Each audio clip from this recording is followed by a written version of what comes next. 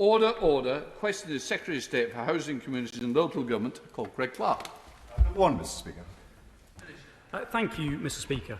We have set a national ambition to recycle 65% of municipal waste by 2035. Councils will have a crucial role in meeting this target, and my department will continue to work with DEFRA and local authorities across the country to improve recycling rates, reduce emissions and reduce the amount of waste ultimately sent to landfill. Thank you, Mr Speaker. Will my honourable friend join me in paying tribute to our bin men and women who, throughout the COVID crisis, even at the risk of contracting COVID during the worst times of the pandemic, worked magnificently to keep us safe, actually collecting a bigger volume than usual. But is he aware that in Tunbridge Wells and Tunbridge and Morling, there are growing concerns about the management of the waste contract by the company Abasa, with miscollections and roadside litter gone uncollected? What can my honourable friend do to put pressure on this company to meet the performance standards that it's agreed with the local authorities? Well, can I thank my right honourable friend for his question and the opportunity, in fact, to pay tribute to our waste collectors and the work they've done right across the country throughout the pandemic, keeping our communities clean and helping to keep them safe too. Of course, it's for councils themselves to decide how best to meet their commitments and how to manage the performance of their contractors, but my right honourable friend's voice carries significant weight. I'm sure that the point has been heard loud and clear. I hope that they are resolved as quickly as possible. These are extremely important issues for his constituents, I know, and for residents across the country. And of course, I'm happy to meet him to discuss this matter in more detail. Substantive question to Minister Hughes. Thank you very much, Mr Speaker, and I thank the honourable lady for her question. Like many MPs, I pass the memorial wall daily when I'm in Parliament, and I'm moved when I see family and friends either laying floral tributes or making an inscription on the wall to commemorate loved ones they have lost. And this department keenly understands that communities across the country will want to find ways to commemorate our collective experience. Therefore, it's critical that all those we have lost are commemorated and that families receive, as the Prime Minister himself has stated, a fitting and permanent memorial. As the Prime Minister announced on the 12th of May, the Government will establish a UK Commission on COVID commemoration.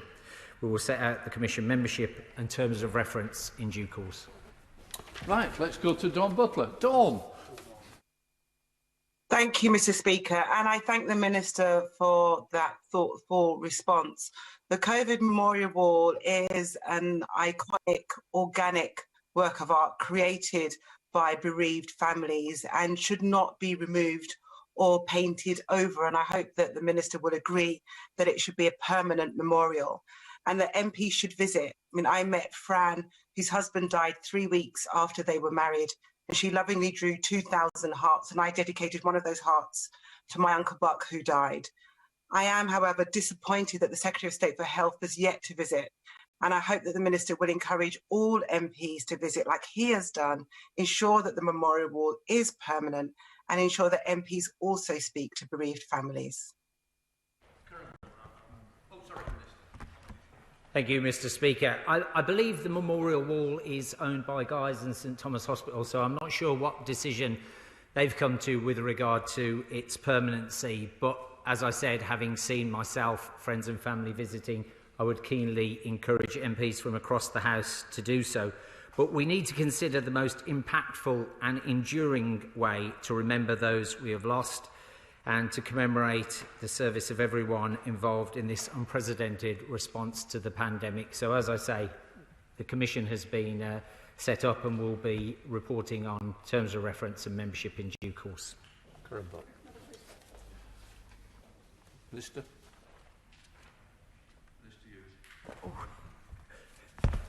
Sorry, Mr Speaker. I'd like to thank... With permission, I'd like to take questions 3 and 10 together. Although the ban on bailiff enforcement has ended... 4, sorry. This isn't going well. Although the ban on bailiff enforcement has ended, the measures this government has introduced mean that fewer cases are progressing to eviction. Landlord possession claims were down 74% in Q1 of this year compared to the same period in 2020. and the number of families in temporary accommodation is now at the lowest level since 2016. For those who need more support, we're providing councils with £310 million through the Homelessness Prevention Grant. That's an uplift of £47 million on last year, which can be used for financial support for people to find a new home, to work with landlords to prevent evictions, or to provide temporary accommodation and ensure families have a roof over their head. Mr. Speaker, even before the effect of the end of the evictions ban, a quarter of all households, homeless households in London, were being accommodated away from their home areas, away from their schools, their caring responsibilities, their jobs and their support networks. Previous ministers have condemned this but done nothing to stop it. Will the minister condemn this, state that homeless households should be accommodated near to their support networks, and what will he do to ensure that it happens? Thank you, Mr. Speaker. What I would say, Mr. Speaker, is that it's important that these matters are handled by the councils themselves, because they are much closer to the problem than the government is. That's not something we should or could be legislating for centrally. And with regard to the Honourable Lady's own council, we've allocated £5.2 million for the Rough Sleeper Initiative and £6.8 million for the Homelessness Prevention Grant funding. So the contribution this government is making to support local councils is very significant. Right, let's go to Florence Session-Lomi. Florence. Thank you, Mr. Speaker, and thank you to the Minister. I heard his response to my colleague, but one of the key areas to prevent homelessness is by people not being evicted. As a result of the evictions ban, many Vauxhall residents now face eviction with no need for justification and no requirement for adjudication. The government said in 2019 that it wanted to bring an end to Section 21 no-fault evictions, yet 2 years down the line, tenants in my constituency still face the constant threats of evictions.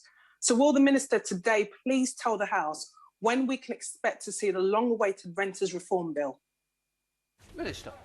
Thank you, Mr. Speaker. Well, we remain committed to delivering a better deal for renters, including repealing Section 21 of the Housing Act 1988.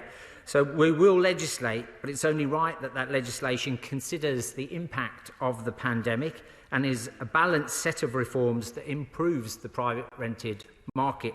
A white paper detailing our package of reforms to the private rented sector will be brought forward in the autumn. Mike Ainsbury, the Shadow Minister. Thank you, Mr. Speaker. And today marks 4 years since the tragedy of Grenfell, where 72 people lost their lives. And recent research published by Shelter show that 3.2 million private renters are fearful of complaining about unsafe and unhealthy properties for fear of being evicted. And the Joseph Rowntree Foundation reports that nearly 1 million tenants now fear eviction due to the ending of the evictions ban. The Secretary of State promised that nobody would lose their home as a result of the COVID crisis.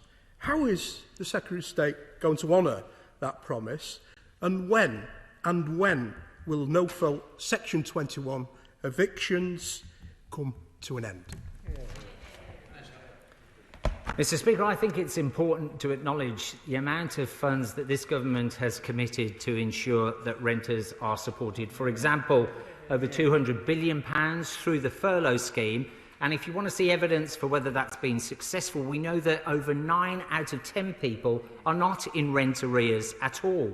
So that's been a significant help to people to ensure that they're not in arrears. Now, with regard to the bill that I set out, with regard to the previous answer, I look forward to working with my honourable friend, who I get on very well with, in the coming months to ensure that we deliver renters reform that is appropriate and helpful to all parts of the sector. Question 6.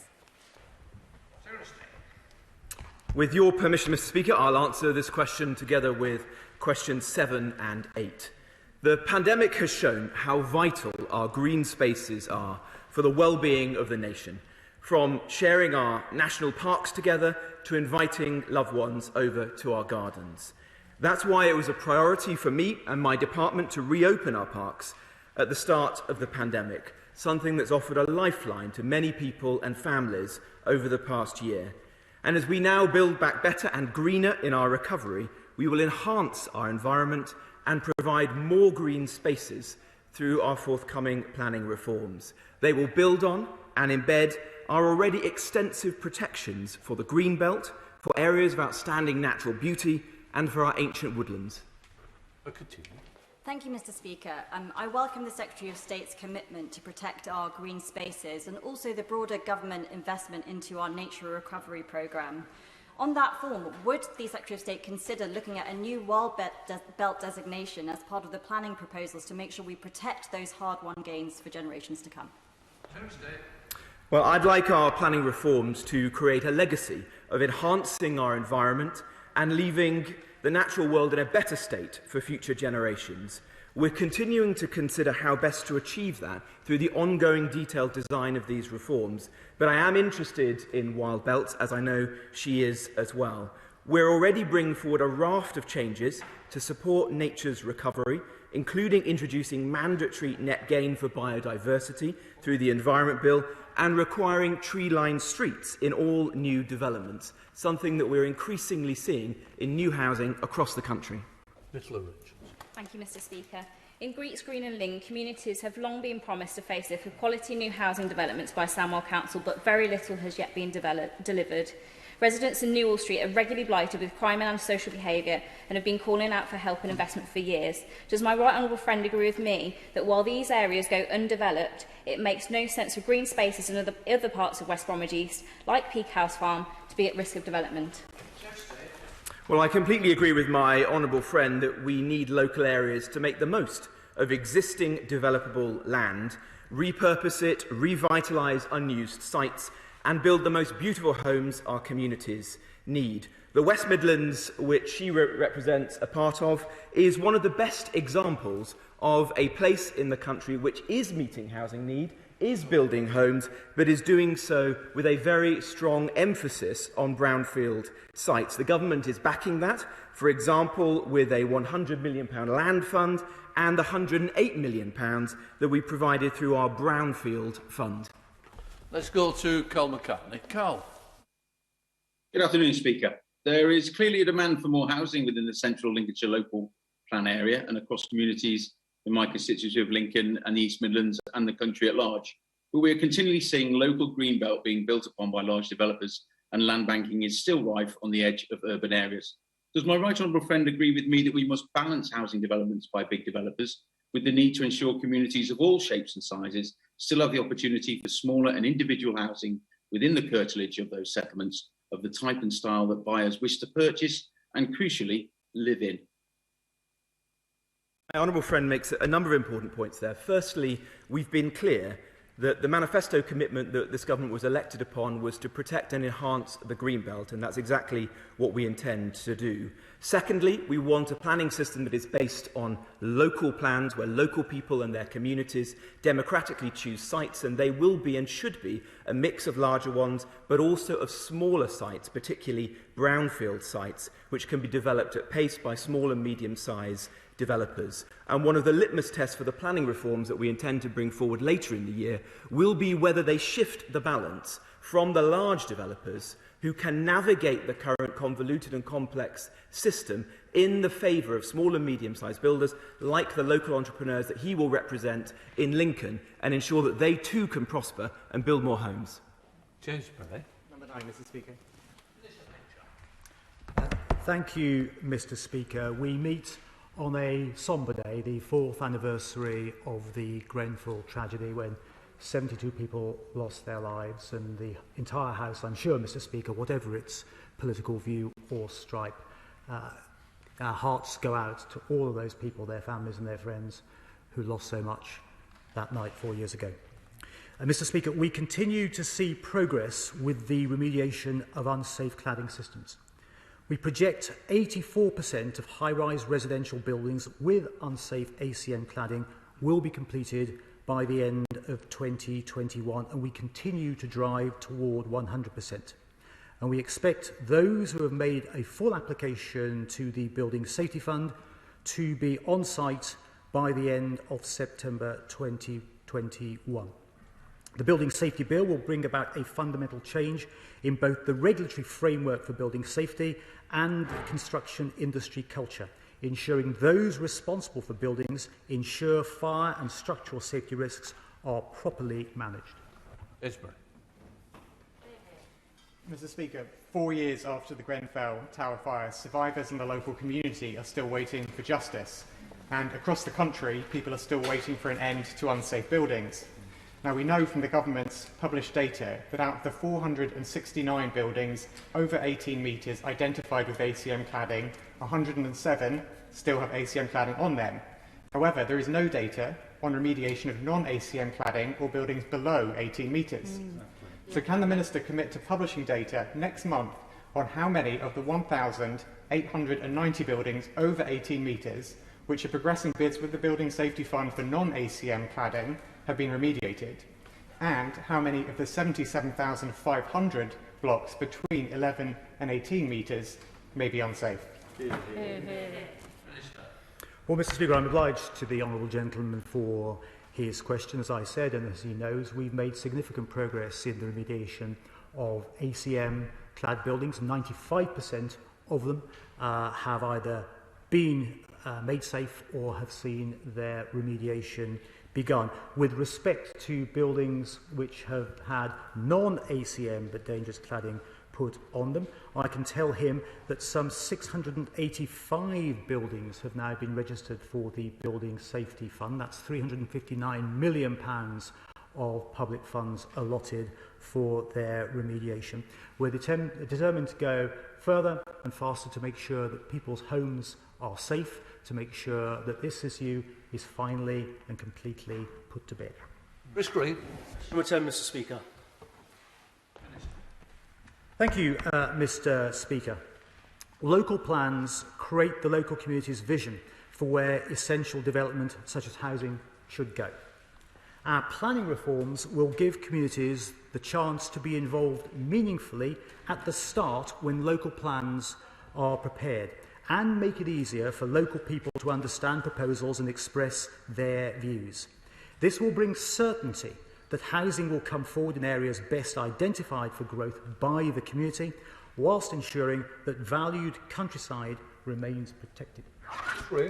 I thank my honourable friend for his response. Does he share my concerns over the Greater Manchester Spatial Framework, which has twice been vetoed? It hasn't gone ahead, and the absence of that plan actually causes a great deal of problems with uncontrolled building within the whole of Greater Manchester, but particularly for my constituents in Bolton West. So will he do all he can to support Bolton Council adopting their plan and implementing their plan if the GMSF faults can't be rectified soon?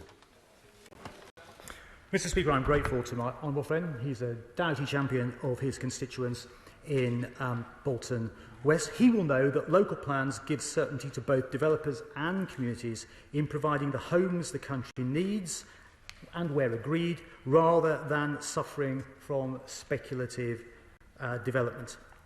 It's essential that we get local plans in place to help put our economy back on track. I'm pleased that he recognises that. Bolton Council, as he says, along with 8 other Greater Manchester councils, are committed to taking forward the Places for Everyone joint local plan. I'll continue to monitor and support the progress of plan making across Greater Manchester to ensure plan coverage is achieved by the end of 2023 and to ensure that his constituents in Bolton are best protected.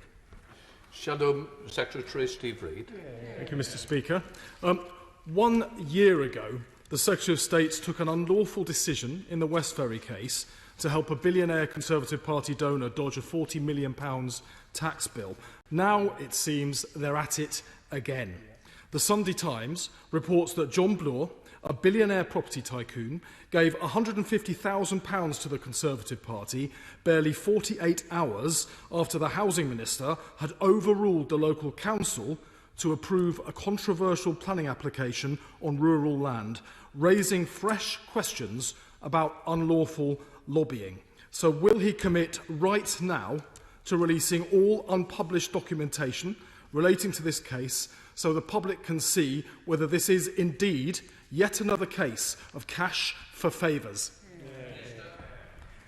Well, Mr Speaker, I appreciate that the honourable gentleman likes to cast himself at the court of Keir as something of a witchfinder general, a sort of weird amalgam of Lavrenti Beria and Mary Whitehouse. But I have to tell him, Mr Speaker, that there are no witches to be found here today.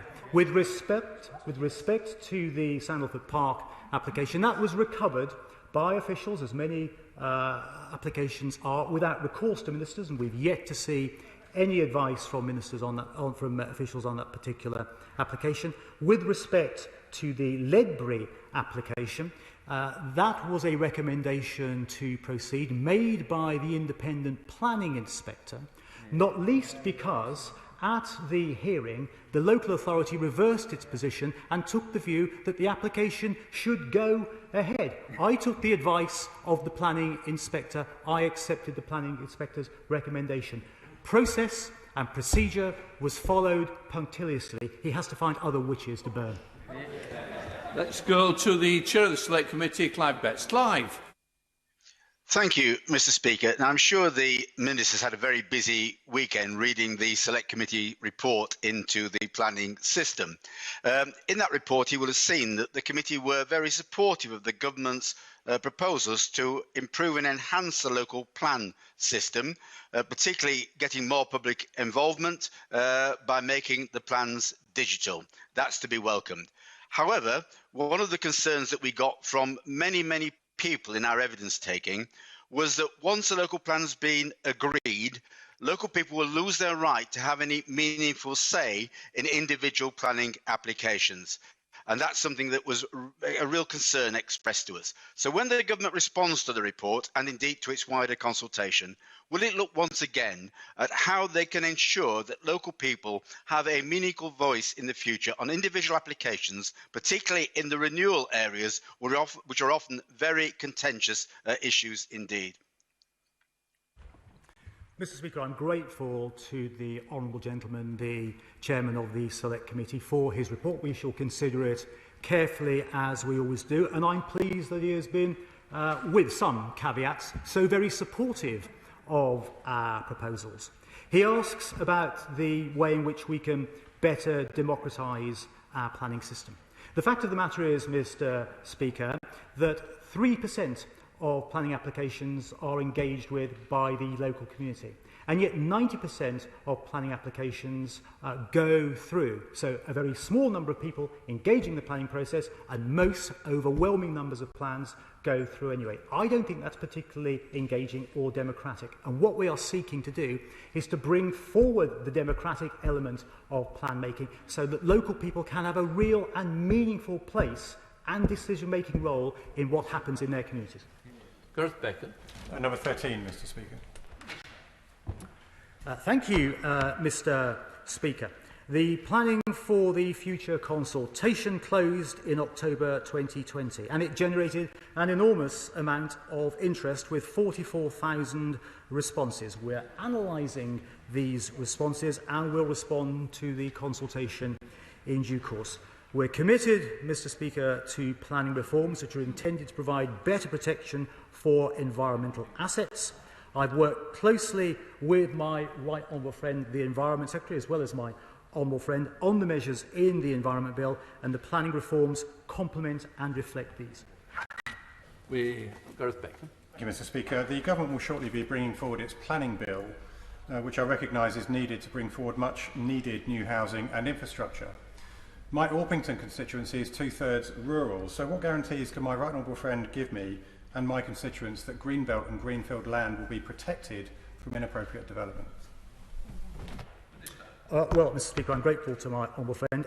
We're committed not only to protecting the greenbelt, but also to enhancing it. And these protections will remain in force when we bring in planning reforms. I can assure you, Mr Speaker, we will not be taking the advice of the Select Committee, which suggested that we should undertake a wholesale reform of the Green Belt. We committed to protect it, and so we shall, because only in exceptional circumstances may a local authority alter a Green Belt boundary using its local plan and consulting local people on these where essential new housing should go. And they need to show real evidence that they've examined all other reasonable options before proposing to release the Green Belt. We're committed to the Green Belt, Mr. Speaker. We will fight for it. Shadow Minister Ruth Capri. Thank you, Mr. Speaker. The planning system is integral to addressing the climate crisis and protecting and enhancing our environment. However, many people rightly question the government's green credentials when the Secretary of State refused to block the proposed coal mine in Cumbria. Therefore, will the Minister take the opportunity to show that the government takes our environment and the climate crisis seriously and commit to the full suite of clear and measurable environmental targets in the forthcoming planning bill? Well, Mr. Speaker, first of all, may I welcome the Honourable Lady to her place as the Shadow Planning Minister. I think we all share a commitment to protect the environment. That's why this government was the first government to commit to net zero. It's why, as Housing and Planning Minister, I'm committed to the Future Home Standard to ensure that we are decarbonising future homes by at least 75%. It's why we're taking through the Environment Bill, which ensures a biodiversity net gain of 10%. We're going to bake those environment proposals into our planning reforms to make sure we've got a planning bill to be proud of and to make sure that we protect our environment. Thank you, Mr. Speaker. Through the Levelling Up Fund and Community Renewal Fund, we're investing over £5 billion in people, in infrastructure, in the regeneration of town centres and high streets, upgrading local transport and investing in cultural and heritage assets. These funds will include high-quality evaluation, which is critical to understanding the types of intervention that best support places to level up right across the country. Thank you, Mr. Speaker. I've tabled written parliamentary questions which the Minister is yet to answer, but he also knows that I support the Levelling Up Fund in the sense that it's the only available funding on the table. Therefore, I want to work with my two local authorities in my constituency to ensure we put forward the best bids for Ogmore constituents. But can the Minister set out when the second and third funding round deadlines will be announced by him or by the Secretary of State so that local authorities can plan, so they can ensure they get the best possible bid forwards for communities, because for many local authorities the 18th of June deadline is simply too tight. I want to work with the Minister, and I'd really welcome some constructive engagement to ensure we get the very best for my Ogmore constituents. Thank you, Mr. Speaker. Can I thank the Honourable Gentleman for the way that he's asked his question? There will be further opportunities for local authorities to submit bids into the fund through subsequent rounds, and we're publishing more details about how the Levelling Up Fund will operate from next year, later in this year. I was very pleased to understand that his local authority, who I think are Category 1, are going to be submitting a bid for the 18th of June. I hope they're going to be making good use of the £125,000 capacity funding that we're providing them, and I know that will help them to work closely with us, build that strong relationship with the UK Government, and look forward to receiving their bid. But I'm always happy to meet with him to discuss it in more detail. Shadow Minister Jeff Smith. Thank you, Mr. Speaker. It's now nearly 2 years since the Prime Minister announced the Towns Fund, yet 30 towns have only just received confirmation of what funding they will receive. There are 26 towns that still haven't received any response to their bid, and precious few projects that have been bid for have been completed. So will he commit to publishing a report into which areas are receiving funding from the Towns Fund, the Levelling Up Fund and the Community Renewal Fund, which have missed out, and the impact of any projects that have actually been delivered? Thank you, Mr. Speaker. Can I thank the Honourable Gentleman for his question and welcome him to his place representing local government on these benches. I think the greatest privilege that any of us can ask for, and I look forward to working with him constructively. On the Towns Fund, all of the towns that we have supported and announced town deals for are already in the public domain. He's right, there are a number who are still awaiting the outcome of their deal. They again are in the public domain as well. We are still in the application process for the Levelling Up Fund and Community Renewal Fund, so we haven't got a definitive list of all those bids that are in, but I very much look forward to working working with him. What I would say is I think these funds, the Levelling Up Fund and Community Renewal Funds, are important opportunities for our constituencies right across the country to invest in upgrading the critical infrastructure that's so important to our constituents. Richard Holden. Oh, he's on. Substantive question, Secretary of State.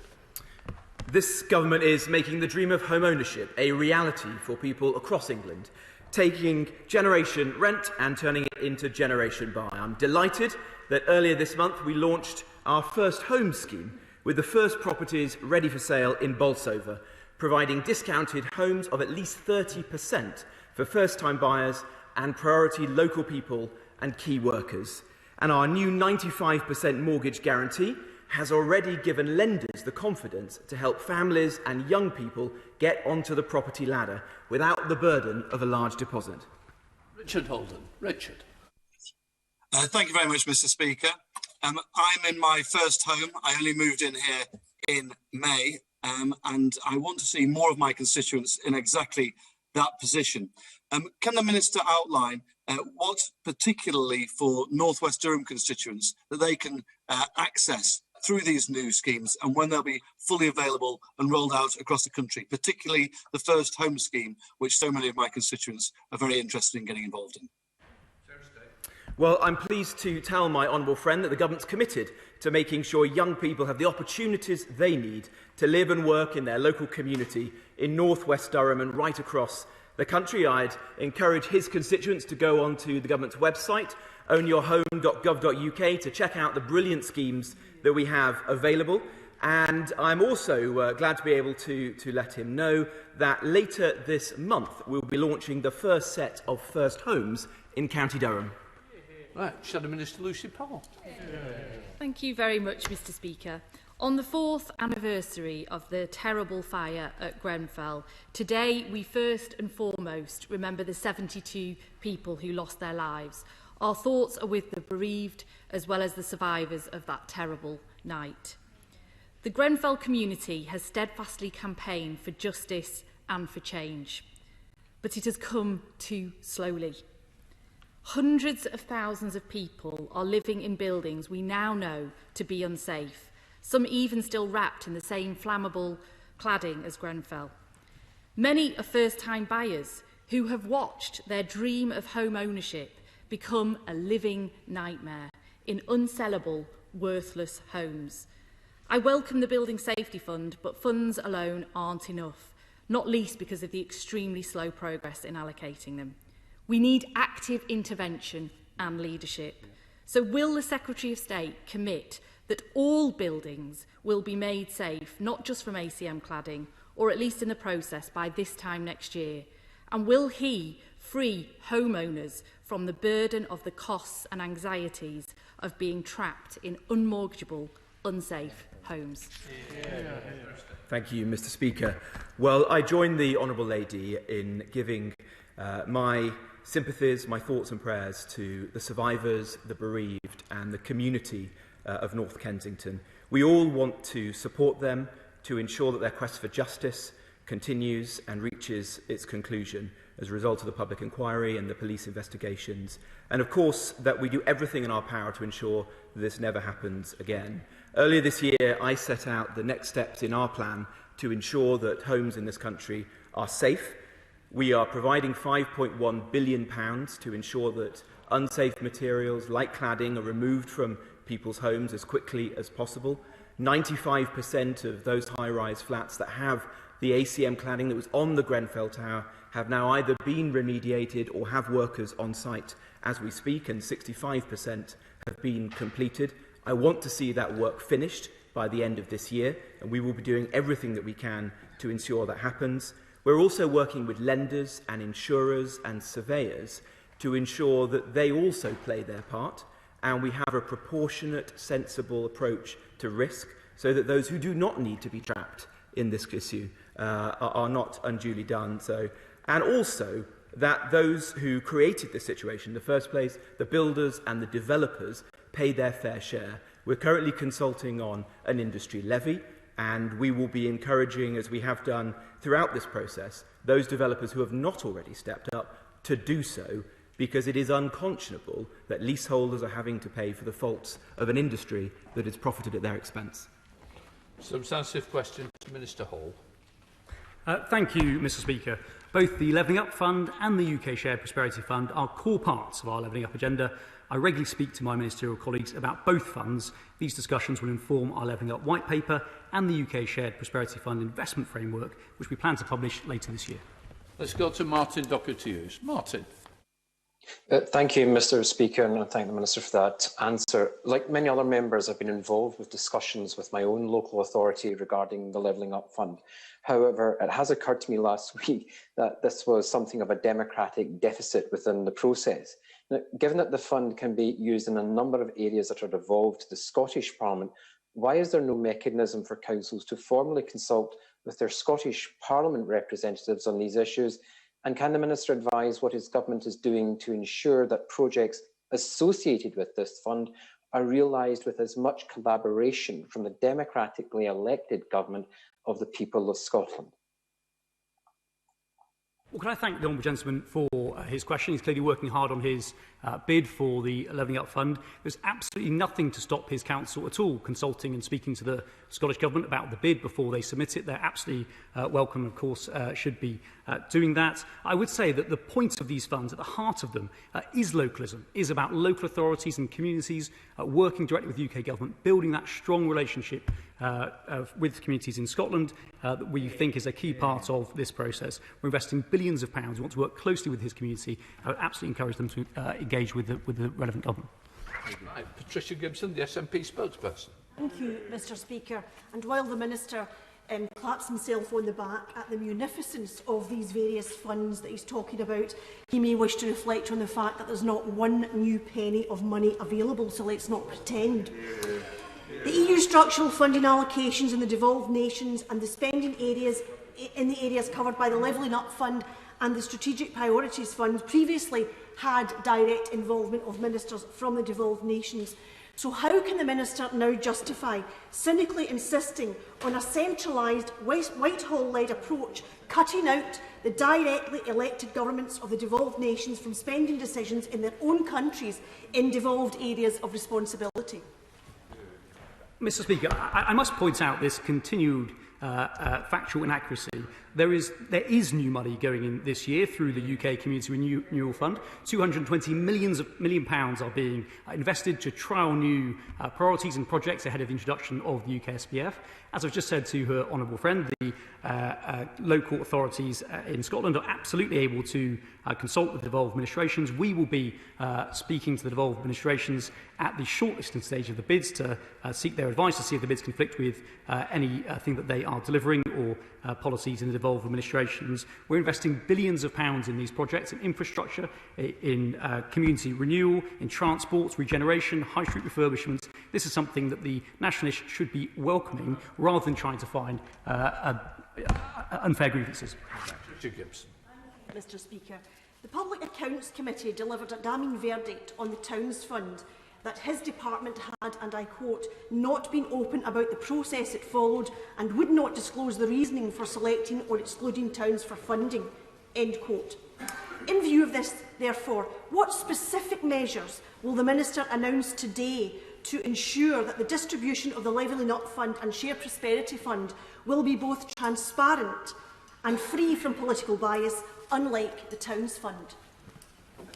Well, Mr Speaker, the answer to that is that it's all published on gov.uk, and it has been for months now. I think the fact here is that it's quite clear that the Nationalists cannot reconcile themselves to the fact that this Conservative government is supporting communities in Scotland in a way that it has not done for years, and that they have let down for so many years. We're investing billions of pounds in people, in infrastructure, regeneration, transport, high street refurbishments. We're delivering on the ground, building new relationships and binding together our precious union.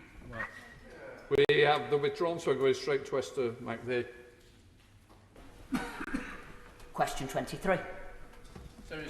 With your permission, Mr Speaker, I'll answer this question together with questions 24 and 25. As we embark on what we all hope will be a great British summer, this government announced a vital package of support for our high streets, from planning easements to funding support. Taken together, we're seeing over £385 billion of support for our businesses and high streets. And with our planning reforms that will allow our high streets to adapt and thrive, see outdoor markets spring up and alfresco dining flourish, I'm confident that despite all the challenges, people across this country will rediscover the delights of their local high street this summer. Mr. Speaker, Cheshire East Council continue to keep unnecessary barriers in place on the High Street in Knutsford, blocking off the car parking spaces and damaging local businesses. Does my right honourable friend agree with me that Cheshire East Council should be helping local businesses and not literally putting barriers in their way? Well, my right honourable friend is absolutely right that bringing back people to their towns and high streets is vital, including the one that I know well in Knutsford, and local authorities should be doing everything they can to make those high streets as welcoming as possible. And COVID-19 guidance and our alfresco dining revolution should not come at the cost of despoiling otherwise beautiful high streets like that in Knutsford. With just a little imagination and creativity, it's perfectly possible for barriers to be made beautiful, even if they do need to be there. We want to see council officers apply thought and judgment rather than being overzealous. Put simply, Mr. Speaker, if they won't take them down, they should build barriers better. Sarah Brindley. Thank you, Mr. Speaker, and can I firstly thank the Secretary of State for recently visiting Accrington to discuss what a difference the Levelling Up Fund could make to my constituency. We know that it's important to build more houses, but on that visit we also spoke about our dilapidated housing stock, both in the town centre and across Highburn and Haslingden. Will the Secretary of State agree to meet with me to discuss the VAT placed on renovation and repairs for old housing stock and look at the potential of removing this as a trial in certain areas to encourage builders to rejuvenate old housing stock? Well, my honourable friend will know that such decisions are for the Chancellor to make. We have in place a reduced rate of VAT at 5% for certain residential renovations to encourage development and incentivise regeneration, but I think she makes an important point, and of course I'd be happy to discuss with her. And may I also offer my thanks to her for hosting me in April, where it was great to see the town back open for business and still producing some of the best pies in Lancashire. She will know that I got into some trouble for saying that a particular shop in her constituency produced the best pies in the county. So all I'll say on this occasion is that they are all pioneers and there is a slice for everyone if they visit Accrington. Just to say, Hanley's in Chorley needs to be tasted. Let's come to David Warburton. Thank you, Mr. Speaker. Our splendid market towns in fabulous Somerton and Frome are driven by their high streets. They are the engine room of the local economy and the hub of the community, as we all saw. I'm sure everybody saw the fabulous Eat Festival in Castle Carey last month. But the past year has obviously been extraordinarily difficult. So does my right honourable friend agree with me that support for high street businesses is essential, both to keep our communities strong and to achieve a swift economic recovery? Well, I completely agree with my honourable friend and urge all of his constituents to get back to their local high streets to support the shops and hospitality businesses that he mentions and make the most of the sunshine in Somerset. We have seen some positive signs, with Springboard data reporting an increase over 17% of people shopping on their high streets in the recent half-term break. He mentions the Eat Festival in Castle Carey, and this is exactly the kind of thing we want to see across the country this summer: outdoors, safer than indoor venues. And my department, for its part, is ensuring that through planning easements, it is much easier and simpler for local communities to hold outdoor events such as markets without needing to obtain planning permission. Nick Yankee. Number 1, please. Yes.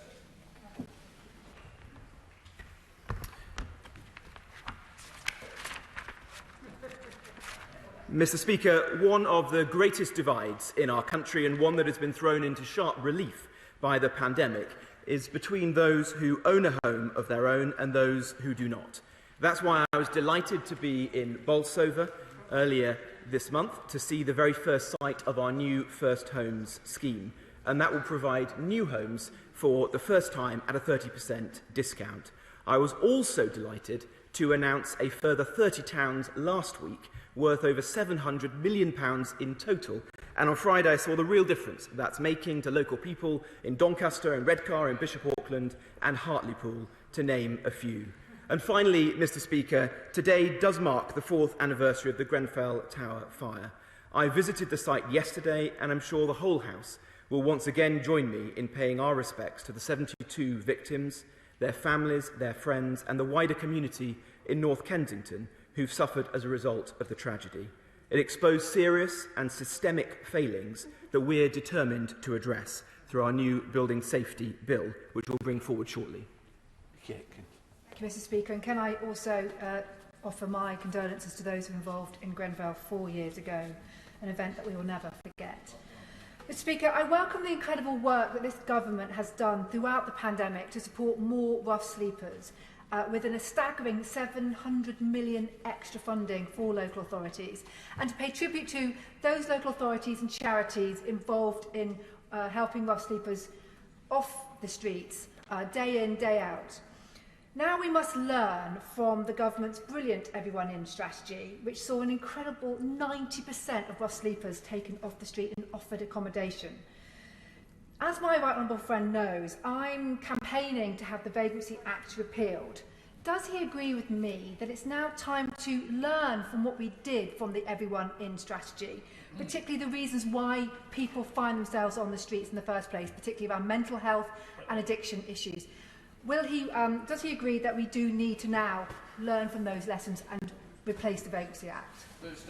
Well, I join my honourable friend in paying tribute to councils and communities across the country, including her own council in Westminster, led very ably by Rachel Robertson. Rachel and I walked the streets of the West End on many occasions over the course of the last year and have seen a tremendous reduction in the number of people sleeping rough. We must build on this and ensure that the progress we've made in the last year isn't let slip through our fingers. We will be working across government to do that because, as she says, the issue of homelessness is as much a housing and a health issue. It is about mental health, it's about drug and alcohol addiction, and we need a cross-government approach to the challenge. To Shadow Minister Naz Shah. Thank you, Mr. Speaker. Last week, we witnessed a tragic Islamophobic attack in Ontario, Canada, which sadly killed 3 generations of a single family. The attack reminded us all of the dangers of allowing Islamophobia to seep into society and the impact it can have on people's lives and communities. The Conservative government in July 2019 announced they would appoint 2 independent advisors on Islamophobia. Almost 2 years on, can the Secretary of State even tell us who both these independent advisors are, publish their terms of reference, as well as the work they've carried out, or is this Conservative government remorselessly neglecting to tackle Islamophobia across the UK? Well, this government has a zero-tolerance approach to racism and discrimination of any kind. We commissioned Professor Swaran Singh to undertake an independent review of the Conservative Party, and on the day of its publication, the Prime Minister unilaterally and in full accepted all of the recommendations, and will publish a plan as to how to implement them very soon. I do think it's wrong of the Labour Party to raise this issue quite in the way that the Honourable Lady does. It was, after all, the Labour Party who were investigated by the Equality and Human Rights Commission. It was the Labour Party that were found to have breached the Equalities Act, and it is the Labour Party's opposition front bench who, almost to a man and a woman, was named in that report and criticised for their conduct. It is also wrong, I think, of the Labour Party to be publishing leaflets during the Batley and Spen by-election, which suggests that the Conservative Party doesn't take anti-Muslim hatred seriously. Thank you, Mr. Speaker. Cornwall is beautiful, but this has meant a massive increase in the demand for second homes, pushing the price beyond what most local hard-working people can afford. What more can be done to help young people get on the housing ladder in Cornwall without concreting over my scenic home area? Well, can I congratulate my honourable friend for the tremendous vision of Cornwall that's been seen by billions of people around the world in the last few days. The beauty of Cornwall was clear for everyone to see, but I appreciate it is the very beauty of the place that creates problems for her local people and constituents. That's one of the reasons we've created the First Home scheme that offers 30% discounts for local residents. And of course, I'd encourage her constituents to look on ownyourhome.gov.uk to see the schemes that we have available. We go to Dame Diana Johnson. Thank you, Mr. Speaker.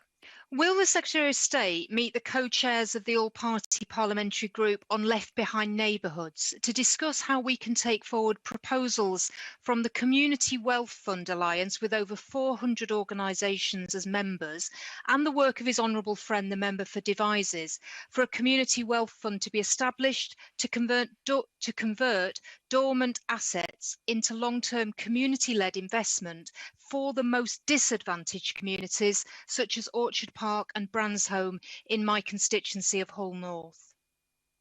Well, I'd be very happy to meet the Right Honourable Lady or my honourable friend, the Minister.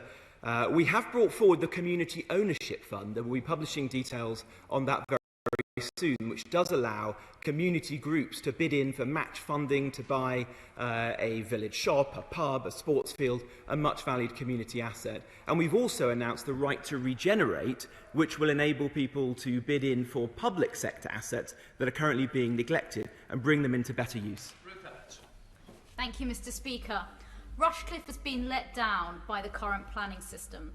Can my right honourable friend confirm that his reforms will put protecting our countryside at the heart of our planning system and abolish measures like the duty to cooperate, which has previously enabled councils like Labour-run Nottingham City Council to push thousands of houses from brownfield sites in the city where they're sorely needed onto Rushcliffe's greenfield sites in the countryside?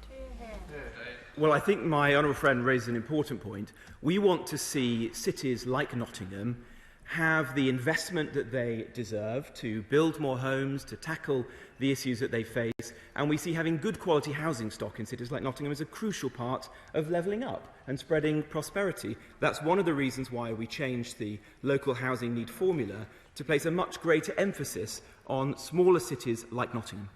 Thank you, Mr. Speaker. As a result of delays in the processing of applications to the Building Safety Fund, increasing numbers of eligible developments in my constituency are finding themselves subject to soaring buildings insurance renewal costs. Will the government finally accept that it needs to step in and resolve this problem with the industry as a matter of urgency? Well, as a matter of fact, of ACM buildings within Greenwich and Woolwich, the 23 that have registered, 21 have completed remediation, one building has been removed and one building has started. Of those buildings with applications to the Building Safety Fund, then of the 94 registrations made, 31 have been confirmed as eligible, 27 have been assessed and 12 have been withdrawn. So great progress is being made. I am working with the insurance industry and we should ensure that they bring forward market proposals, not simply have the Exchequer step in and subsidise them. Anthony Brown. Thank you, Mr. Speaker. So, some local authorities are treading a fine line between being a planning authority and a property developer. My local authority, South Cambs District Council, is buying land with a view to developing it. Now, whatever the other arguments there are about that, it raises a fundamental potential conflict of interest where the local authority has to apply to itself for planning permission, something that's causing great concern amongst residents. Would my right honourable friend consider whether there's a need to tighten the examination of this conflict of interest when a local authority applies to itself for planning permission on its own land? Well, I'm sure my right honourable friend will agree that there are occasions when a local authority may need to apply for permission to build on council-owned land, for example, a new school. But he's right that there needs to be a robust set of safeguards in place, because these are applications which do generate a great deal of interest and an appearance, on occasion, of unfairness. The applications must be transparently publicised, consulted on, and are determined in a way which is fair and open. Laurence Smith. Mr Speaker, I've listened to the words this afternoon, but my constituents living in leasehold properties in Bedminster and elsewhere are rightly furious now with the government for betraying the promises that they would not be responsible for the financial cost of rectifying building safety defects, and the delays in enacting the government loan scheme just added insult to injury. So can we have a bit more detail? When does the Minister think he will be providing full details regarding eligibility and timescales for implementation to help these people? Well, we've made good progress on the plan that we announced earlier this year. The extra funding is now available through the Building Safety Fund, and we're working through those. For lower-rise buildings, we have said that we'll bring forward a financing scheme where no leaseholder will ever need to pay more than £50 a month. They will be long-term, low-interest loans for cladding removal and remediation and associated works, and we said that we'll bring forward the details of that shortly. Mr Speaker, lots of High Peak parents have been contacting me concerned about the poor state of repair of many of our local children's play areas, including at least one which has had to go without a swing for well over a year. Does the Secretary of State agree with me that instead of spending taxpayers' money and resources on their own pet projects, councils should focus on their core responsibilities, like properly maintaining our children's play areas? Well, as a parent of 3 young children, I spend a lot of time in playgrounds and appreciate their importance to everybody in society. I think it's really important that councils do take parks and playgrounds seriously. They may be a non-statutory duty, but they're a very important one to members of the public. We've now had 2 years of increases in council funding, which were voted on and supported by both sides of this House. So local councils have the resources. They should prioritise open spaces as we come out of the pandemic.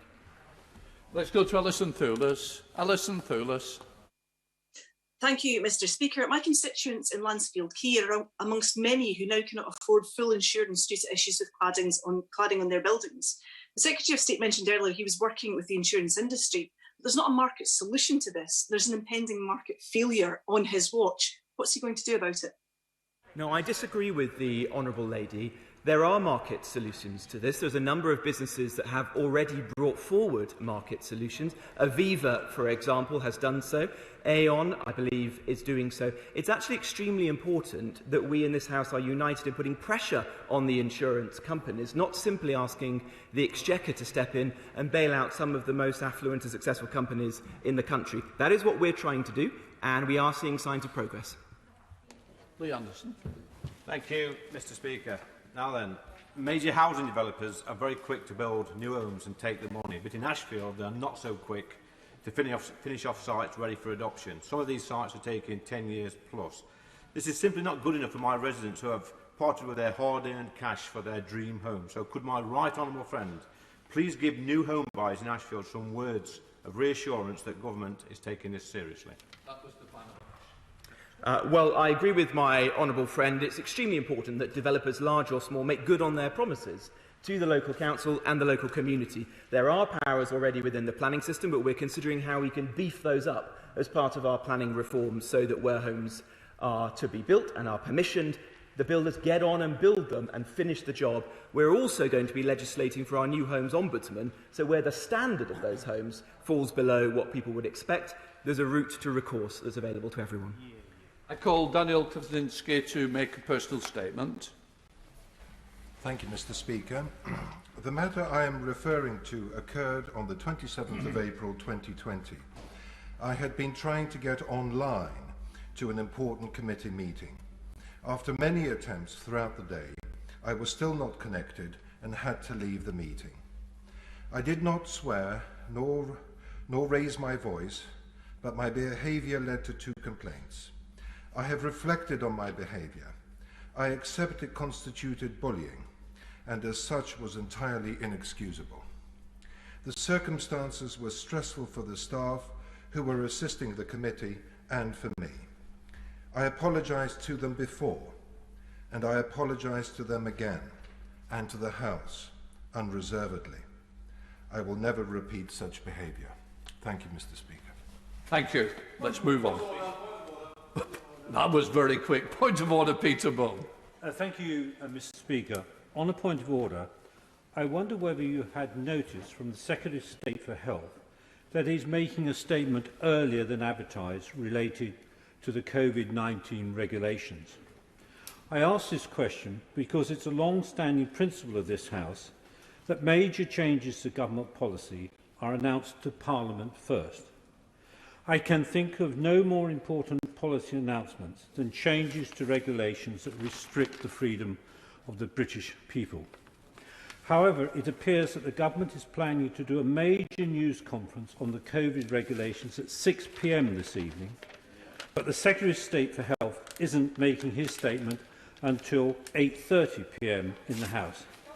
This is not only a clear breach of the Parliamentary Convention, it is also a breach of the Ministerial Code. The Code says, when Parliament is in session, the most important announcements of government policy should be made in the first instance in Parliament. What, sir, makes this matter even more concerning is that about 30 minutes ago, the media were given an embargoed copy of the statement. So the media have the statement in advance. There will be a public press conference at 6 p.m. and the last people to know about the changes to the COVID regulations will be members of Parliament. This is clearly very disrespectful to Parliament and probably a contempt of Parliament. I presume it's the same point of order, Sir Edward.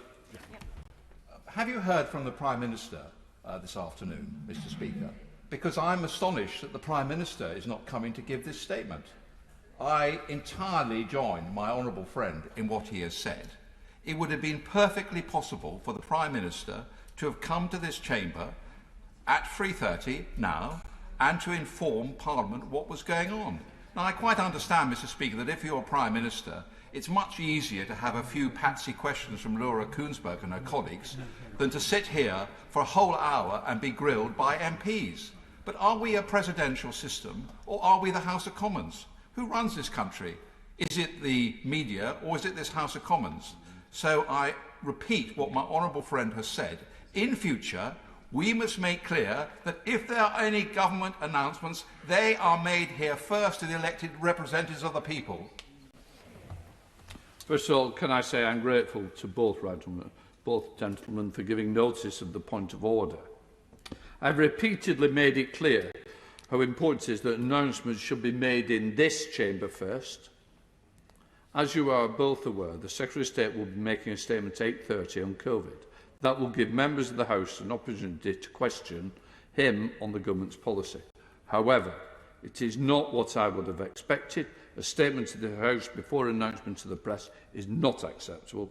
The government determines when ministers make statements, but in doing so they must show respect to this House. Can I just say, we weren't going to get a statement until I got involved with Downing Street.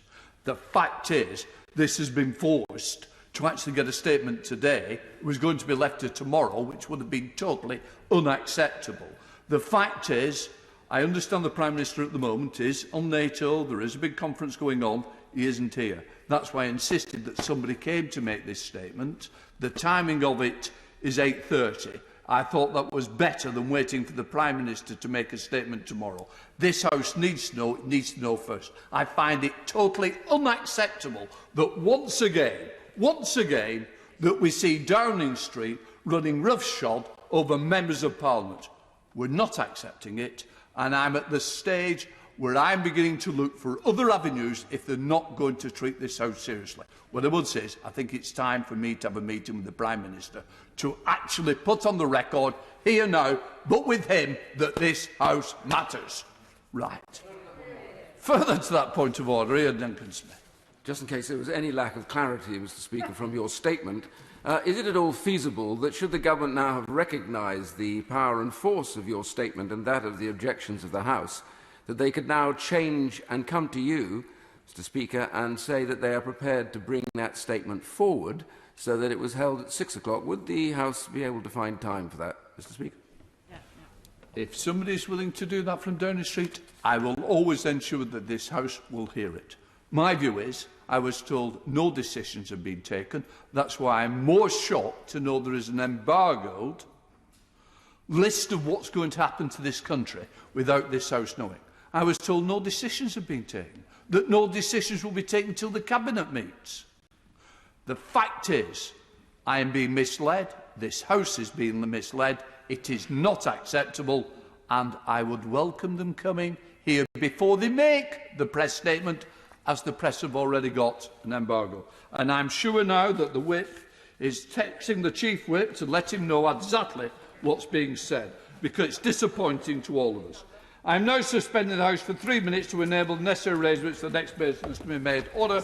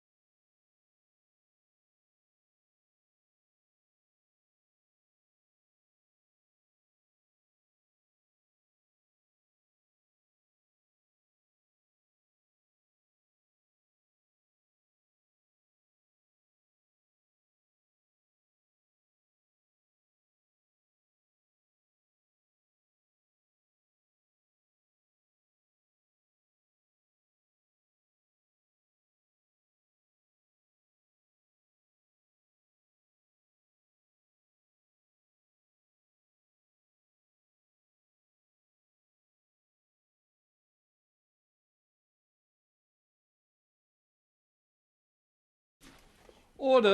I call Sir Ian Duncan Smith to make the urgent question. Mr. Speaker, on the treatment of the Chinese government witnesses giving evidence to the Uyghur Tribunal in London. The background to the Uyghur Tribunal is that it's been an independent investigation. Just a question first. Yeah, oh dear, I thought I'd given the question, Mr. Speaker. To the Minister. Oh yes, sorry, I beg your pardon, you're quite right. Thank you, Mr. Speaker. We are disturbed by reports of attempts to intimidate those appearing at the recent hearing of the Uyghur Tribunal. We've previously made clear that any attempt by China to silence its critics is unwarranted and unacceptable. The United Kingdom supports freedom of expression as both a human right in and of itself, and as an essential element for the enjoyment of the full range of other rights. The freedom to speak out in opposition to human rights violations is fundamental. The government has repeatedly expressed its serious concerns about the human rights situation in Xinjiang, and the United Kingdom has led international efforts to hold China to account for its human rights violations in the region. Yesterday's G7 leaders' communiqué, Mr. Speaker, called on China to respect human rights and fundamental freedoms, especially in relation to Xinjiang. In March, the Foreign Secretary announced sanctions against 4 Chinese officials and one entity responsible for those violations, alongside the European Union, the United States and Canada. And in January, we launched a package of measures to help ensure UK businesses and the public sector are not complicit in human rights violations or abuses in Xinjiang. The Foreign Secretary has also consistently raised the UK's serious concerns directly with the Chinese Foreign Minister and State Councillor Wang Yi. My right honourable friend did so most recently in a phone call on the 27th of May this year. Rather than continuing to issue denials in the face of overwhelming evidence and seeking to silence its critics, we call on the Chinese government to address the breadth of concerns being raised internationally about Xinjiang. As a matter of urgency, China must grant unfettered access to Xinjiang for the United Nations High Commissioner for Human Rights, or another independent fact-finding expert to verify the facts on the ground. Mr. Speaker, let me end by reiterating that the government welcomes any initiative that is rigorous, balanced and raises awareness of the situation faced by Uyghurs and other minorities in China. I met Sir Geoffrey Nice in April to discuss the work of the Uyghur Tribunal, and we are following its work. My officials will study any resulting report very carefully indeed. Ian Duncan Smith, there's 2 minutes. Speaker, the Uyghur Tribunal is an independent investigation to alleged genocide and crimes against humanity for the Uyghur region, led by Sir Geoffrey Nice, and started hearing on the 4th and 7th of June in London, will reconvene later in the year. And this is because the Chinese government has reservations on the Genocide Convention and a veto on the UN Security Council, preventing investigation by the International Criminal Court of Justice, and China is not party to the International Criminal Court. So on Wednesday, on the 9th of June, the government of the Xinjiang Uyghur Autonomous Region held a press conference featuring relatives, and it's a disgrace this, of Uyghur exiles abroad, coerced to give statements claiming to falsify the testimony of those who had given evidence to the Uyghur Tribunal. We know already that the Chinese government monitors, intimidates and harasses Uyghurs living abroad, including UK citizens, and we've seen members of this House as well attempting to be intimidated. An Amnesty International report collated evidence from over 400 Uyghurs in 22 countries, including the UK, living in daily fear of Chinese authorities, and these harassments included aggressive messages and threats. So the question really to start is the government going to give evidence to this particular tribunal, and if not, perhaps you could explain why not. Sir Rodney Dixon QC has alleged quite clearly that Uyghurs are deported from third countries into China, where they go on to face genocidal atrocities. What assessments has the government made of the credibility of the harrowing evidence provided by the Uyghur Tribunal and act on its findings? And does the government support the involvement of firms complicit in the surveillance and monitoring of Uyghurs in Xinjiang in the UK economy, including surveillance from firms like HK Vision and telecommunications firms Huawei? And why has the government rejected the recommendations made by the Bayes Select Committee to require companies operating in Beijing to provide convincing evidence that supply chains are not tainted by forced labour, and where are the provisions in the Modern Slavery Act to bring force to these concerns? China exerts pressure on foreign states to deport Uyghurs who have fled the country back to China, as I said before. States including Kazakhstan, Tajikistan, Thailand, Egypt, Saudi Arabia. So will the government now commit to formally and publicly complain to those countries and tell them to stop that process at all costs, and will they do it immediately? Minister. Can I thank my right honourable friend for yet again for his work in this area and yet again bringing this important issue to the House's attention. As I said in my opening remarks, we welcome any initiative that's rigorous, balanced and raises awareness of the situation faced by Uyghurs and also other minorities in China as well. We will be following the tribunal closely.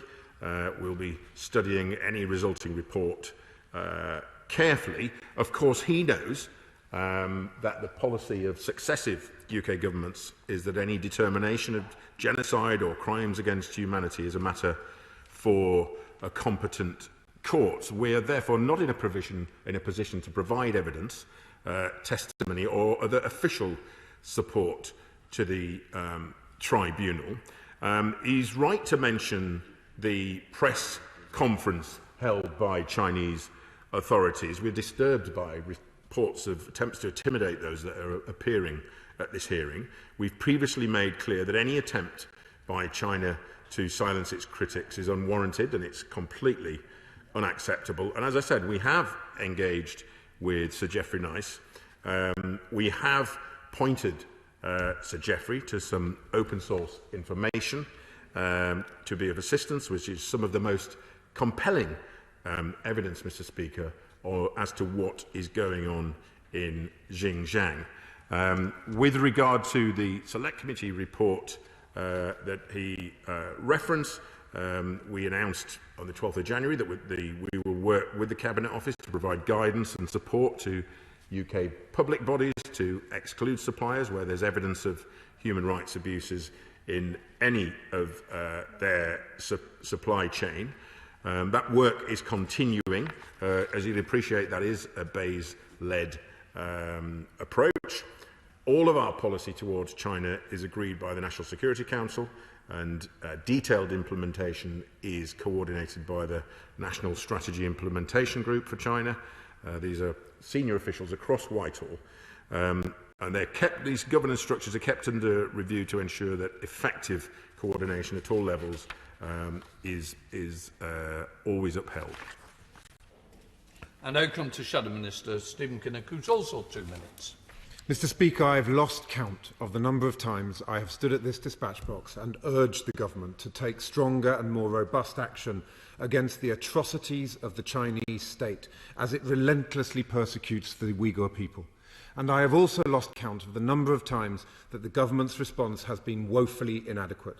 From the blocking of the Genocide Amendment, to the failure to sanction Chen Quango, to last week's rejection of many of the recommendations in the BEIS Select Committee's report on forced labour, the reality is that the government's response to the genocide that is taking place in Xinjiang has fallen miserably short of befitting any credible definition of global Britain, so far amounting only to sanctions on a few lower-level Chinese officials. 5 days ago in Xinjiang, we had the chilling spectacle of relatives and friends of witnesses who have so bravely testified to the Uyghur Tribunal, paraded in front of Chinese TV cameras, clearly under duress, made to discredit the evidence that their family members have presented. Having attended the tribunal myself, I can tell the House that the evidence is truly harrowing.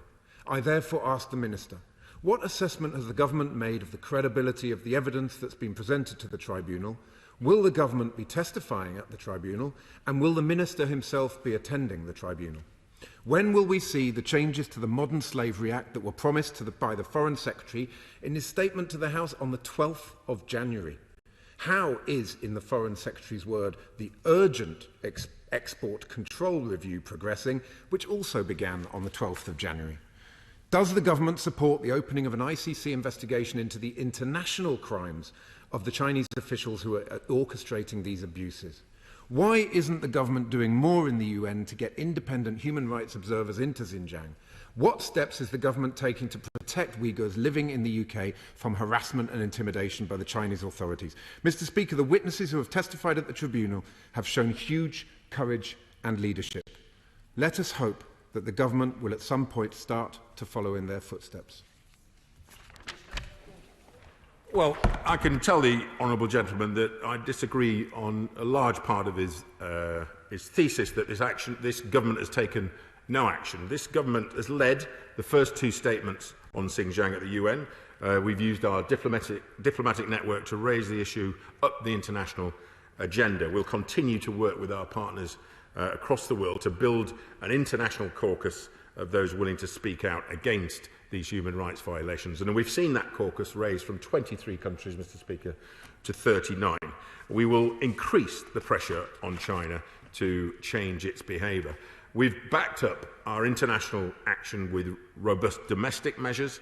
22nd of March, under the UK's global human rights sanction regime, we imposed asset freezes and travel bans on 4 senior Chinese government officials and an asset freeze on 1 entity.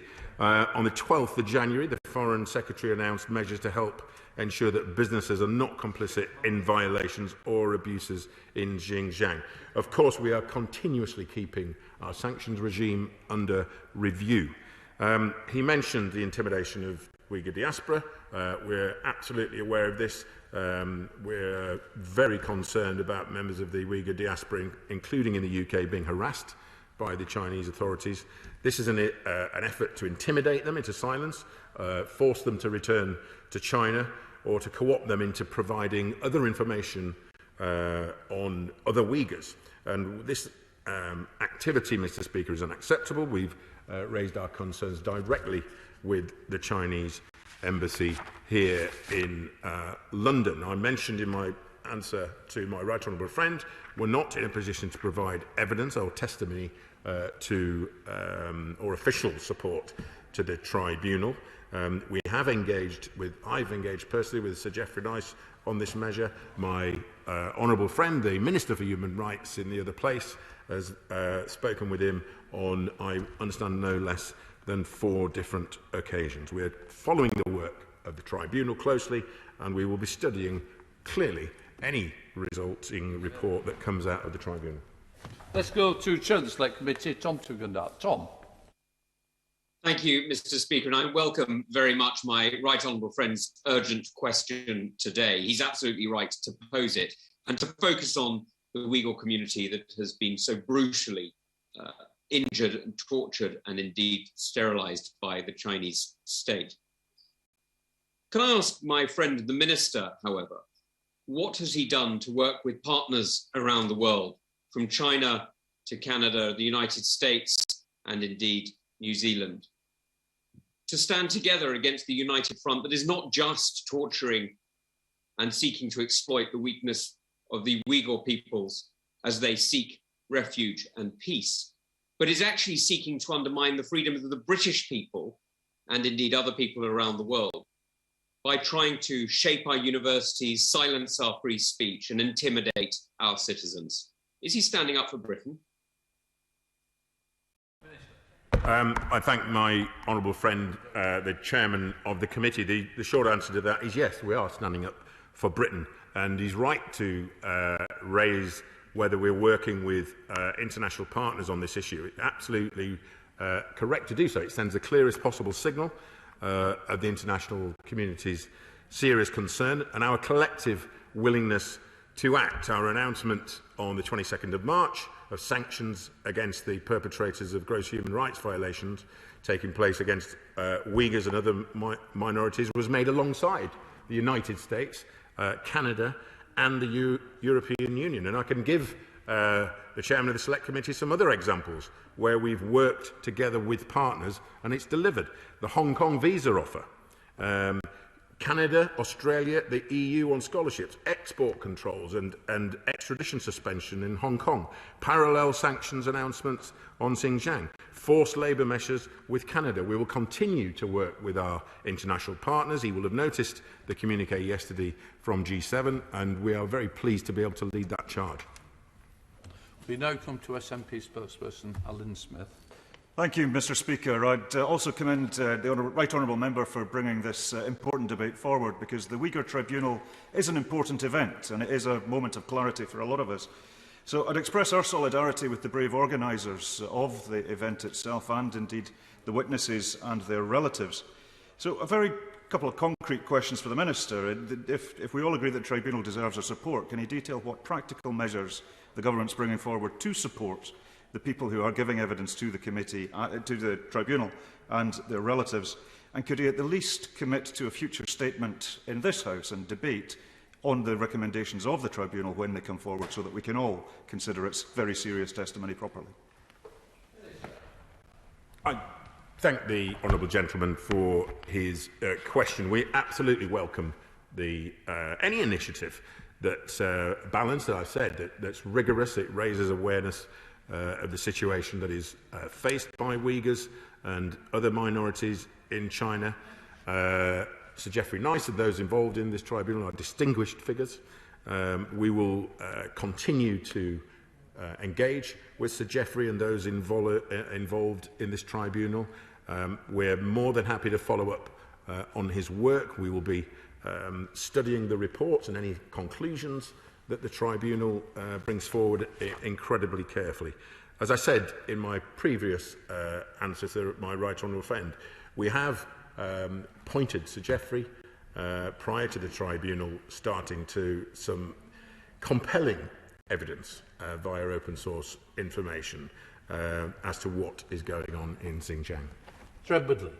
I suspect the Chinese government doesn't care a damn what we say in this chamber, but they do care about what British business is doing, and if British business withdraws business as a result of human rights violations. There are plenty of other friendly countries like India that can do anything China can do.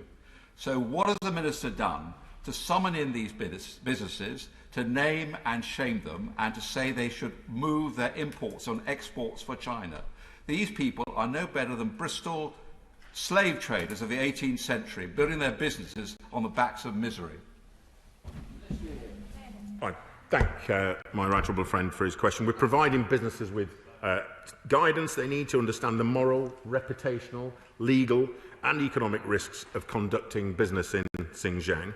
It is for businesses to reassure themselves and their customers, Mr Speaker, that their activities in no way contribute to human rights violations taking place in Xinjiang. And we also know that many businesses take the egregious violations of human rights in Xinjiang as seriously as we do. Many have already acknowledged the risks and taken action. Our guidance is clear on the risks they face when operating in Xinjiang, and we expect all businesses to take appropriate action in response. We now go to Leila Moran. Leila. Thank you, Mr Speaker. Listening to these reports, the latest in a series of accounts of disappearances, deportations and detentions of Uyghurs outside of China, it is clear that the CCP have no problem with coercion outside of their own borders. The eyes of the world will be on the Chinese government at next year's Beijing Winter Olympics. A diplomatic boycott by the UK would send a clear signal that this sort of transnational repression is totally unacceptable. Does the Minister agree that this boycott is necessary, as without taking meaningful action, we can only expect more of the same from the Chinese state? I thank the honourable lady for her question. No decisions have been made with regard to diplomatic attendance at the Winter Olympics. I attended the tribunal and I saw images of mass crematoriums and a young mum who was incarcerated for a couple of years. Her triplets were returned, 2 with marks around their neck and 1 was returned as a frozen corpse.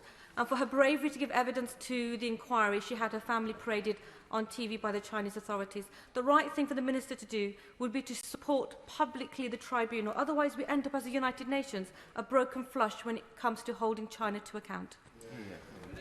I thank my honourable friend, and again for her dogged determination on this subject and many others surrounding human rights. And I've said before here, during this session and during the 4 or 5 previous urgent questions on this issue, we will continue to hold China to account on their human rights abuses. With regards to the tribunal, we welcome any initiative that is thorough, balanced, and it raises awareness, provides us with detailed information of the situation that is faced by Uyghurs and other minorities in China. Let's go to Ian Paisley. Ian. Thank you, Mr. Speaker. China appears to be only wanting to crush dissent and only wanting to suppress expression of freedom. How is the government going to hold China to account? Can the Minister spell out the key measures he's going to take to hold them to account? I thank my honourable friend for his question. It's clear, and it's as clear as the nose on your face, that China is an authoritarian state. It has different values to our own, and we are holding them to account. As I said in previous answer, we led the first 2 statements on Xinjiang at the UN. We've led on this. We've ensured that in the communiqué yesterday there was reference to what's going on specifically in Xinjiang. We'll continue to work with our partners across the world. We've built the international caucus of countries prepared to call China out on what's going on in Xinjiang. We'll continue to do that work. We will take all evidence that is presented before us, such as what will come out following the conclusions of this tribunal. But my honourable friend can rest assured we will continue to lead international efforts to hold international account for its human rights violations. Thank you, Mr. Speaker. Does the Minister agree with me that the G7 communiqué and our previous sanctions announcement represents a great example of the UK working with international allies to combat the Chinese rights abuses in Xinjiang and Hancock? And whilst an important step forward, it doesn't go far enough. So can the Minister advise what further practical actions can be done to actually bring these atrocities to an end? I thank my honourable friend for this point. And the G7 leaders' communiqué, which called on China to respect human rights and fundamental freedoms, especially in relation to Xinjiang, but also I would point him to our global human rights sanctions we announced alongside 29 other countries in March. This demonstrates again our international leadership on this issue. We are committed to working with others on holding China to account for the human rights commitments it's freely assumed under international law and its own constitution, Mr. Speaker. Let's go to Afzal Khan. Afzal.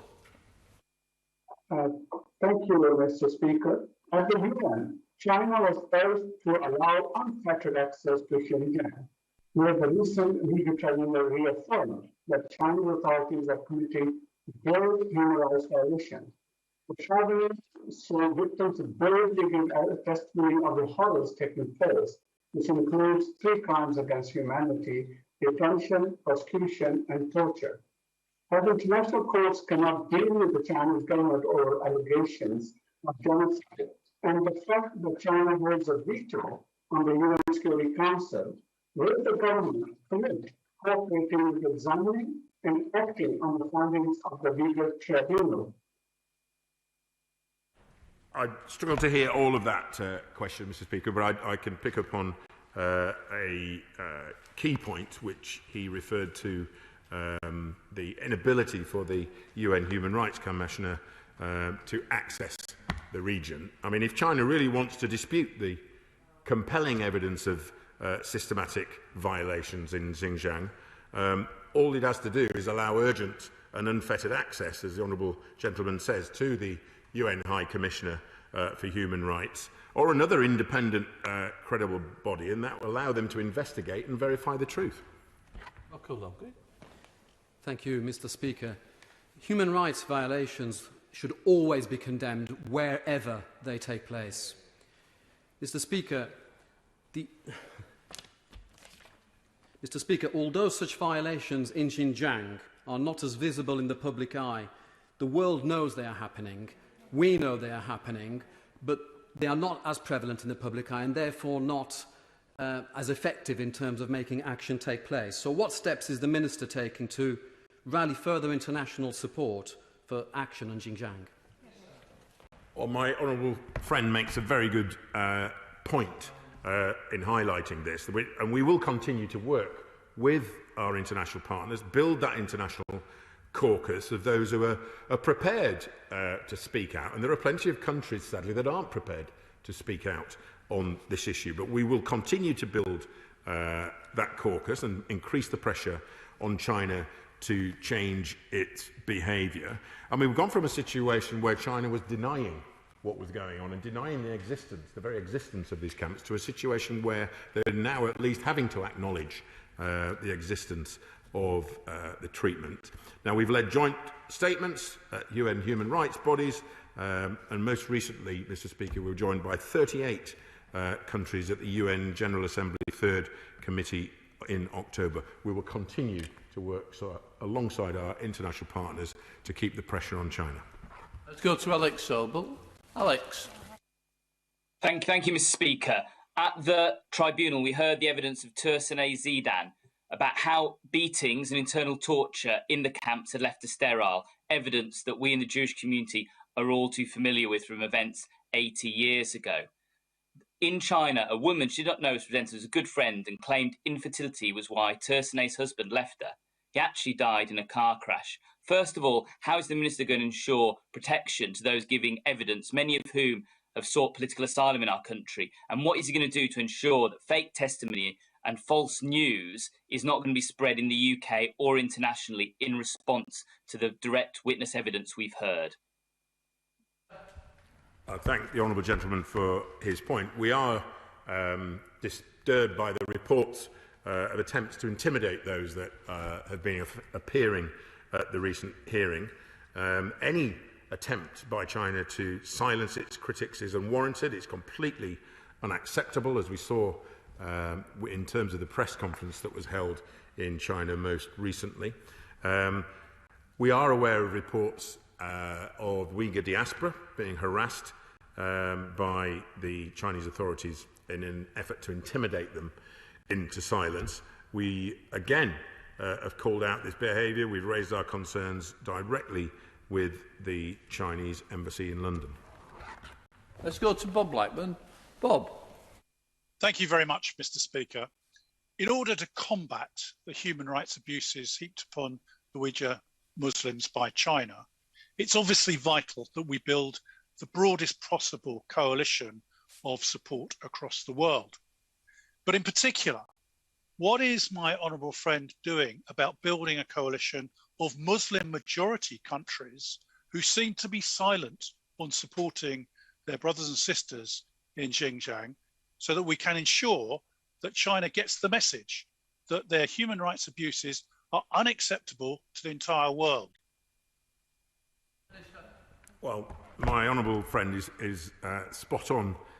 Yet again, we wish to see a broad international caucus of countries speaking out about the widespread human rights violations in Xinjiang, including in Muslim majority countries. And he's absolutely right to point out there aren't enough of those countries speaking out on this issue. This has been a particular focus of our diplomatic efforts, I can reassure my honourable friend. We, through our diplomatic network and with my ministerial colleagues, we engage our counterparts regularly to set out our concern about the situation in Xinjiang and the measures, and we make sure they're aware of the measures that the UK is taking in response. We'll continue our focus on building as much support as possible. Thank you, Mr. Speaker. We've all been appalled at the evidence that's now being given to the tribunal of the experiences of the Uyghur people, and specifically to hear about the experiences of Uyghur women, including forced sterilisation, forced abortions and repeated sexual violence. So what is the government doing to tackle this specific issue of gender-based violence against Uyghur women? Thank you. I'd like to thank the honourable gentleman lady for her question. Obviously, gender-based violence, wherever it takes place, is unacceptable. We continue to work very hard on this area internationally and commit a significant amount of our support in this regard in countries where it is an issue. We will, of course, continue to look at all options that are available to us in terms of further action on, with regard to the human rights violations which are going on in Xinjiang. Thank you, Mr. Speaker. It is clear from the testimonies given at the Uyghur Tribunal that there are major threats to minority communities within China's borders. And obviously what we've heard from the Right Honourable Friend for Chingford and Wood Green, that there are threats to the Uyghurs in this country too. For that reason, does my Right Honourable Friend agree that the UK must uphold a clear, principles-led foreign policy, acting in line with the government's integrated review, which yielded its clear-eyed assessment of China as a systematic challenge to the UK? Yes, my honourable friend, it's a nail on the head. The integrated review makes clear that UK policy towards China is defined by our national interests, and the Prime Minister has said that we need to be clear-eyed about the challenges posed by China, but we must take an overarching balanced approach that also seeks to manage disagreements, capitalise on the opportunity and also cooperate on shared interests. Thank you, Mr. Speaker. In the light of the harrowing evidence presented to the UK Uyghur Tribunal, what discussions took place at the G7 and is he having with other global leaders to establish a special session of the UN Human Rights Council to adopt a resolution to provide for an independent international mechanism to investigate crimes under international law and other human rights violations in Xinjiang currently being blocked by China? I thank the Honourable Lady for her question. As she will have seen yesterday, the world leaders of G7 came together. It's a great opportunity for us with the presidency to be able to put this issue forward.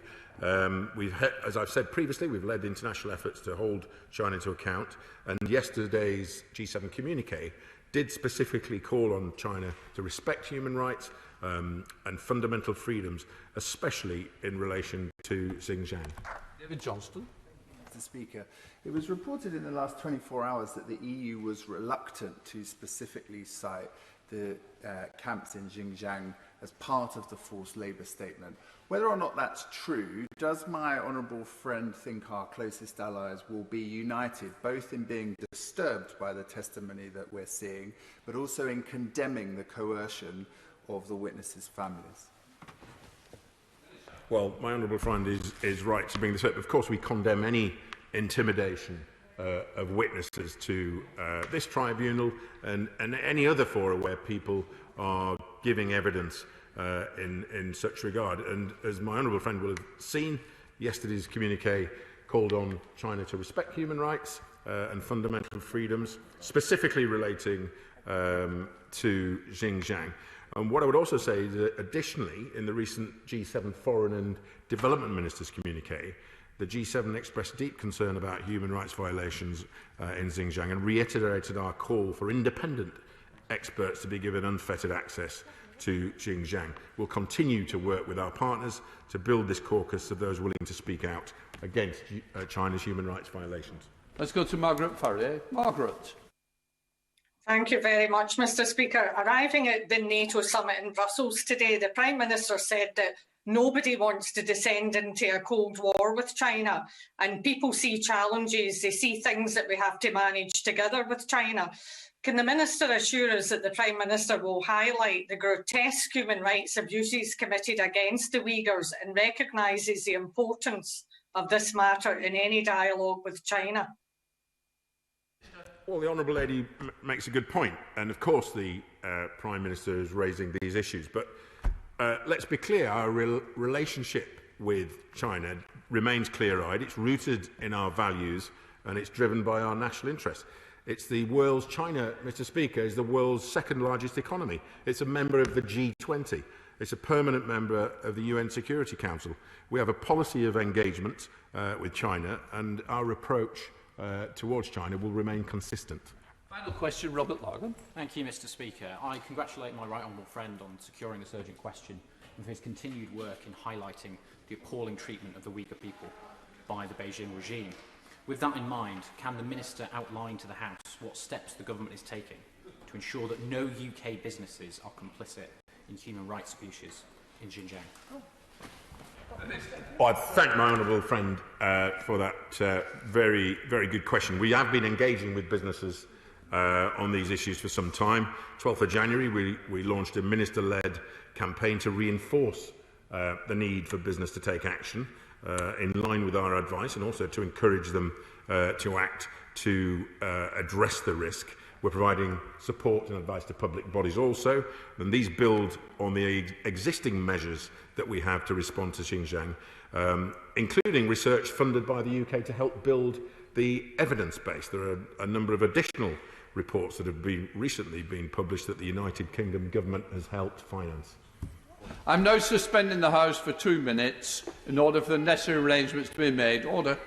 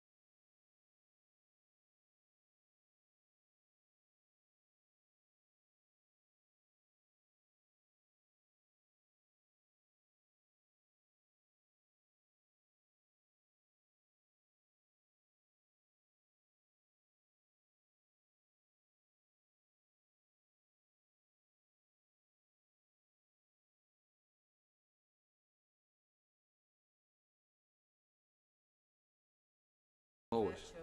Okay, you ready to go? Right. Order. I now call Laurence Robertson to make an urgent question. Thank you, Mr. Speaker. Could I ask the Minister to make a statement on the deteriorating situation in Ethiopia, please? Minister. Thank you, Mr. Speaker. May I congratulate the honourable gentleman for securing this urgent question and thank him for his work, not only on Ethiopia but also Zambia and Angola, where he serves as a trade envoy, and the excellent work he does on the Business Council with Africa. Mr. Speaker, the government is deeply concerned about the situation in Ethiopia. Our greatest concern is the rapidly growing humanitarian rights and humanitarian crisis in Tigray. We're now more than 7 months into that conflict in Tigray, and there is no sight of an end. It has taken a terrible, terrible toll on the people of Tigray. More than 350,000 people are assessed to be in famine-like conditions. In total, more than anywhere else in the world, and sadly this is expected to rise. A region-wide famine in Tigray is now likely if conflict intensifies and impediments to delivery of humanitarian aid continues.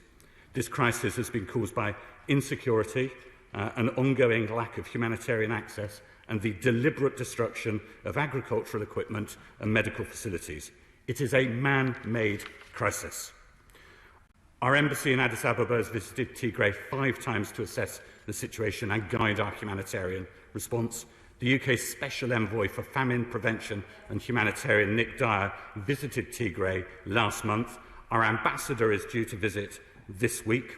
During these visits, we've heard many harrowing reports of atrocities committed by all parties to the conflict. This includes extrajudicial killings, widespread sexual and gender-based violence. It is simply unacceptable, it must stop, and the perpetrators must be held to account. The head of the UN Office for Coordination of Humanitarian Affairs, Mark Lowcock, has said the humanitarian disaster is in part due to the presence of the Eritrean troops in Tigray. He says they're using hunger as a weapon of war, and we need to see, therefore, the immediate withdrawal of Eritrean forces from Tigray and Ethiopian soil now. The government of Ethiopia has said this will happen, but it has not yet happened. I'm particularly shocked of reports that Eritreans are dressing up in Ethiopian uniforms and committing atrocities. The concern of G7 nations about the situation was set out in yesterday's communiqué following the leaders' summit this weekend. The G7 leaders called for an immediate cessation in hostilities and unimpeded humanitarian access to the area. I'm pleased that all G7 nations and the EU, along with a growing number of other nations, including Spain, Australia, New Zealand, Norway, Finland, Sweden, Belgium and Poland, have joined the UK's call for an immediate humanitarian ceasefire. His Holiness the Pope has expressed his concerns and has also called for an end to fighting this weekend. It is vital that this happens to allow life-saving aid to reach hundreds of thousands in need. The international community response to this crisis needs to be scaled up urgently. This will involve coordination to ensure aid gets in. I'm glad we agree on one gentleman, I agree on that issue. I'm conscious there'll be a number of questions, so I'll cease my comments there, Mr. Speaker. We now call Laurence Robertson, who has 2 minutes. Thank you, Mr. Speaker, for granting this urgent question, and can I thank everyone who has supported me in the application. The Minister will know that the UK's ties with Ethiopia are very close and historic, with Ethiopia being the second largest recipient of aid, UK aid receiving about £300 million a year from the UK. And as Chairman of the All-Party Group on Ethiopia, I wish to see that relationship and that level of aid continue. Since the end of the Derg in 1991, Ethiopia has been a peaceful and safe country, holding together very many groups and different religions and enjoying impressive economic growth, which is why it's so sad to see the current conflict in Tigray. So can I ask the Minister if he is satisfied with the current level of engagement of the United Nations and the African Union in terms of negotiations and peacekeeping? Can I touch on what the World Food Programme has said, that 350,000 people are suffering from catastrophic levels of hunger, classified as IPC 5, that's the highest level. And this is the highest number of people classified in that way in a single country in the last decade. And it's projected to increase. And the World Food Programme say they need an extra $203 million to scale up its response in Tigray. And unless food and livelihood assistance is scaled up, famine is a risk. That is a direct quote from the World Food Programme. So what else can we do to help? And more generally, with regarding aid, is the Minister satisfied that aid is reaching people in Tigray? And have the NGOs have had their access restricted. And can I ask what protection is being provided to aid workers following the reported deaths of 9 aid workers? With regards to aid, does the Minister agree with me that often the people in most need in the world are those living in war-torn countries? And so is it right for any country to be suspending any direct aid to Ethiopia at the moment? And in such situations, surely the trick is to get under the radar and deliver aid to the people who need it most. Has the Minister been able to assess whether hospitals and their equipment are being adequately protected? Has he been able to assess the living conditions of 1.6 million people who have been displaced throughout the conflict? We also have heard about the involvement of the Eritreans in Ethiopia, which was originally denied by the Ethiopian government. Could the Minister tell us if he feels that some of the worst atrocities are actually being committed from that route?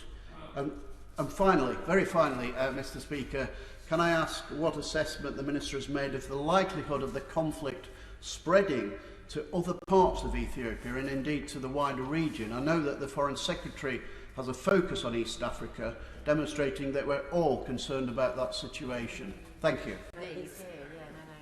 I thank the honourable gentleman. This is indeed one of our largest aid programmes. The honourable gentleman said, could the UN and AU do more? Well, yes, always, but we're working with our UN partners very carefully, and I've spoken extensively to the Peace Security Commissioner Bankole, the new Commissioner, around this issue.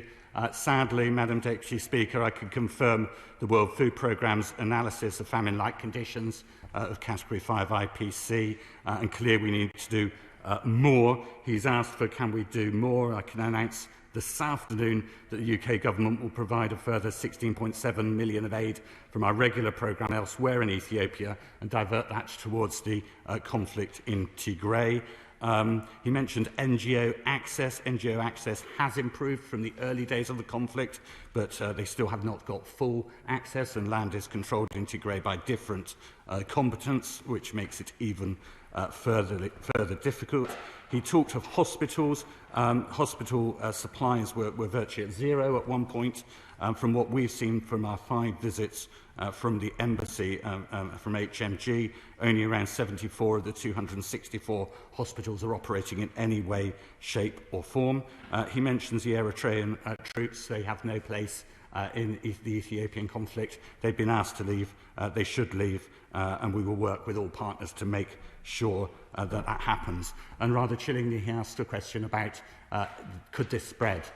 We are concerned with the election coming up, the pre-existing instabilities in the Oromo region, the Amhara region, and on the Sudanese border, not to mention the issue of the Grand Ethiopian Renaissance Dam. There are a number of flashpoints, so it's important that we deal with this conflict as it stands at the moment and make sure it doesn't spread further into the region and Ethiopia more generally.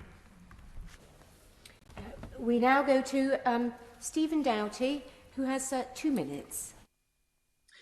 Can I thank the Honourable Member for Tewkesbury for his strong words and the Minister for his frank response. We have also repeatedly raised this horrendous situation. Indeed, I raised it with the Prime Minister in this House 8 months ago, but tragically since then we have seen a worsening and a deepening of the crisis. Now, Ethiopia, as has been said, has seen huge strides forward on poverty, and our aid, trade and friendly partnership has been hugely important, and we all want to see a prosperous and democratic Ethiopia.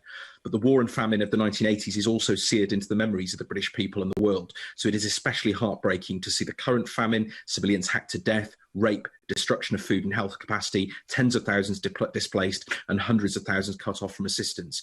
So we must now speak forcefully and frankly, and most crucially take action in the face of the growing and incontrovertible evidence. And we have a clear responsibility to act and protect, to assist Ethiopian civilians. The UN Human Rights Chief has spoken of potential war crimes and crimes against humanity, and the G7 spoke this weekend of a humanitarian tragedy, including potentially hundreds of thousands in famine conditions. So I want to ask the Minister, has the Prime Minister spoken to PM Abiy or any of the other key players, not least following the G7 this weekend? And if not, when will he? What action are we taking at the Security Council, the Human Rights Council and with the AU to bring an end to the conflict, full humanitarian access and a full independent investigation into allegations of human rights abuses? And there is clear evidence as the UK envoy has said and the UN has said, of this serious food crisis with huge numbers of people at risk of famine and food emergency. So this is the wrong time for us to be slashing humanitarian aid, as the House has made repeatedly clear. Now, the Minister mentioned 16.7 million being diverted, but the UN humanitarian chief pointed out last week that the UK provided $108 million last year to Ethiopia, but this year we've only reported 6 million. So can he clarify that, and when will we be urgently increasing our total assistance? I share his concerns about Eritrean troops. Have actually any left, or are they still there? It's been claimed they've left. I've yet to see any evidence of that. And will he consider targeted sanctions and measures against any individual from whatever side that is found to have committed human rights abuses, war crimes, or other atrocities? I thank the honourable gentleman for his long-standing interest in this issue, oral questions and in this House and parliamentary questions as well. We share the desire to return to a democratic and prosperous Ethiopia, which was at the centre of the East African strategy.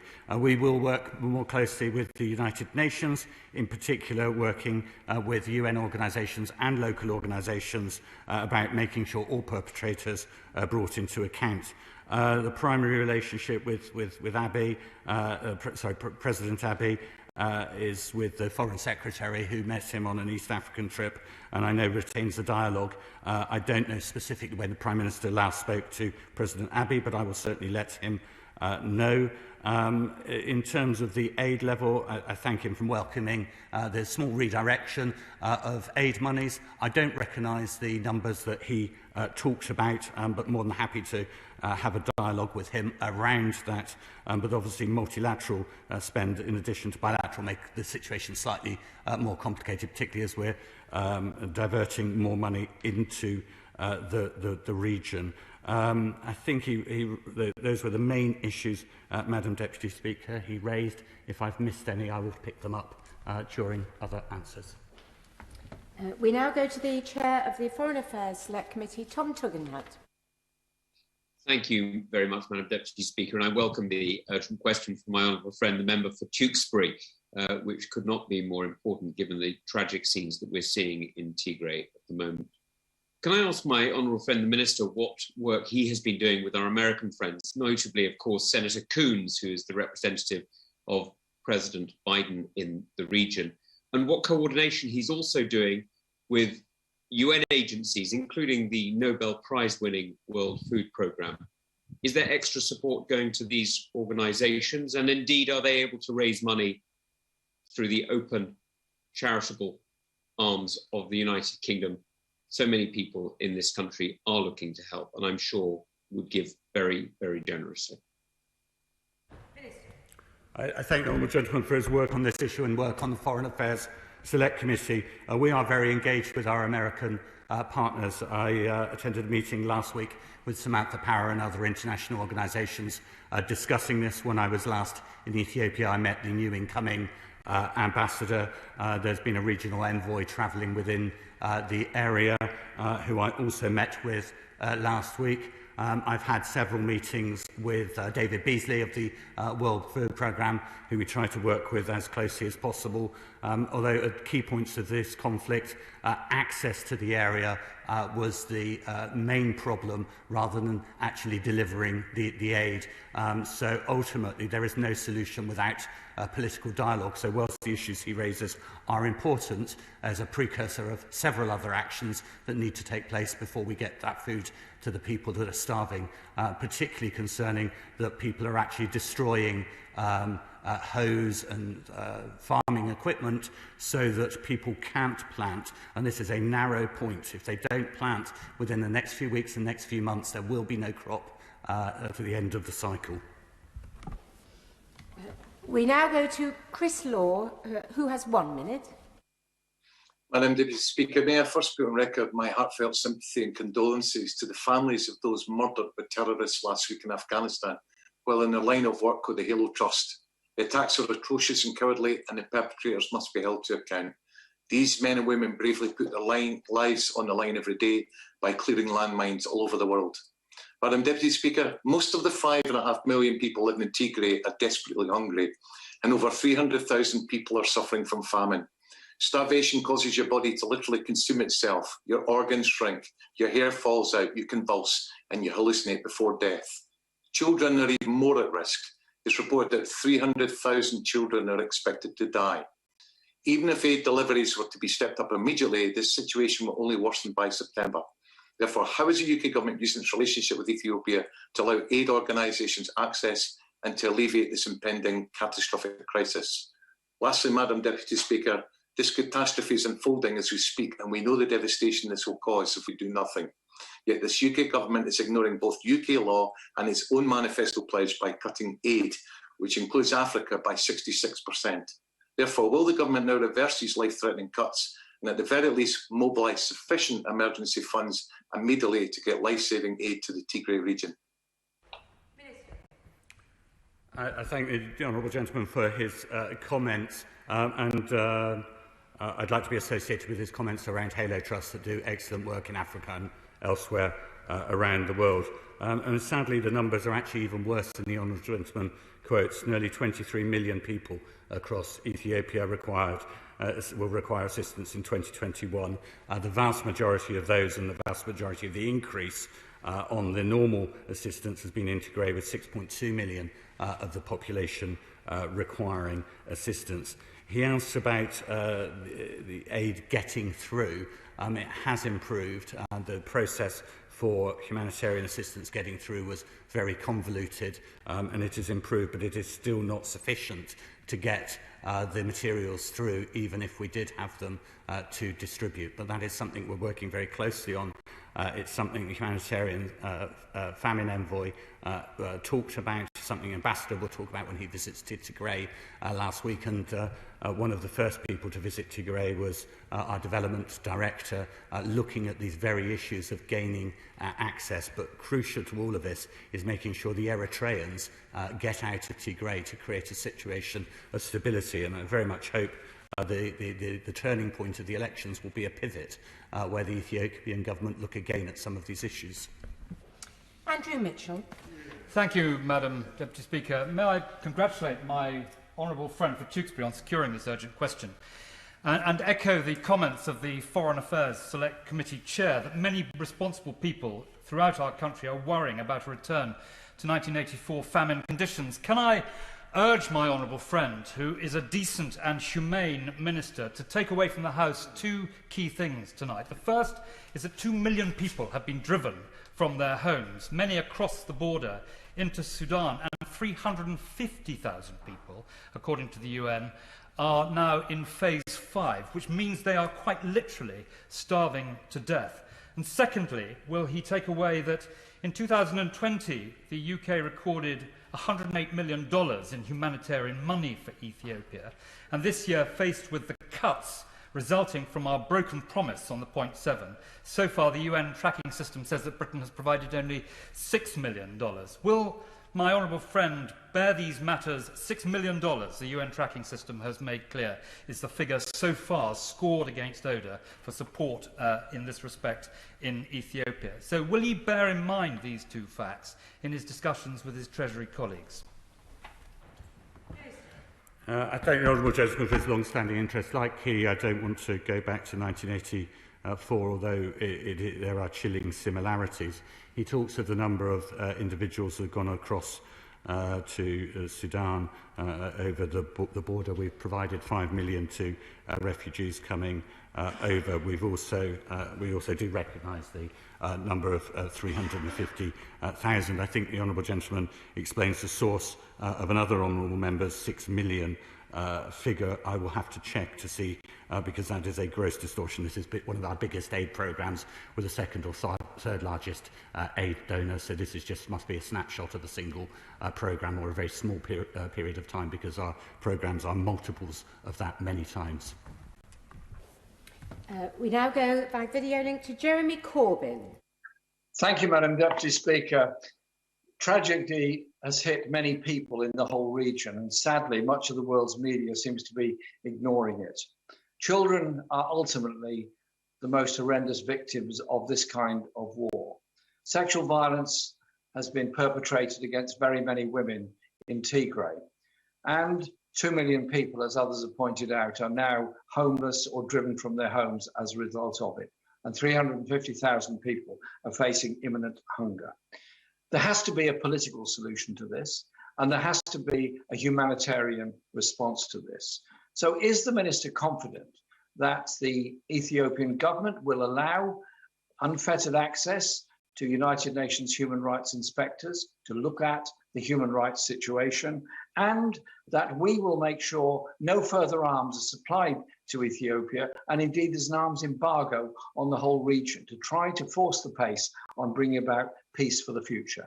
Has he or the government had any contact with the African Union on this, and what role is the African Union playing on trying to bring about a political settlement and a political solution so that another conflict does not break out and the many refugees that have gone to Sudan and other places are able to return home in safety? I thank the honourable gentleman for that question. He is absolutely right. This requires a political solution. Without a political solution, all the other actions that take place will not work. That's not to say we shouldn't do other things, but we need to look at the backbone of a long-term political situation. This conflict has been going on too long, over 8 months.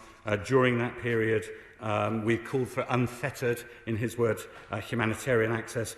I wouldn't describe it as unfettered now. I would describe it as better than when we started early on in the conflict, and we were working very closely with the UN in this regard.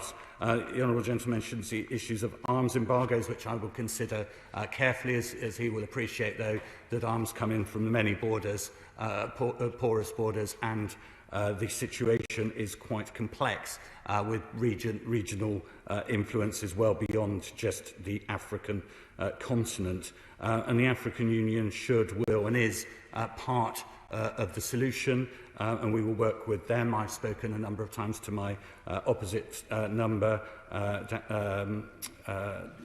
Bankole, also spoken even a few weeks ago with the President of Ethiopia, and briefly with President Moussa Faki on this issue of the African Union. And the African Union will be part of the solution. In the 54 states of Africa, there is diminishing conflict, but significant problems, and the African Union are well placed to solve that, rather than those problems being solved from London or New York. Harriet Baldwin. Can I congratulate my honourable friend on securing this urgent question, and on the Speaker allowing this urgent question to shine a spotlight on this absolutely appalling humanitarian situation, particularly tragic given how much progress Ethiopia had been making on development. And the Minister said quite clearly that it's a man-made crisis. And in that light, would he consider writing to the Nobel Peace Prize awarding committee to ask them to revoke the Peace Prize that they awarded to Prime Minister Abiy Ahmed? I thank the Honourable Lady for her service as my predecessor. She'll appreciate that the awarding of a prize is not for the United Kingdom. At the moment, our relationship with President Abiy is one of trying to have a strong dialogue. The Foreign Secretary has a very good, honest relationship with President Abiy, and I think at the moment we are better having a continued and quiet dialogue and diplomacy rather than leaping to some of the solutions she is pointing to, and legitimate solutions elsewhere that might be right at a different time but aren't right, and I don't think would be constructive at this particular juncture. We now go via video link to Leila Moran. Thank you. Never again. That's what the international community said after the famine in Ethiopia in the 1980s. In fact, Madam Deputy Speaker, I lived there between the ages of 5 and 8. And I will never forget the looks in the eyes of starving children my own age, scared, desperate, or worst of all, hollow. So it is utterly horrifying to hear that history is repeating itself again. In the face of this government's decision to abandon the 0.7 target on aid, it would be an act of extreme callousness to cut what we give to the people of Ethiopia at this time.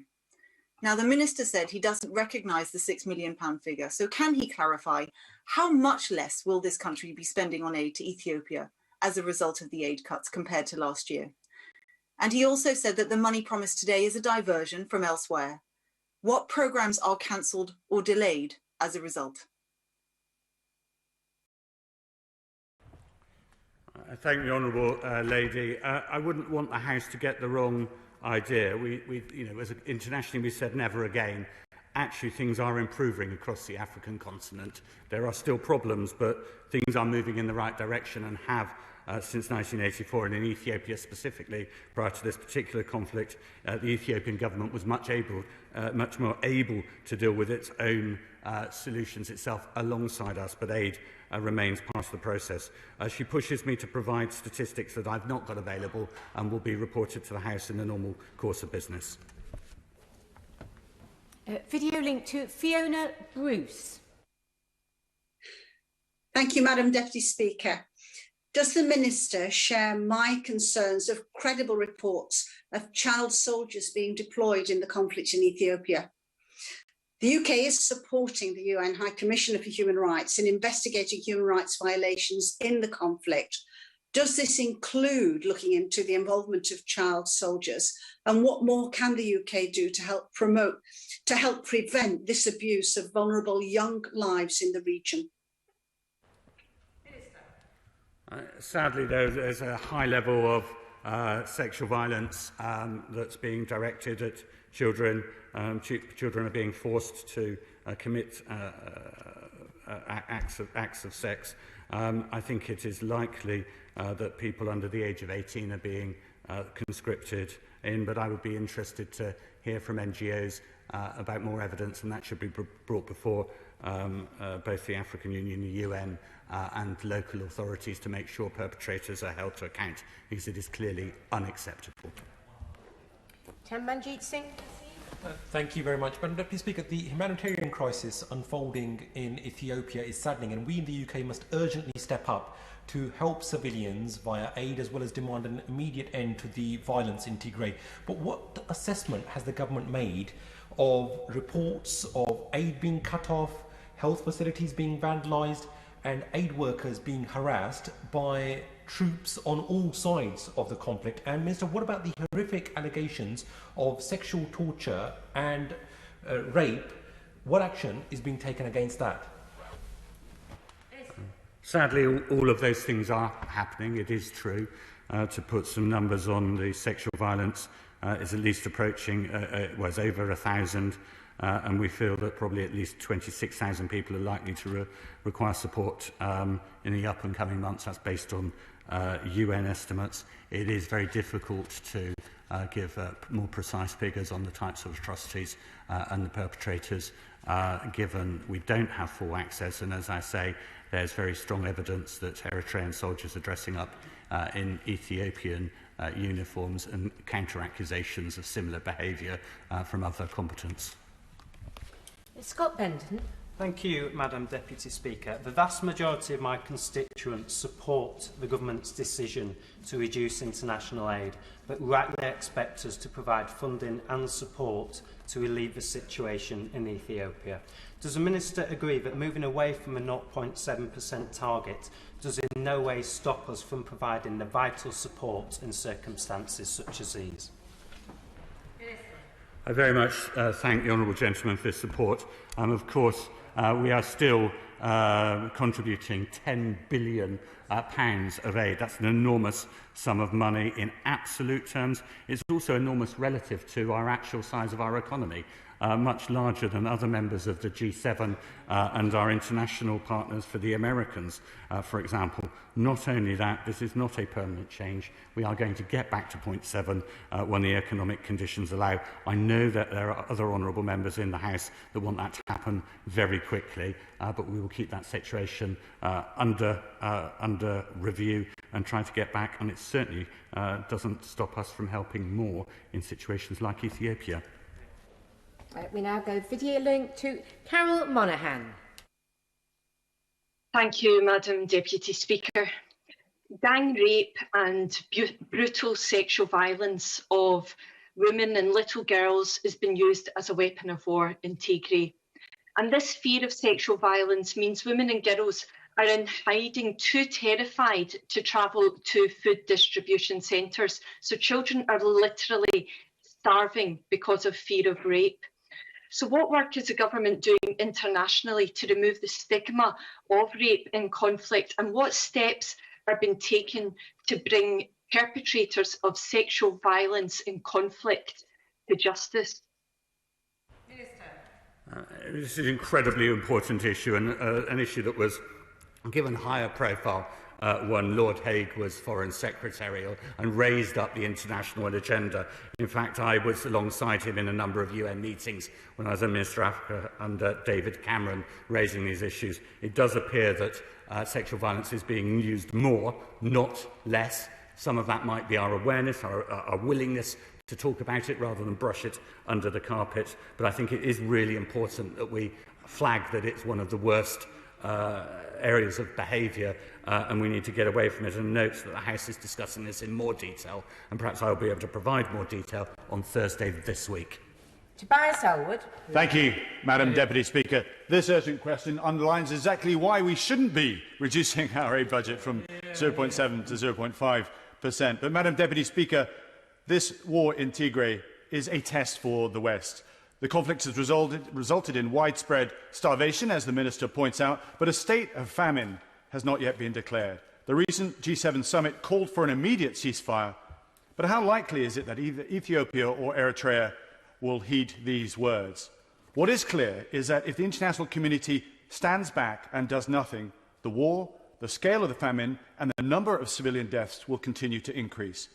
As the UN Security Council penholder for peacekeeping and protection of civilians in armed conflict, will the UK be calling for an emergency session of the UN Security Council, and will we be offering to send independent observers so we can better understand the situation, given the conflicting reports and statements made by the Ethiopian government on the one hand and NGOs on the other? Minister. The honourable gentleman makes very strong points, and I'm reminded that the famine-like conditions, if we're more concentrated, i.e. we're in a more defined area, would indeed be defined as famine. It's so widespread that it is defined as famine-like conditions. We are already working with our colleagues and international observers to understand. Unfortunately, if we only do what we're doing now, it will get worse. We must do something different, and at the heart of that is finding a political solution, and hopefully moving away from the election will be a pivot point. So I'm not demeaning any of the other calls for action, but without a political solution, things will get worse. Jim Shannon. Thank you, Madam Deputy Speaker, and thank the Minister for his clear commitment to the job in hand. Like all of the other honourable and right honourable members here today, I'm deeply concerned about reports of multiple massacres in Ethiopia's Tigray region, including the killing of up to 800 people in and around the sacred refuge of the Church of St Mary of Zion in Axum. I'm also gravely concerned about the food situation in the region. Even before the conflict, over 1 million people in Tigray needed daily food assistance, including 40,000 Eritrean refugees. So will the Minister perhaps outline what discussions he has had with African counterparts already about this terrible conflict, and what the Minister is doing to support those at risk of famine, in particular Christians and ethnic groups who often are at the end of the queue when it comes to help? Thank you. I am concerned about all the people, whether they're Christians, Ethiopians or Eritreans, as I know he is. I continue a dialogue. In fact, I think this issue comes up with every single meeting I have across the continent. It's a blight on the continent. It's a problem for the continent and the world. It's not just a problem for Ethiopia. So we'll continue raising those issues. And I'm conscious the Minister of State, Lord Ahmed, as Minister on Freedom of Religion, has particularly emphasised this. And we've heard from the Prime Minister's envoy in this chamber just only a few moments ago. We now go via video link to Bob Blackman. Thank you, Madam Deputy Speaker. Eritrea is effectively a dictatorship with one of the worst human rights records in the world. What pressure can my honourable friend put on for the government of Eritrea to remove their troops from this conflict and indeed make sure that they abide by the human rights records that we want to see right across the world? At various points in the conflict, there's been denial that they're there, denial that they were there and committing atrocities, and so on and so on. It's been very unclear. I share with him his analysis of the situation. Guy Warrington will soon be visiting the area, one of senior members of the Foreign Office, and taking up the post of ambassador there to work on this issue and a number of others. But I think his analysis, whilst uncomfortable, is correct. We now go via video to Helen Hayes. Thank you, Madam Deputy Speaker. The UN Secretary-General's Special Representative on the Elimination of Sexual Violence, Pramila Patten, said last week that 22,500 women in Tigray need access to services as a result of conflict-related sexual violence. This coming Saturday is the UN Day for the Elimination of Sexual Violence in Conflict.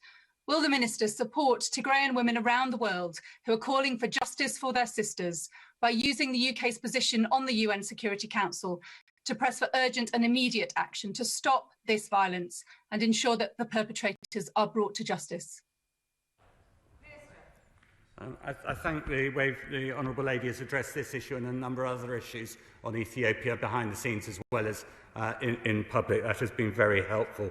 I'm very keen to support raising this issue, whether it's on the UN Day or whether it's in debate. Anything we can do to call out sexual violence against women makes it harder for the perpetrator to commit the crime and easier for us to rally support for people to be prosecuted and put people off in the future. Robert Larkin. Thank you, Madam Deputy Speaker. Reports of new atrocities in Tigray continue to emerge almost daily. Will the Minister agree with me that UN investigators need to be given urgent full access to the region so that they can investigate? And will he consider further joint action with our international partners if that access is not forthcoming? I think it's important that we do look at this situation as an international community rather than act on a bilateral basis. I am hopeful that the end of the elections will be a pivot point. It is difficult to see big changes happening before that, but we should call for greater humanitarian access. We must do that as a collective regional and international community. And clearly, given the deteriorating situation, we can't just call on these things for them not to happen and then rest on our laurels. We'll have to look again at these issues.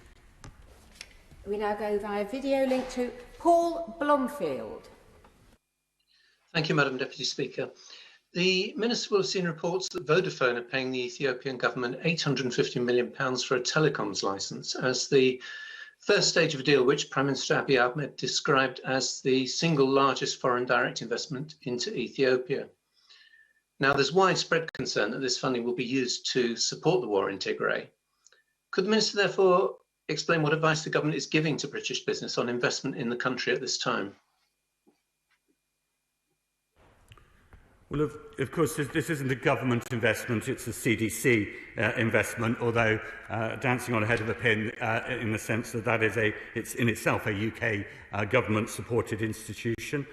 We supported the bid to be a telecoms supplier. That bid precedes the Tigrayan conflict, and the successes of that bid in bringing greater mobile telephony across the area will help transform Ethiopia. And if there was any question of this money being used to support the conflict in Tigray, we would not be being involved in that. If he has any evidence of that, do come forward. But we see this as something that will open out Ethiopia, not shut it down.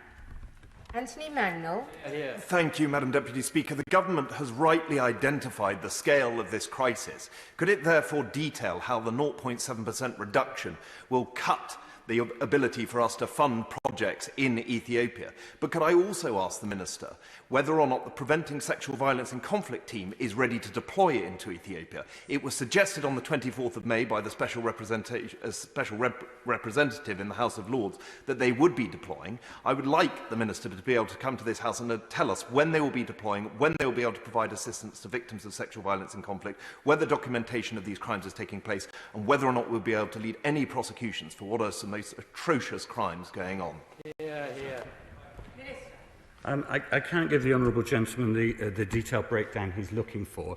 I do recall signing off in the last week or so a parliamentary question around specific support in Ethiopia. I'm not going to quote that from memory because I don't want to introduce errors into Hansard, but I'll be more than happy when I get back to the office to point him in the direction of that PQ and point out again that the ambassador is travelling to the region this week, and we will work with our UN partners to work out what specialist support is needed, what physical kit, what individuals, what people across the region, because sometimes the answer isn't always sending people from London, it's about sending people regionally to support in exactly the same work. But I'm conscious we'll have more time to discuss that on Thursday, and I will be able to give, I'll make sure I can give him an even better answer on Thursday.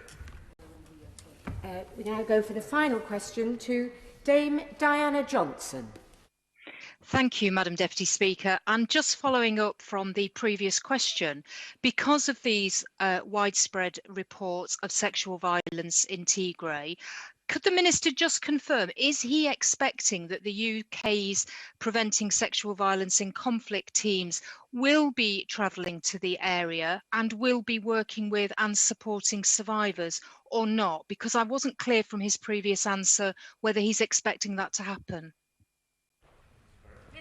I'm afraid I can't provide the Honourable Lady with that clarity. I will do so later on today in writing and address that issue in the House on Thursday. I don't want to inadvertently mislead the House with the wrong statistics, but we're very aware of the problem, we're very aware of the need to take action. I thank the Minister for answering the urgent question and suspend the House for 3 minutes to make arrangements for the next business.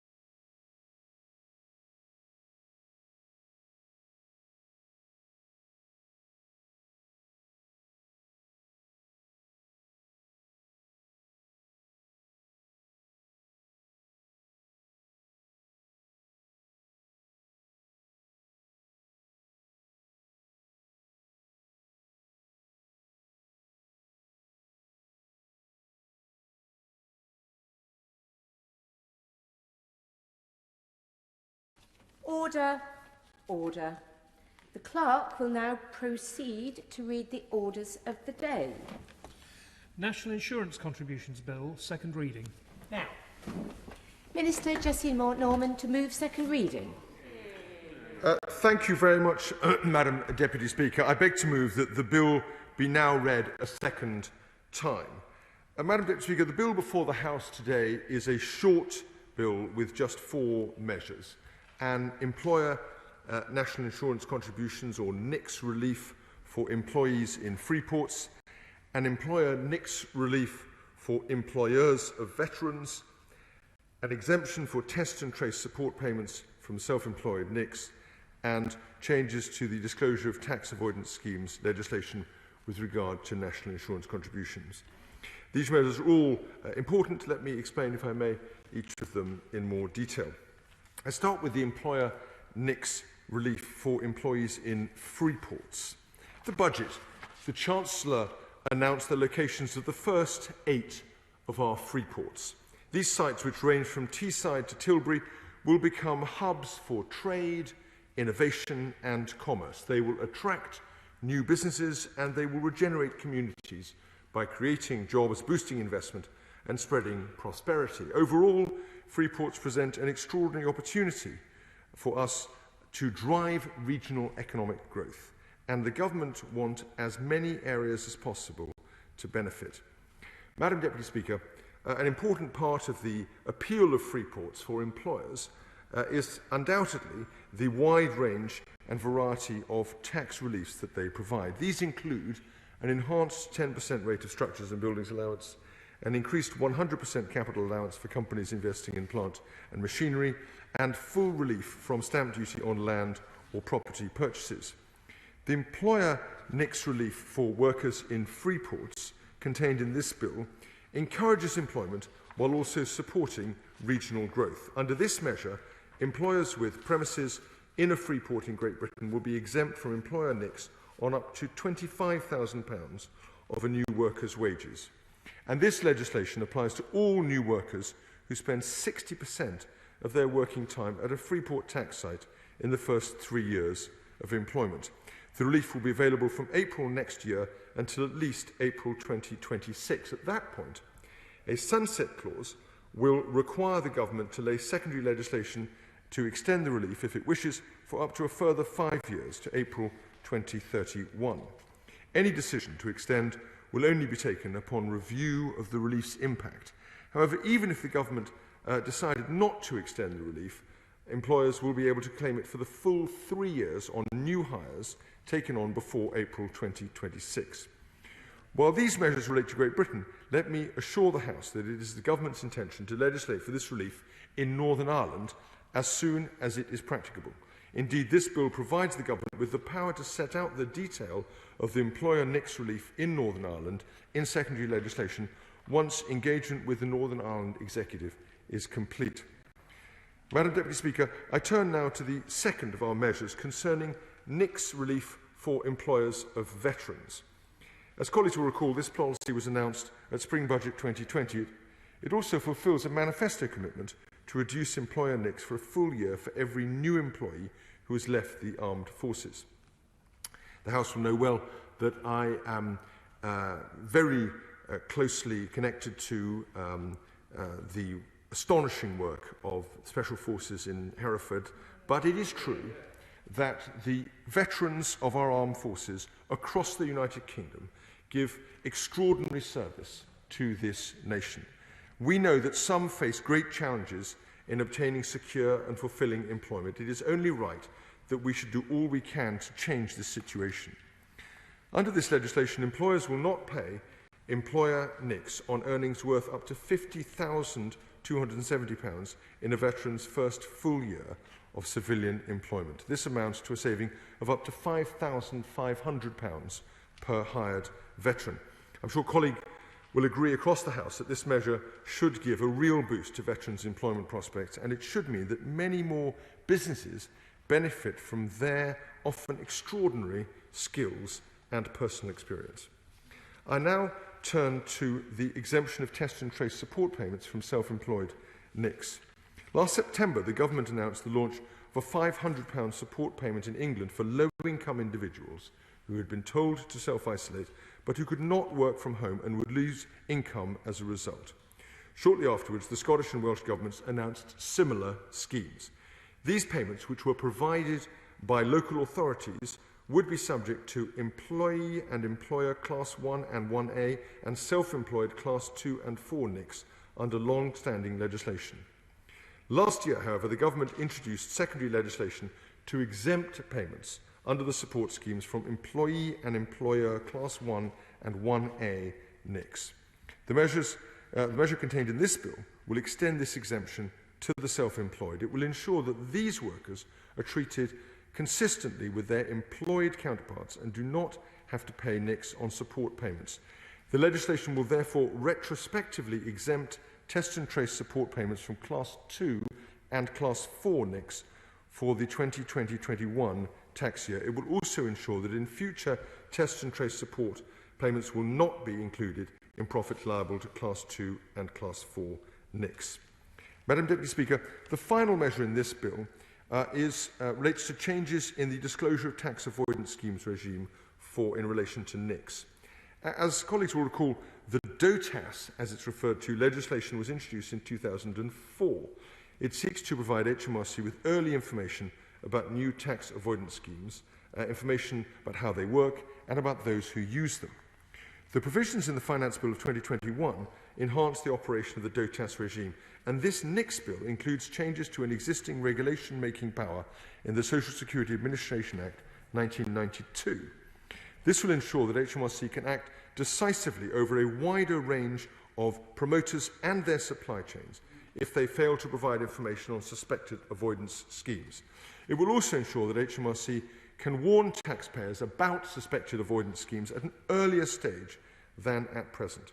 In addition, the bill places responsibility for the obligations within DOTAS and for any failure to comply with them on both promoters of these schemes and their suppliers. I'm sure all colleagues across this House will welcome these measures.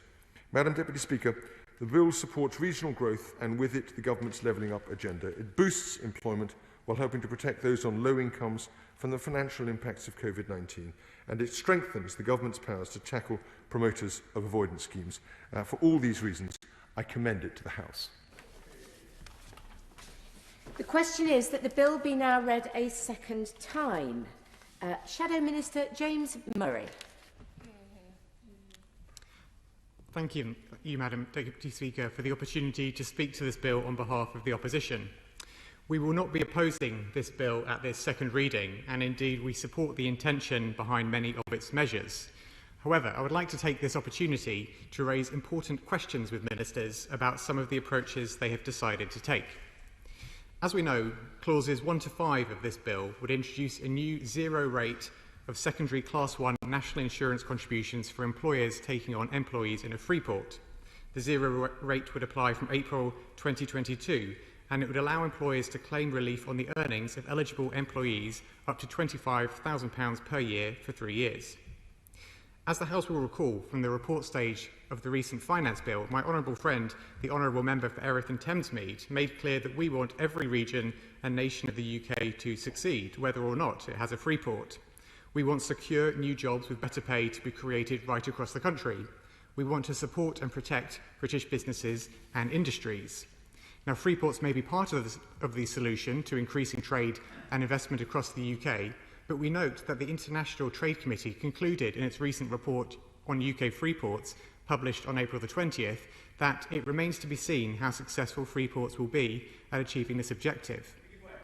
Yes. I'm very grateful.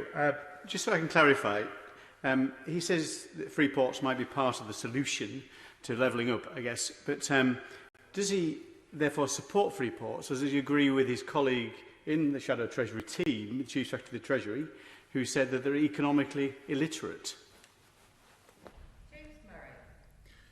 I was awaiting the honourable gentleman's intervention, which I was definitely expecting, given recent debates we've had in this place. And if you will just wait one moment, I'll get on to setting out our position around free ports in more detail. But we were concerned at the recent report stage of the Finance Bill that the government itself seemed to show a lack of certainty by voting against our simple amendment to the Finance Bill, which would have seen the success of each individual free port transparently evaluated.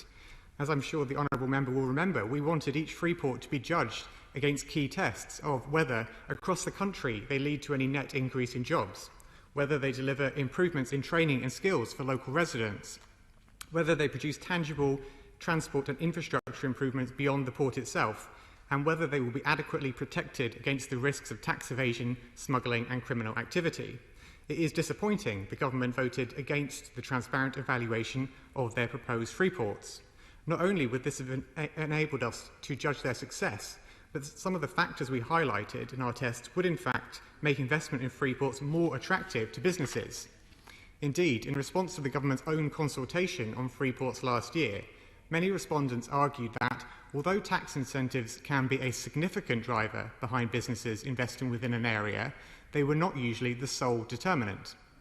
The government's summary of responses went on to explain that some respondents also indicated the success of tax incentives was partially dependent on local factors, especially the quality of transport infrastructure and the skills and availability of local labour. So as we consider the tax relief before us today, it is therefore important to remind the government not to ignore the other aspects of the operation of free ports that may be key to their success. In terms of this tax relief, however, I would like to ask ministers to address 3 specific points that arise from the clauses in this bill. First, whilst relief to employers' national insurance contributions may be a reasonable part of a tax incentive package along with the other tax incentives measured, it is hard to understand why this relief is conditional on employment not commencing until April the 6th, 2022. As the Chartered Institute of Taxation has pointed out, with free ports expected to start operating in 2021, this would surely hamper free port employers this year and perhaps create perverse incentives about delaying the start of an employee's work. I would be grateful if the Exchequer Secretary, in her response later on, could set out the government's reasoning behind this condition on accessing the relief.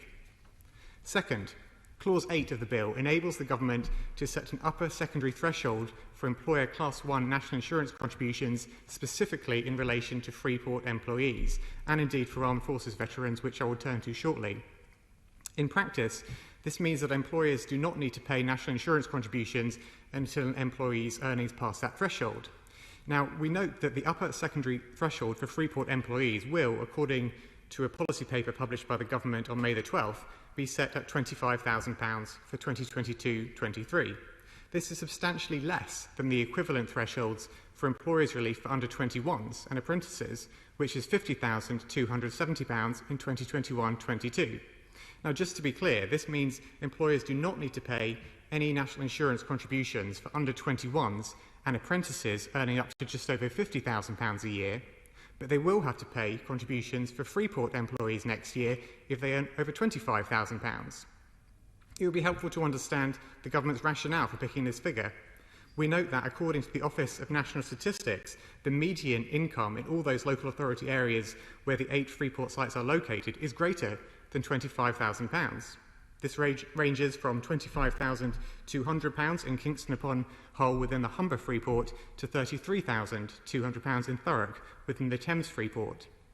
In her reply, I would therefore ask the Minister to explain why the relief for Freeport employers is set below median pay in all Freeport areas, and why its rate is half of that for those employing under-21s and apprentices. And third, as the plans for free ports currently stand, businesses taking advantage of their tax incentives will, of course, still be paying corporation tax. British businesses who pay their fair share of tax will find it very hard to understand why the Chancellor has been for so long so lukewarm about a new global minimum corporate tax rate to stop large multinationals undercutting them by exploiting tax havens around the world. The Chancellor welcomed the rate being cut from the original 21% proposed by President Biden down to 15%, even though this would cost Britain £131 million a week and leave British businesses being undercut. When I have asked the Financial Secretary before about the government's position, he said he did not think it was appropriate for ministers to comment on tax policy in flight. Now, however, the outcomes of the G7 Finance Ministers meeting and the Carbis Bay Summit are public, so perhaps his colleague, the Exchequer Secretary, later on could explain why the UK government's position has been to back a rate of 15%. Moving on to other measures in this bill. There is an important relief, as we have heard, covered by clauses 6 and 7, that sets out to help... Yes. Some satisfaction on that question. What is extraordinary is how the Labour Party has continuously sought to pretend that things are other than they actually are in relation to this deal. Let's just talk about that for a second. So, in the first case, and I'll make this an intervention if I may, because it is, the G7 is a package, it is a process. Were we, as they would have had us do, to ignore the Pillar 1 aspects, there would then have been no argument or no debate and no proper taxation of platforms in the areas where the new taxing rights will reside. That would have been a serious, serious deficit. It's the whole point of the package is to see it as a package, and it predated the Biden administration. We have greatly benefited as a world from their additional support, but it is by no means up to them. It's an OECD process to which they have been an important recent supporter. James Murray. Well, I thank the Minister for engaging about what has happened in terms of the negotiations about the new global deal, but I notice he didn't address the issue about the headline rate.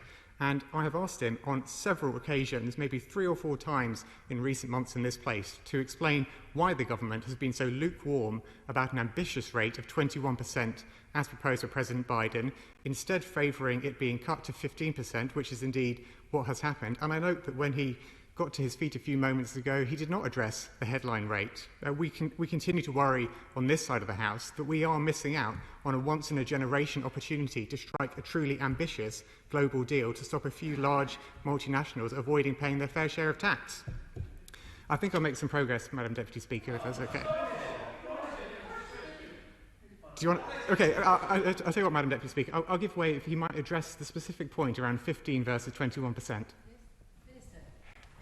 Of course, as he knows, it's completely inappropriate for a minister to comment on confidential negotiations with allies and other nations around the country. What he's ignoring is that this is a package, and the package involves 2 pillars. The second pillar is a 15% rate, globally agreed, at rates which reconcile and acknowledge different countries around the world which have different tax regimes and different supports. Okay? The government has been in no way lukewarm on Pillar 2. What the government has insisted on, in contradiction to the Labour Party and against the ill-fated and ill-advised suggestions that they have made, is on Pillar 1, which is the crucial component of this which allows us to tax platforms. What is extraordinary is that the Honourable Gentleman refuses to acknowledge that under the Labour Party's administration there would have been no taxation of these platforms. What on earth does the Honourable Gentleman say to that? James Murray.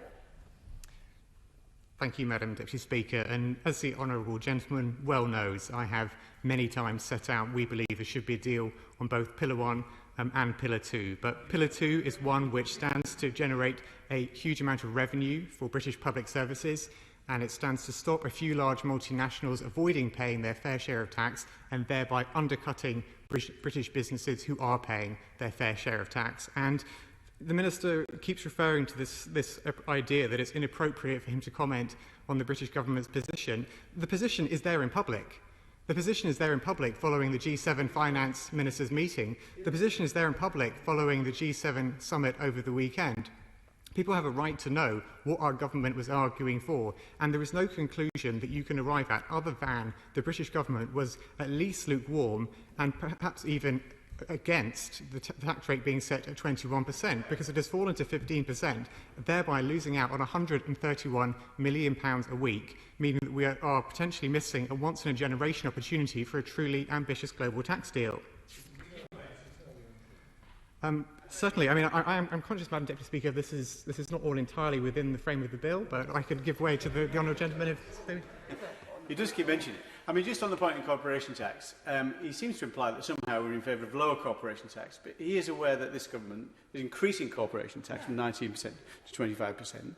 On the point on Pillar 2 and Pillar 1, I've heard him at the dispatch box on numerous occasions urging the government to sign up to a deal that was only on Pillar 2. It did not involve Pillar 1. So how can he say now that he was in favour of a wider negotiated agreement? That's not what he was saying at all. I am surprised, because the honourable gentleman seems always to be here when I'm speaking at the dispatch box, that he doesn't seem to remember me advocating for a deal on Pillar 1 and Pillar 2, and I'll happily send him the reference in Hansard after this meeting so he can refresh his memory. But the point here is that we have President Biden suggesting 21% in Pillar 2 as an ambitious global deal. We had the British government being at least lukewarm and potentially anti the proposal at 21%, and we have now settled on a position where it has dropped to 15%. And we will not cease pushing the government to be more ambitious in what they seek to achieve, because this will mean that Britain will lose out on £131 million a week that could be invested in our public services, and British businesses will continue to be undercut by a few large multinationals who don't pay their fair share of tax. I think I will move on to other measures in the bill, with your permission, Madam Deputy Speaker. As I was saying, there is an important relief, as we've heard, covered by clauses 6 and 7, that sets out to help service personnel leaving the armed forces back into work. This is a vitally important issue. Veterans deserve the full support of the government as they seek civilian employment after their service to our country. It is crucial to make sure all veterans get the support they need. I noted that the government's consultation document for this measure refers to an existing career transition package to service personnel leaving the armed forces, and explains how 6% of veterans accessing this service remain unemployed for up to a year after leaving the armed forces. We believe this relief on employers' national insurance contributions is a positive step, and we hope it will particularly help those 6% of veterans who the government acknowledges are not benefiting from the current service on offer. We recognise that this measure may not on its own be enough to get everyone into work, and so I'd like to ask the Exchequer Secretary to set out what further help the government is offering those 6% of veterans in particular who need greater support. We also want to make sure that the employers' relief is as effective as possible, and so I'd like to ask why the employers' relief for veterans is 12 months, which is much less than the relief for employers in free ports, which is 36 months. Perhaps the Exchequer Secretary could explain the government's thinking in setting the relief at just 1 year rather than 3 years, in line with the approach taken for employers in free ports. Moving on to further measures in this bill, I now come to Clause 10, which provides a national insurance contributions exemption for payments made under a self-isolation support scheme. Ministers will know that we in the opposition have been calling on the government to expand eligibility for this scheme for some time. It is crucial that people who need support to self-isolate receive it, and so we welcome any steps that make the system of self-isolation payments more effective and subject to less administrative burden. We note that the government introduced secondary legislation to exempt self-isolation support scheme payments from Class 1 and 1A national insurance contributions in October 2020 for England and January 2021 for Scotland and Wales. We recognise that the measure in front of us that exempts self-isolation support scheme payments from Class 2 and Class 4 national insurance contributions too will bring the treatment of self-employed in line with the employed. We also recognise it will be retrospective for the year 2020-21 and so can be reflected in the relevant tax returns. Can the Minister explain, however, why the exemption for Class 2 and Class 4 contributions was not implemented earlier in line with the exemption for Class 1 contributions? If the Class 2 and Class 4 exemptions had been announced earlier, this could have signalled much-needed certainty to self-employed people at an earlier point in the outbreak. I'd be grateful if the Exchequer Secretary could explain why this did not happen. Finally, I will turn to Clause 11, which widens existing regulation-making powers so that regulations can be made for national insurance to mirror the amendments to the disclosure of tax avoidance schemes procedures in the recent Finance Bill. Under DOTAS, introduced by the government in 2004, promoters of tax avoidance schemes are required to notify the tax authorities of any new scheme they are planning to offer taxpayers. The measure in Clause 11 and its counterpart in the recent Finance Bill aim to help HMRC obtain details at an earlier stage than it can now, where promoters fail to provide information about their avoidance under DOTAS. Now, we welcome any measures that help HMRC to track tax avoidance schemes, and we believe it is crucial that HMRC target the promoters of such schemes. I would therefore like to use this opportunity to ask ministers on how effective they think the measures that flow from Clause 11 will be. As ministers may know, the Chartered Institute of Taxation believe there is a hard core of between 20 to 30 promoters identified by HMRC who clearly do not play by the rules. Do ministers recognise this number?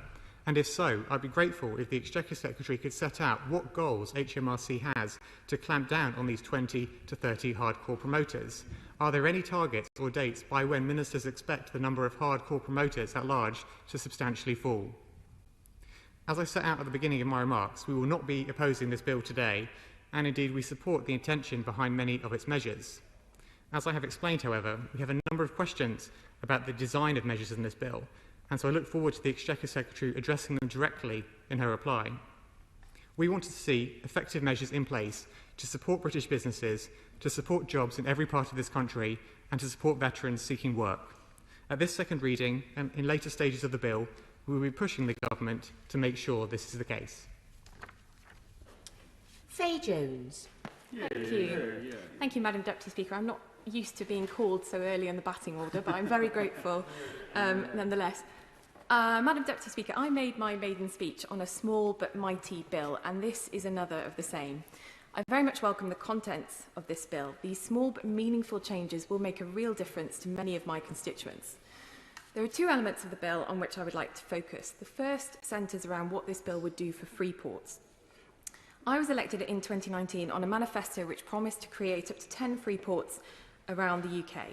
Free ports are a cornerstone of the government's levelling up agenda, which recognises that talent is spread evenly across the country, but opportunity is not. And as someone who represents an often forgotten part of the world, I am determined to see that agenda through. We know that a free port is an area within a country's geographic border, but outside its customs area. But there is no one model of a free port, and that is their strength. They can be implemented in a number of ways. Certainly will. Does Honourable Lady share my interest and demand that we have a free port in Northern Ireland as well? I understand that this legislation doesn't necessarily help that happen, but does she support us in our calls to have a free port in Northern Ireland? Well, as a member of the Northern Ireland Affairs Select Committee, I certainly do welcome that suggestion. I know I was greatly reassured by the Minister's reference to that in his opening speech, and I hope that further details will come forward as soon as possible. But they can be implemented in a number of different ways. For example, manufacturing businesses operating in a free port can benefit from tariff inversion when tariffs on a finished product are lower than those on its component parts. And further tax and non-tax incentives, such as lower rates for corporation or even employment tax, as we're discussing this afternoon, as well as simplified customs process, can also be offered.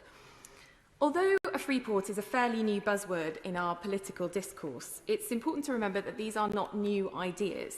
The UK used to operate a number of free ports. In fact, prior to the creation of the Welsh Assembly, now the Senedd, a free port even operated in Cardiff. Back in 2016, the up-and-coming member for Richmond argued that free ports could turbocharge the UK's post-Brexit economy. Free of the customs union and state aid rules, he argued that tens of thousands of jobs could be created with a successful free ports programme. He was right then, and he is right now. In 2018, the member for Middlesbrough and South East Cleveland highlighted in a Westminster Hall debate just how positive a free port in the UK could be. He cited the example of the Jebel Ali Free Zone in the United Arab Emirates and how it has transformed Dubai. It now hosts 7,000 global companies, employs 145,000 people, and accounts for around 40% of the UAE's total direct foreign investment. This is a dramatic example, but there is no reason to believe that free ports in the UK cannot be just as successful as those around the world, perhaps even more so given our strong links with the United States, with Europe and the Commonwealth. And so I warmly welcome Clause 1 of this bill, which introduces a new zero rate of national insurance contribution for employers taking on employees in a free port. The government has already outlined the 10 areas of the UK where free ports will be created. 8 sites in England have been successful, and the government has committed to creating 1 in Wales. Now, I understand the First Minister of Wales has expressed reservations and an unwillingness to work with the UK government on a Welsh free port. So can I urge the Minister, who is my close neighbour and friend across the border, who knows Wales extremely well, to press full steam ahead to work with his colleague, the Secretary of State for Wales, in setting up a Welsh free port. A rising tide lifts all boats, to continue the maritime theme, and a free port in Wales will create jobs and growth in all parts of Wales. And this is especially important for me in Mid Wales because throughout the recent Senedd election, Constituents told me that all they want is for their kids to have a future in Brecon and Radnorshire, not to leave at 18 to go to university, only to come back 30 years later when they can afford to buy a home, but to have good jobs when they leave education. This is not part of the Welsh Government's current plan for Mid Wales. We are forgotten about, but I am determined that we will not be forgotten about. My constituents are determined that we will not be ignored and will not stand still. But, Madam Deputy Speaker, the other clause that I wanted to focus on is Clause 6, which makes a small but important change for our military community, where employers who hire an armed forces veteran immediately after they leave the forces will be able to claim a new zero-rate national insurance contribution. Employers will be able to claim the relief from April 22, and transitional arrangements will allow a retrospective claim for the 21-22 tax year. Now, this is extremely close to my heart, and I declare an interest in that my partner is a serving member of the armed forces. Brecon is a proud garrison town, and like the Minister, we have a number of military sites and personnel that we are very proud of. The barracks, the infantry battle school, Sennybridge training area are important military assets, and I am fiercely proud of them. But while my campaign to save Brecon Barracks from closure is a persistent thorn in the Ministry of Defence's side, our support for veterans must go beyond maintaining high-quality sites and shiny silverware in the mess. We must look at a suite of policy instruments and make swift but sweeping changes to improve things for veterans once they leave active service. The changes outlined in this bill could save an employer who employs a veteran up to £5,500. This makes a veteran even more attractive to an employer, and the Minister should be commended for pursuing this, especially as we remember that our veterans are getting younger. The House of Commons Library estimates that the percentage of veterans of working age is projected to increase from 37% at the moment up to 44% in 2028. What I'm particularly pleased about in this bill is that it covers veterans right across the United Kingdom equally. All four nations need to be comprehensive in the way we look after our veterans. Wales is currently the only part of the United Kingdom not to have a dedicated Veterans Commissioner, someone on the side of veterans who can challenge local authorities and health boards to ensure that veterans can access the services they need. Earlier this year, I called on the UK Government to address this imbalance and create a Veterans Commissioner for Wales. And I'm extremely grateful to both the Secretary of State for Wales and the former Minister for Veterans Affairs for the work which led to the announcement on St David's Day that they were actively considering creating this post. But this needs to be done in cooperation with the Welsh Government so that the post holder has oversight to challenge Welsh health and education services. So can I take this opportunity to urge both sides to come together and create this role so that Welsh veterans can benefit from the protections that their colleagues in England have. But I am grateful for the opportunity to speak on this small but important bill and wish it swift passage through the House. Thank you. We now go to the SNP spokesperson, Richard Thompson. Thank you, Madam Deputy Speaker. This is a bill which makes provision for NI exemptions in what we believe are a number of important and necessary areas. And on these matters, we're generally supportive. But there are issues in each of these areas, both within the scope of the bill and also out with the scope of the bill, which we consider require some attention and which we'll very likely seek to address or draw attention to on the passage of the bill. However, for the moment, I'll confine my remarks to the general principles and the remedies being offered to those within the bill. And firstly, in relation to free ports, I've previously made clear the SNP's support for free ports during the passage of the Finance Bill, but we feel very strongly that given the scale of financial support on offer in terms of the customs exemptions and the NI contributions as set out in this bill, it's also important to make sure that other wider policy objectives are being met, such as making sure that environmental obligations and a commitment to net zero are being met and ensuring fair pay for those who are employed within those free ports. And that's what the Scottish Government's Green Ports aim to do, marrying up all the incentives of a free port with the wider obligations to ensure the payment of the real living wage, the implementation of the Scottish Business Pledge, and contributing towards net zero emissions, and making sure that all of these objectives are being met before companies are able to benefit from the very substantial tax status benefits that free ports are offering. Now, this fair and sustainable green port model can be an exemplar of these values while adding value to goods, services and the country's brand. Now, if the UK Government wishes to take a more laissez-faire approach to securing such outcomes, then that's a matter of choice as much as it is a matter of regret. However, what it shouldn't be allowed to do is to become a matter which contributes to any further delay in allowing the Scottish Government and those who wish to invest in Scotland under these conditions from doing so. And I'd urge the Minister again to ensure that the UK Government moves quickly to allow this model to proceed so that the bidding process can begin. Turning now to veterans. Those with experience of serving in our armed forces bring valuable life skills and experience to the workplace. So this exemption for NI contributions is a positive step, making it even more attractive to employers to hire ex-service personnel to bring the skills and experiences that they have into the workforce, and we very much welcome this step on its own terms.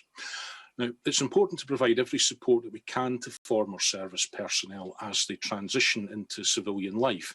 And anyone in contact with the veterans community will be all too aware of some of the gaps that there are in support.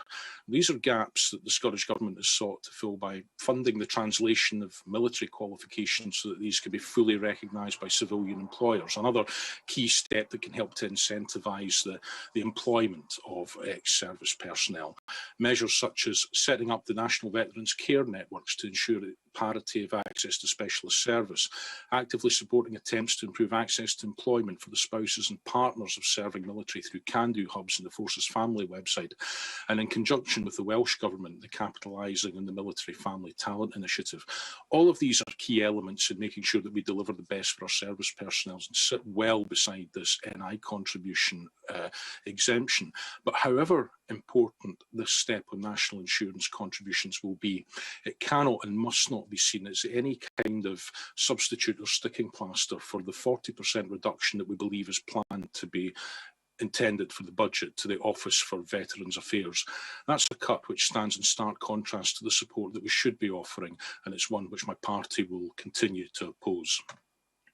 Turning now to the treatment of self-isolation payments. This is again a measure which we are happy to fully support.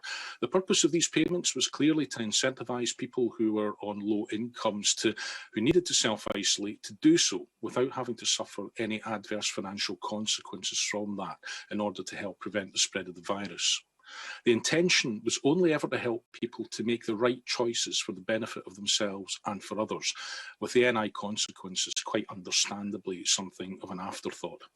The move, therefore, to exempt these payments from national insurance, removing the administrative and cost burdens on local authorities and employers, is a positive step. And if these payments can be made exempt from NI, then it makes it harder to justify the continued liability, apparently at UK ministerial insistence, that any past or future thank you payments made to NHS and care workers in Scotland should continue to remain liable to income tax. Finally, we welcome the move to allow changes to the disclosure of tax avoidance schemes regime as it applies to NIC avoidance schemes. This might be a small step towards closing another area of potential abuse in the tax code, but it's one which is necessary. But what is really needed is a workable general anti-avoidance set of rules which can tackle tax avoidance in all its forms, which doesn't exempt existing and established abuse from action being taken, which can exclude within its scope international tax abuse, which gives the right to a tax authority to take action against tax avoidance, which defines in an objective fashion capable of being numerically assessed without the consent of any unelected authority, and which places the burden of proof on this issue on the taxpayer. Madam Deputy Speaker, this is a bill which we're happy to see progress at this second stage and to address in greater detail and to attempt to improve as it continues in its passage through the House. Thank you. Kevin Hollinrake. Thank you, Madam Deputy Speaker. It's a pleasure to speak in this debate. When we're talking about levelling up, we tend to think about things like new railways or roads or dualling of carriageways, such as the A64 in my constituency, which is long overdue, of course. And that's absolutely right. Those things are important, but they're just part of the picture. Levelling up really is about one very important thing. It's about prosperity. And we cannot achieve prosperity in some of the places that fall well behind the average income in this country without a combination of private sector and public sector investment. That's what this is about. It's about incentives for the public sector to invest. And that's so much needed, particularly in areas like the North East, which borders my constituency.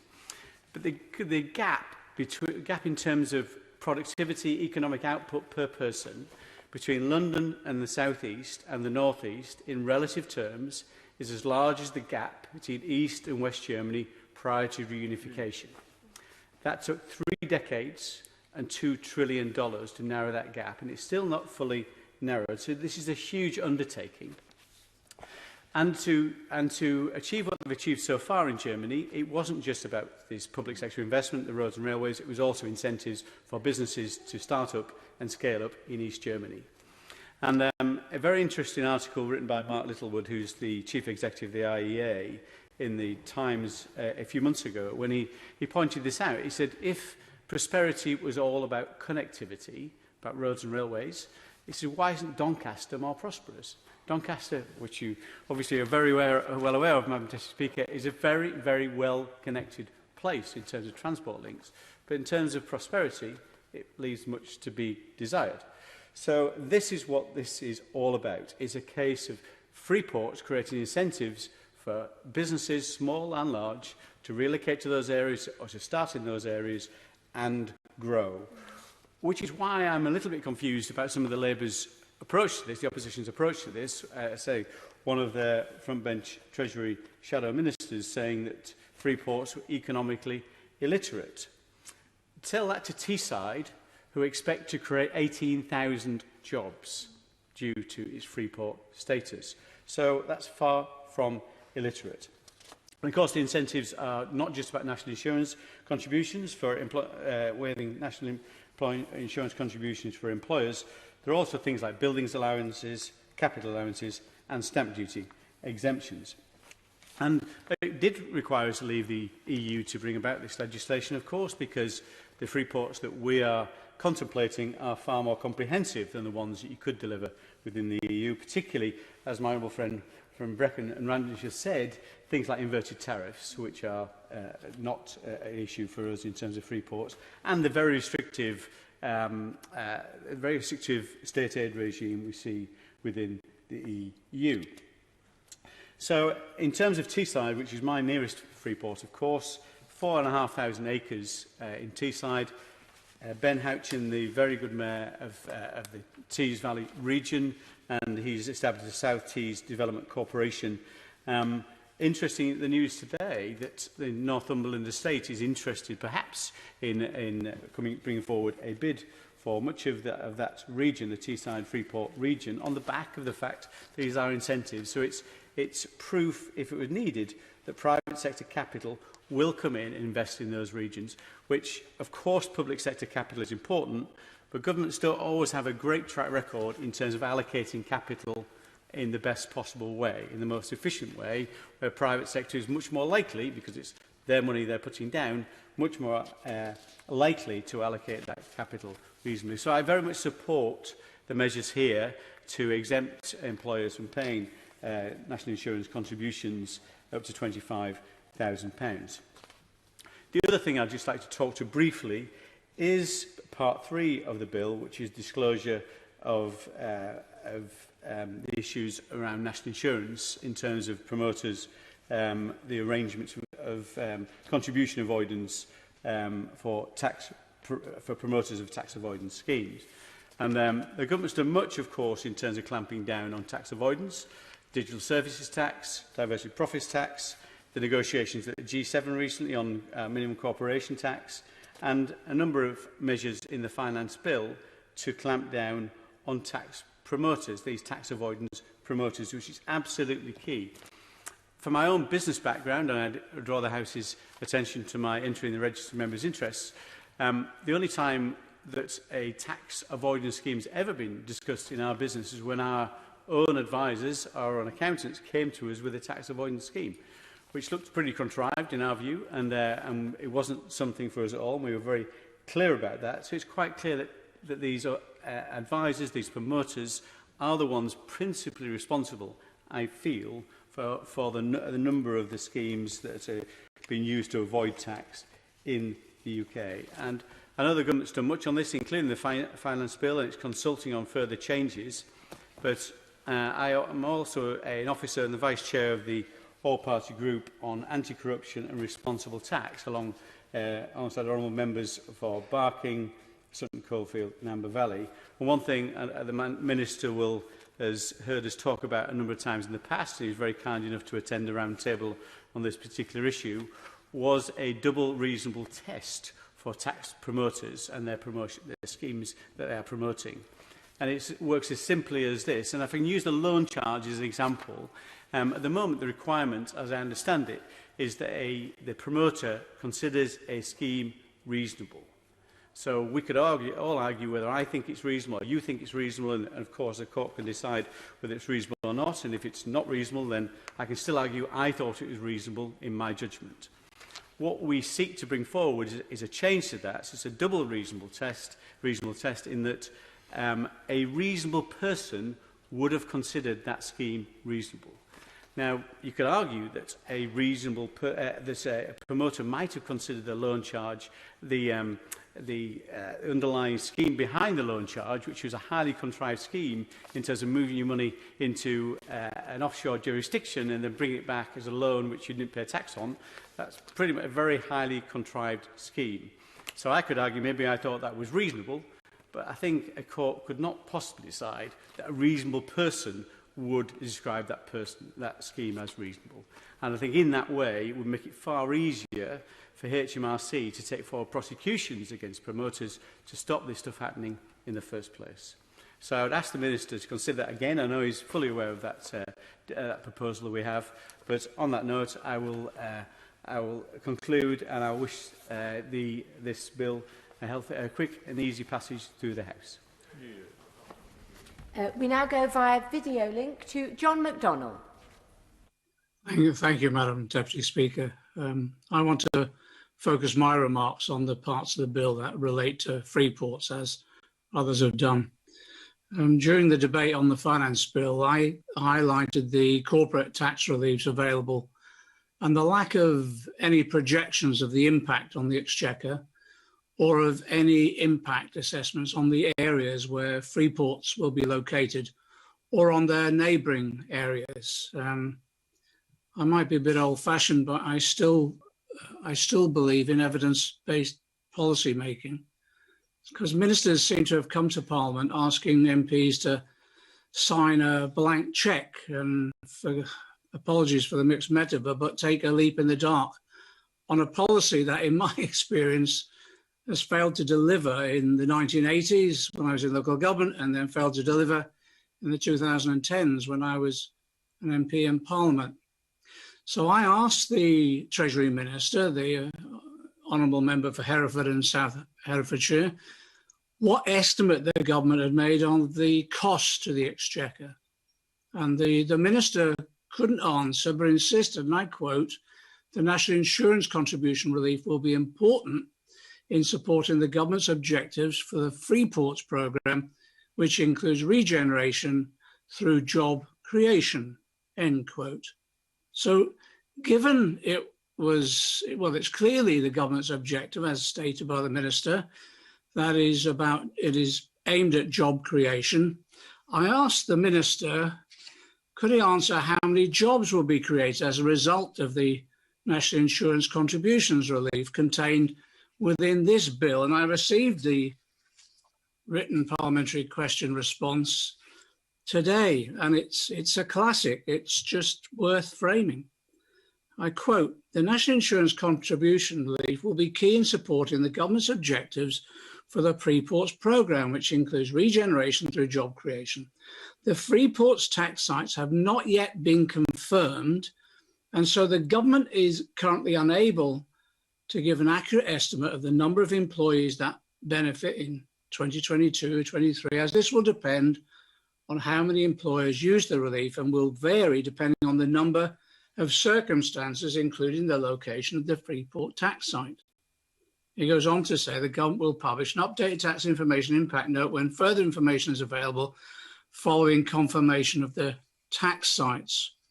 Well, could I just ask the Minister if he could confirm that he'll be able to estimate when that will be published? And could he commit to publishing it during the passage of this bill. Because I do believe in evidence-based policy making, and what I've seen in recent months is not just, well, evidence-light policy making, but we're now in a bizarre situation of non-existent evidence-based policy making in this instance. And I just hope the Minister and the government have learned something from the failure of this policy under George Osborne. And I remind them that in May 2014, the Public Accounts Committee described the impact of George Osborne's enterprise zones as, I quote, particularly underwhelming. And the committee criticised the government for over-optimistic claims about job creation. And the job numbers failed to materialise. And while the Centre for Cities, the think tank, found that the jobs that were created were, and I quote, overwhelmingly low-skilled and therefore low-paid. Anyway, despite the refusal in it to countenance in the finance bill, these proposals I put forward just to get the information, and I just hope the government has reflected and will commit to annually publishing data on the impact of free ports on local and regional job creation, on tax revenues locally and nationally, and on the impact of free ports on neighbouring economies. They failed to countenance in the finance bill. Possibly they could in this bill. The bill before us today is also, I believe, a missed opportunity. The government could have made provision to increase the national insurance contributions paid by the highest earners. Currently, higher earners pay only 2% in national insurance contributions above the upper earnings limit. Raising that by just a small percentage or two would raise billions from those with the broadest shoulders. Instead, the government is imposing a huge stealth tax on millions of low-income workers by freezing tax thresholds.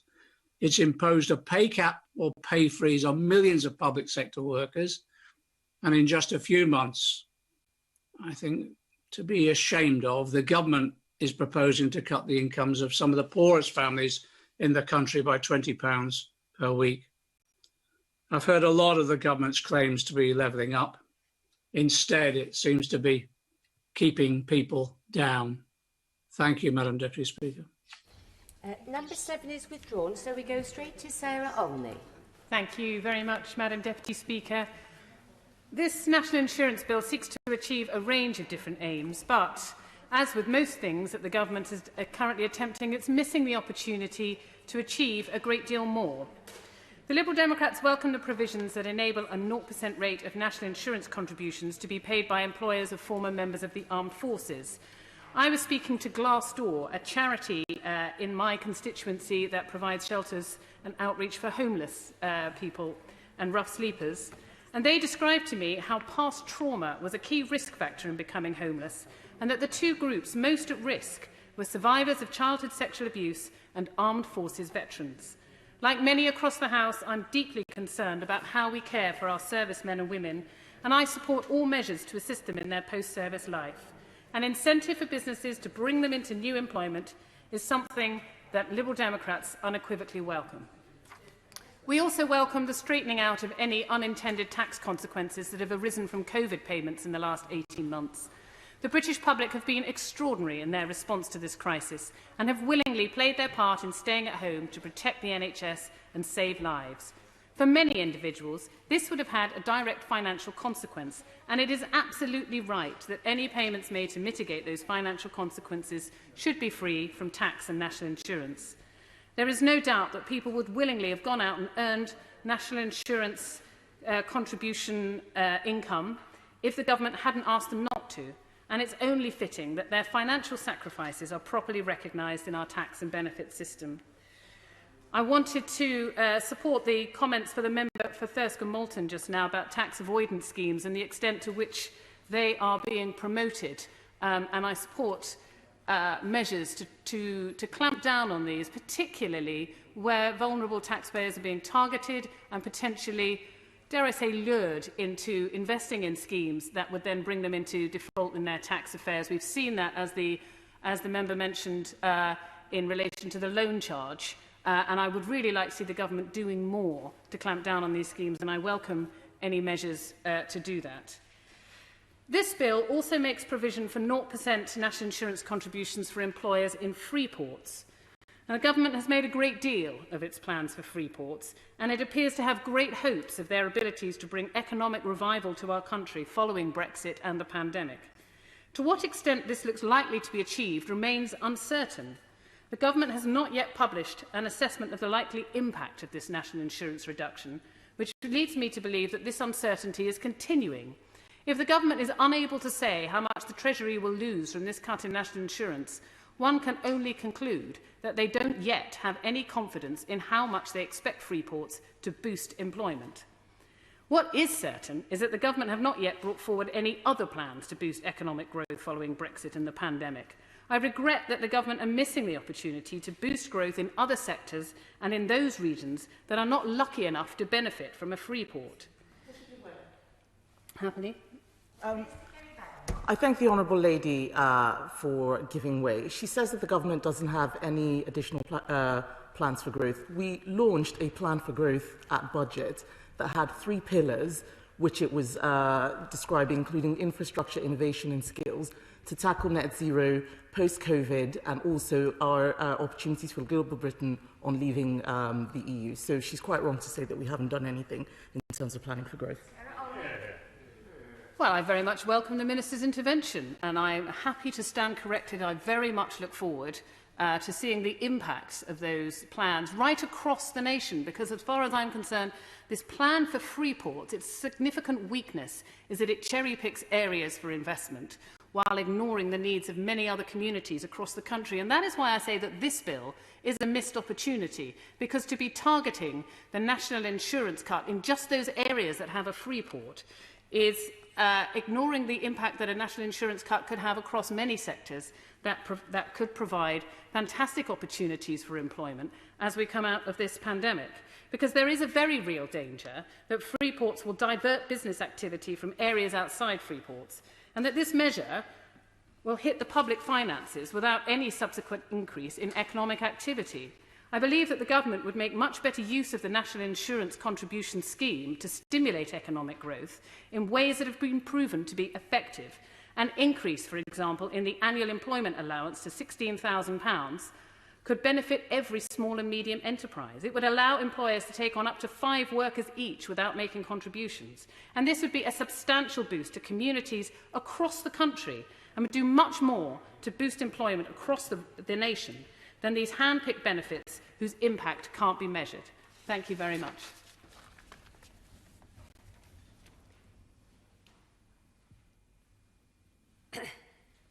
Excellent. Because number 9 is withdrawn, we're going straight to Jim Shannon. Thank you, Madam Deputy Speaker, and as always, when you're in the chair, I seem to get called earlier. I'm not sure why that is. But thank you very much, and it's a pleasure to speak in this. And also, I want to add my support to government for what they're bringing forward. And there's been a lot of hours and time has been into this here, so I want to make some comments if I can about that, please. And of course, I was just thinking about national insurance contributions. National insurance contributions are broadly the contributions that are raised in a year look after the benefits which are used in that year. So the importance of them are very, very important, because it means that those people who we deal with every day in our offices who have benefit issues, and there is an enormous amount of them, that we know that our contributions and everybody's contributions makes that difference. As I stated numerous times in this House in recent months, this is a time to ensure that the investments in the furlough scheme and coronavirus grant system to secure business pays off by having these businesses repay their debt through tax and national insurance over many years of success. The end must be clear: sustainable and expanding small and medium businesses. And for me and my constituency, and I believe for many other constituencies, the contribution of small and medium businesses to the everyday life and employment and creating the prosperity that we wish to see is there for us, and I want to see them encouraged at every occasion we can. This National Insurance Contribution Bill is one cog in that mechanism of growth, of regrowth, and indeed of enhanced growth. And I know that government is completely committed to that, and I welcome that. My attention was immediately drawn to a few components of the bill, and of course time will prevent me from delving into them all. But I wish therefore firstly to highlight the proposed new zero rate of secondary Class 1 national insurance contributions for employers who hire an armed forces veteran during their first year of civilian employment after leaving the armed forces. Employers will be able to claim relief on the earnings of an eligible employee up to the NIC's upper secondary threshold. So employers would be able to claim the relief from April 2022. And transitional arrangements will allow retrospective claims for the 21-22 tax year. So again, everyone is referred to it. I really welcome that, and I'm pleased as punch to see it in the bill. And it's quite obvious there's a clear commitment to our veterans, and here's one way of doing that. But I would perhaps maybe just ask gently of the Minister. There are many veterans perhaps who are missed by the charities. And I know some of them in Northern Ireland. I deal with them regularly, Madam Deputy Speaker, in my constituency. They seem to fall under the radar when it comes to the charitable organisations. So I just want to make sure that when it comes to the Treasury Department working to make sure this happens, that the clear help and cooperation and coordination happens along with the veterans charities, because they identify the people, and this system helps those people get the jobs. So I think it's logical to me, Madam Deputy Speaker, that they work together, and if they work together closely, then we can bring real benefit, and that's something that I would wish to see. And again, I think it's a fantastic step, and thank the Minister and the Government for that tonight as well. This is welcome indeed. We will remember them in action, and not simply in prose, is something to be congratulated. And I thank Government for proposing these steps to make it more attractive for a business to put their faith in a serving soldier who may well be acclimatising to civilian life and the different burdens that it entails. I've met regularly, Madam Deputy Speaker, soldiers who come out of the forces after 20, maybe 25 years, even less years, and who find civilian life extremely difficult. I had occasion just there 2 weeks ago, excuse me, Madam Deputy Speaker, to go to a horse charity, and it's a lady, it's People for Horses, and what that lady June Burgess was doing was introducing those with PTSD who served in the military, or served in the police and the prison service even in Northern Ireland, who were then able to deal with their PTSD through that contact with horses. I believe here we can do the same thing, and Government can do that and deliver in a really important way. The one issue that flags for this humble man is the fact that Government has managed to extend this provision to the whole of the United Kingdom of Great Britain and Northern Ireland, and rightly so. So I'm truly grateful for that. Every regiment in our armed forces are made up with men and women from every corner of this great UK. This is right and proper, and yet it does highlight that other armed forces promises do not similarly extend to each intricate part of the UK. The ungenerous may highlight this is perhaps feelings like this that have made President Macron, thinking it is acceptable to comment that Northern Ireland is not part of this great nation. Wow, does he need a lesson in geography? Yeah, absolutely. A mixed message may be seen by those who wish to push their own narrative, but I commend the Prime Minister and I commend the FCDO Minister for making it very clear to President Macron that Northern Ireland is an integral part of the United Kingdom of Great Britain and Northern Ireland. And for this reason, I again wish my Government to make abundantly clear in every aspect of life that the absolute bedrock foundation that without a successful border poll, the 6 counties of Northern Ireland were, are and will be British. This legislation tonight regarding troops are for every serviceman and woman, regardless of their accent. And my very broad Northern Ireland accent, or Scots accent as my called the right hand side, or a Welsh accent, we're all going to qualify for this, so it's good.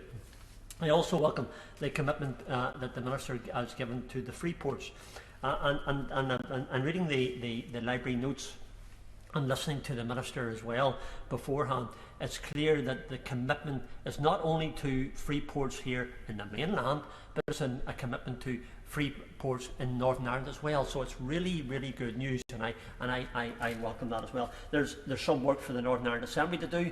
There seems to be work for the Northern Ireland Assembly to do every day, and that's the way it should be. In this case, they have a clear job to do, so I want to make sure that happens and that we all get advantage. I also noticed in the library notes, Madam Deputy Speaker, that some of the correspondence that they had to the free ports referred to ensure that these incentives are not exploited for tax avoidance purposes. I know the government has taken on the task of making those who pay tax accountable in their own country, and as they should do. But it's just to make sure, I think, and maybe the Minister in summing up would refer to it. And citing examples of free zones, a few correspondents pointed out they have obtained a negative reputation for enabling tax evasion through the storage of high-value goods. But at the same time, government has then proposed the creation of a tax site within any UK free port to support and facilitate a robust system of monitoring to ensure that the available reliefs are claimed legitimately. So I think government has done that, and it's just to make sure that that's on the record as well. And the other issues which I think I understand the discussions, and just maybe if the Minister can perhaps just give us some indication of what discussions the government here has had with the Northern Ireland Assembly to ensure that the free ports issue continues to move forward for Northern Ireland.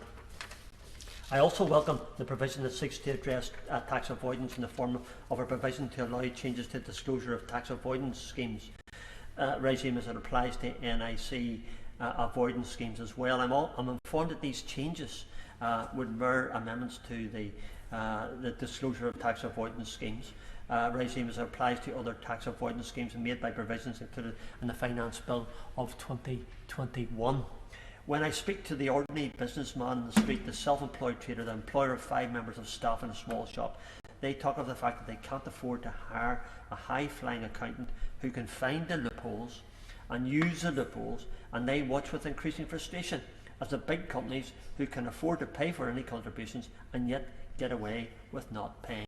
So I believe government is setting the marker again for those companies to ensure that their accountability is there, and that they should pay tax in their own country and make sure they pay the right amount as well. I conclude with this, Madam Deputy Speaker, and I just say this. Our businesses need a level playing field and help, and it is my hope that this bill will enable those avoiding and evading tax to be brought into line. It is my hope that this bill helps to ensure that those who can pay, should pay and do pay. And if we make that happen, then I believe we're going in the right direction. And if we all do the right thing, Madam Deputy Speaker, us here and those outside, then we will all benefit. Thank you very much. Robin Miller. Thank you, Madam Deputy Speaker. It's a pleasure to speak today and indeed to follow the Honourable Member for Strangford, and I take this opportunity to reiterate his unequivocal statement that the Northern Ireland is indeed a part of the United Kingdom.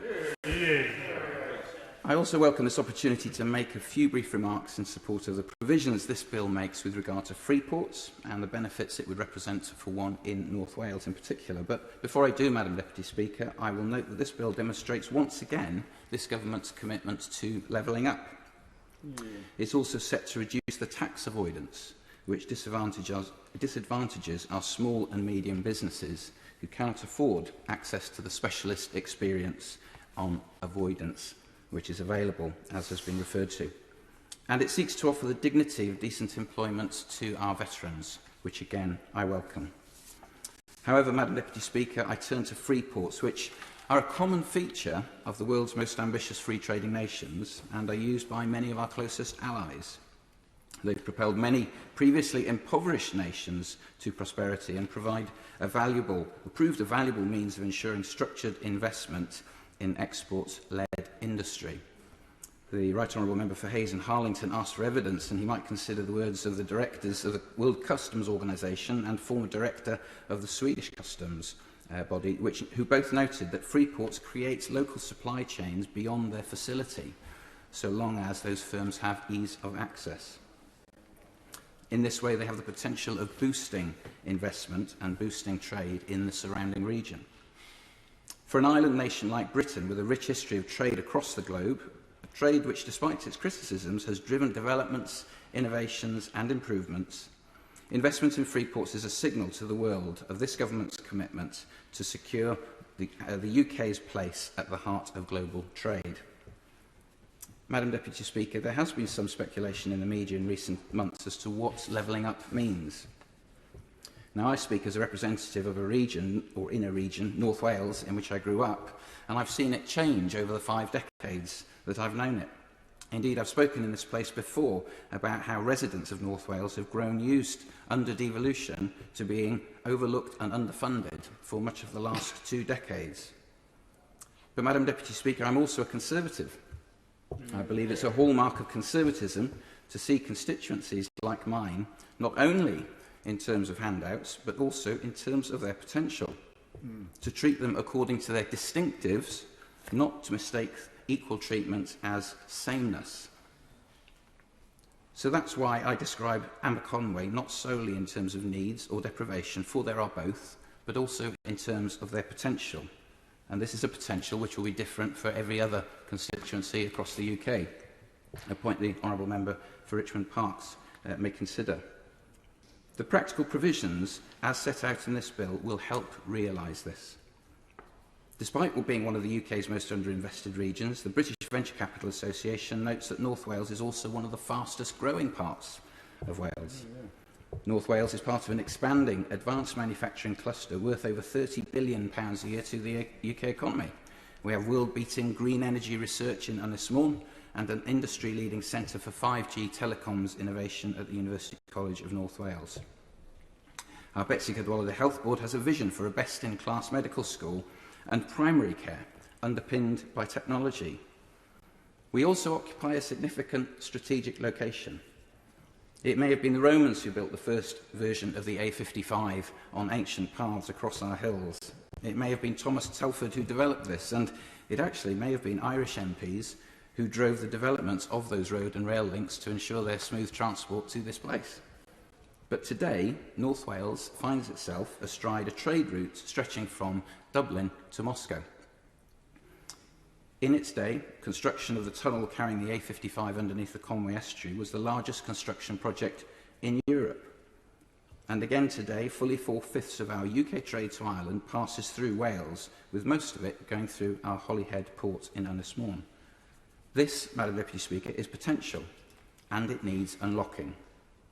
So a free port offers a remarkable opportunity to build on these natural advantages and offer a site of structured relief for international investors.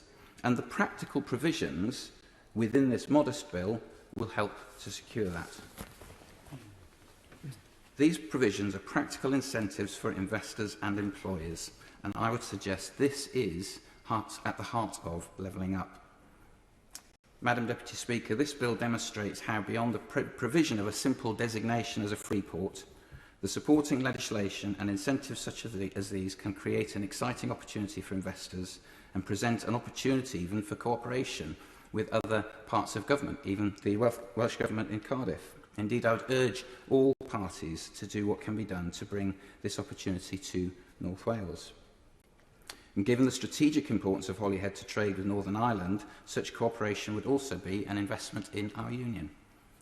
So, Madam Deputy Speaker, I conclude with this. It has been said that ports are the power cables to the UK economy. A bill such as this, creating incentives by removing national insurance on workers, will help flick the switch. So I will be supporting the bill. Anthony Brown.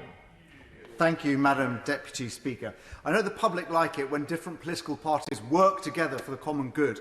And I notice that the National Insurance Contributions Bill that we've been discussing this evening has been subject to absolutely glutinous harmony, with I've counted 5 different political parties expressing support for it, which means it must be doing something good. And I fully support the measures in it. I'm particularly keen on the free ports, which have been widely discussed. But I'm going to keep my very brief comments on the National Insurance Contributions deductions for veterans. Now, we all know, as various other members have said, that veterans have amazing skills and great strength, and they bring them to many different jobs, including in this House. We have many officers who are veterans and indeed members of Parliament who are veterans. But we also know that veterans suffer from a veteran employment gap, that they suffer higher unemployment than the national average. It's not just a UK thing, it applies to other countries, a very big issue in the United States. And one thing that you can do with national insurance is just tilt the employment market in their favour.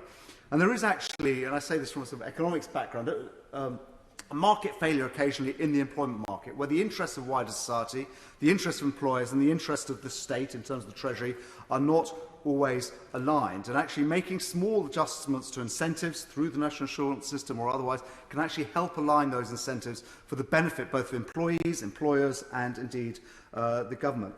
So I fully support the veterans one, but actually the principle of it you could extend to other areas where there are structural issues around different groups having unemployment, in particular long-term unemployed and the disabled. So there is a particular issue. If you've been unemployed for a year, you lose motivation, you lose contacts, employers start looking askance at you and don't want to take you on. If you've been unemployed for 2 years, you're more likely to retire never having worked again than you are to ever find a job.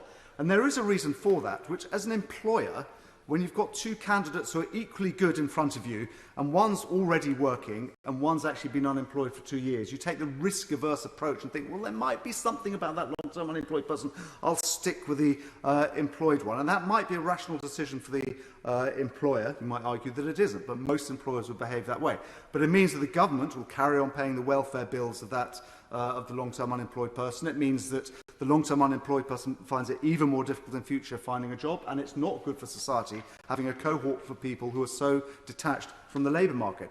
And so there's a big economic rational argument for the government to actually tilt the labour market in favour of long-term unemployed people. And it could do that through national insurance. There are other ways of doing it, but by having deductions for people who've been unemployed for a year or 2 years. And the second one I mentioned is the disabled. And again, the same issues apply there, that if you've got somebody who is, say, blind or severely visually impaired, they may be very good at a job, but a lot of employers will be worried about the adjustment costs, for example, or other things. They may just be sort of nervous. They haven't had experience of it before. But actually, there's a huge societal and indeed Treasury incentive to help disabled people get into work rather than languishing in long-term unemployment. And again, there's this rational economic argument there to create an incentive to align the interests of employers, the government, and the long-term unemployed to get the disabled into work. So I fully support this tax deduction for the national insurance deduction for the veterans for precisely that reason, that it will be good for veterans, good for employers, good for society at large, and good for the Treasury. And I wish this bill the swiftest and most smoothest passage through this House. Thank you. Shadow Minister Abinand Apong Asari. Thank you, Madam Deputy Speaker. It's a pleasure to respond to this debate on behalf of the official opposition. As my honourable friend for Ealing North said earlier, we will not be opposing this bill today, and we support the intention behind it and many measures within it. I thank all members from honourable members from across the House for their contributions to the debate. My friend Phil Hayes and Harleton spoke about his concerns about how free ports will operate, which was also shared by the Honourable Member for Gordon and the Honourable Member for Richmond Park. I will now make a few brief points about the different elements of the bill and echo the questions my honourable friend for Ealing North has asked in his opening speech, in the hope we can get some clear answers from the Minister when she stands up. On free ports, which we have debated at length over the course of the Finance Bill, we have consistently said we support and protect British businesses, and we want every region in the nation of the UK to thrive. We've asked important questions about exactly how free ports will operate, and earlier my honourable friend asked 3 specific questions about the national insurance relief being introduced in free ports. First, we need clarity on why the relief is conditional on employment beginning after April 2022, given that free ports are expected to begin operating in 2021. Second, why is the level of relief set at 25,000, which is below both the median pay in the Freeport areas and the rate for those employing under 21s and apprentices? And third, my honourable friend once again asked the Minister for some transparency about the government's approach to the global minimum corporation tax rate. Specifically, why did the Chancellor support the weakening of the proposals and the reduction from the 21% rate to the 15% rate? The government must be ambitious and argue for a higher rate in order to level the playing field of British businesses and build a strong economic recovery. I turn now to the measures related to veterans. I begin by paying tribute to all those who have served in our armed forces and all those who currently do so. They make great sacrifices on behalf of this country, and they deserve nothing but the best from this government.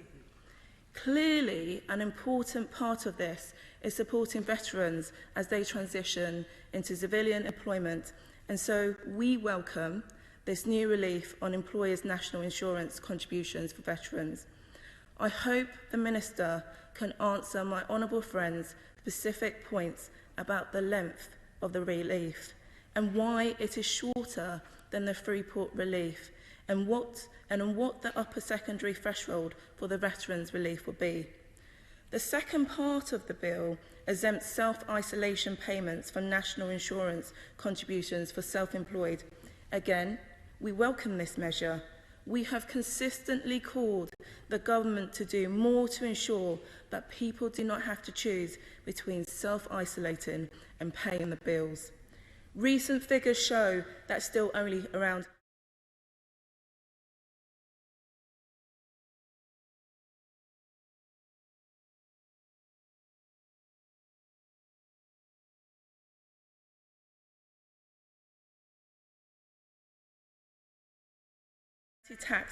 tax avoidance measure in clause 11. My honourable friend for Ilion North asked about what action the government will take to clamp down on the most active promoters of tax avoidance schemes. I hope the Minister can address this shortly. To conclude, Madam Deputy Speaker, we won't be opposing this bill today. We support the measures to boost jobs across the country, help veterans and find employment, ensure people can self-isolate and tackle tax avoidance. We will of course use further stages to seek to improve the bill, and I hope the Minister can respond to the specific questions I and other honourable members have asked today. Thank you, Madam Deputy Speaker. Mr. Kemi Badenoch. Thank you, Madam Deputy Speaker. I'd like to thank members for their well-considered contributions to what has been a very productive debate, and I am very grateful for the support across the House at second reading. There has been a range of perspectives presented here today, but I think we're all agreed that this is an important piece of legislation which assists this country's recovery from COVID-19 and helps us prepare for a better future. Before I address some of the specific points raised by members today, I will briefly reiterate the bill's main measures and outline what they seek to achieve. First, this bill supports the delivery of the government's Freeports programme and boosts regional growth. It achieves this through the introduction of an employer national insurance contributions relief for businesses based in Freeports that take on workers. This measure will play a major part in helping these new economic zones to create jobs, drive growth and revitalise local communities. Second, this bill delivers on a Conservative Party manifesto commitment by introducing an employer national insurance contributions relief for organisations that recruit armed forces veterans. This will encourage firms to take on former services personnel, as so eloquently put by the member for South Cambs, boosting veterans' employment prospects.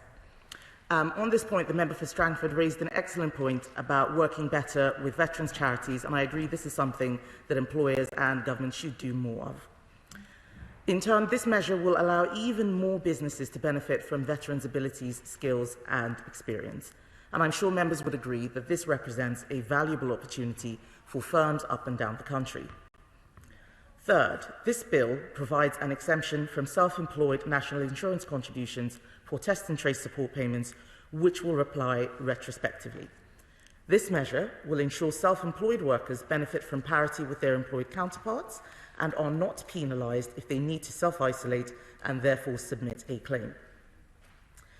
As I've outlined, this bill supports workers and the wider economy, but it also contains measures targeted at those who threaten our country's financial well-being. The final measure is the disclosure of tax avoidance schemes regime introduced by this bill, which boosts HMRC's powers to deal with the promoters of such unscrupulous arrangements. In addition, it will help ensure that taxpayers are better informed about the risks posed by avoidance schemes. This measure will deter the operators of such schemes and better protect consumers. I will now move to the specific questions raised by members. There were several questions from the opposition front bench. The member for Ealing North asked why the self-employed national insurance contribution exemption was not legislated earlier. And the answer is that Class 1 NICS exemptions were made in regulations. However, the self-employed exemption requires primary legislation and therefore is included in this bill, as this is the earliest opportunity to legislate. He also asked about the upper secondary threshold for free ports and why at £25,000 this is lower than for other reliefs and what the rationale was. And the answer is that unlike other NICS reliefs, which are available to employers nationally and generally, and are targeted at specific groups of employees with particular characteristics, businesses operating in a free port are likely to be able to claim the relief on almost all of their new hires. To balance generosity of support with the need to consider the public finances, this broader eligibility has been balanced by limiting the amount of salary that can be relieved. We have chosen to set this limit at £25,000 per annum, which is approximately the average salary in the UK. Employees with earnings at or below this limit will be eligible for full employer NICS relief, and employers will still be able to claim up to approximately £6,500 of relief on the salaries of employees earning more than this. He also asked why the relief was not starting until April 2022. The government has been clear that this relief is only available on new hires from April 2022 and set this out in the Freeport's bidding prospectus published in autumn 2020. And the reason why is that having a clear start date is a simple approach that will support the Freeport businesses. Further, a Freeport tax site needs to be designated so that the location requirements can be met. Otherwise, there'd be no reference in legislation for what geographical area constitutes a Freeport tax site. I believe he asked why the relief was just for a year and it needed to be longer. The relief provides employers with up to, this was on the veteran scheme, and why the relief for that was only up to a year compared to Freeport's. And the answer is that the relief provides employers with up to £5,500 in savings per veteran that they employ. And the aim of that policy is to support veterans' transition into civilian life through encouraging employers to hire veterans. And finally, on corporation tax, the honourable gentleman asked the question about the 15% rate, and the reason why the global rate of 15% was settled on was because at this value it will protect against multinational tax avoidance whilst leaving appropriate room for countries to use corporation tax as a lever to support their economic, fiscal and environmental objectives. I will now turn to some of the questions that were raised by the member for Hayes and Harlington, who asked why we are having free ports now after they have not necessarily worked in the past. And I would say to him that he's forgotten one thing. We have left the European Union. Leaving the EU means that we have an opportunity to do things differently than they were done before. We've developed an ambitious new free port model because it ensures that towns and cities across the UK can benefit from fantastic new international trade opportunities.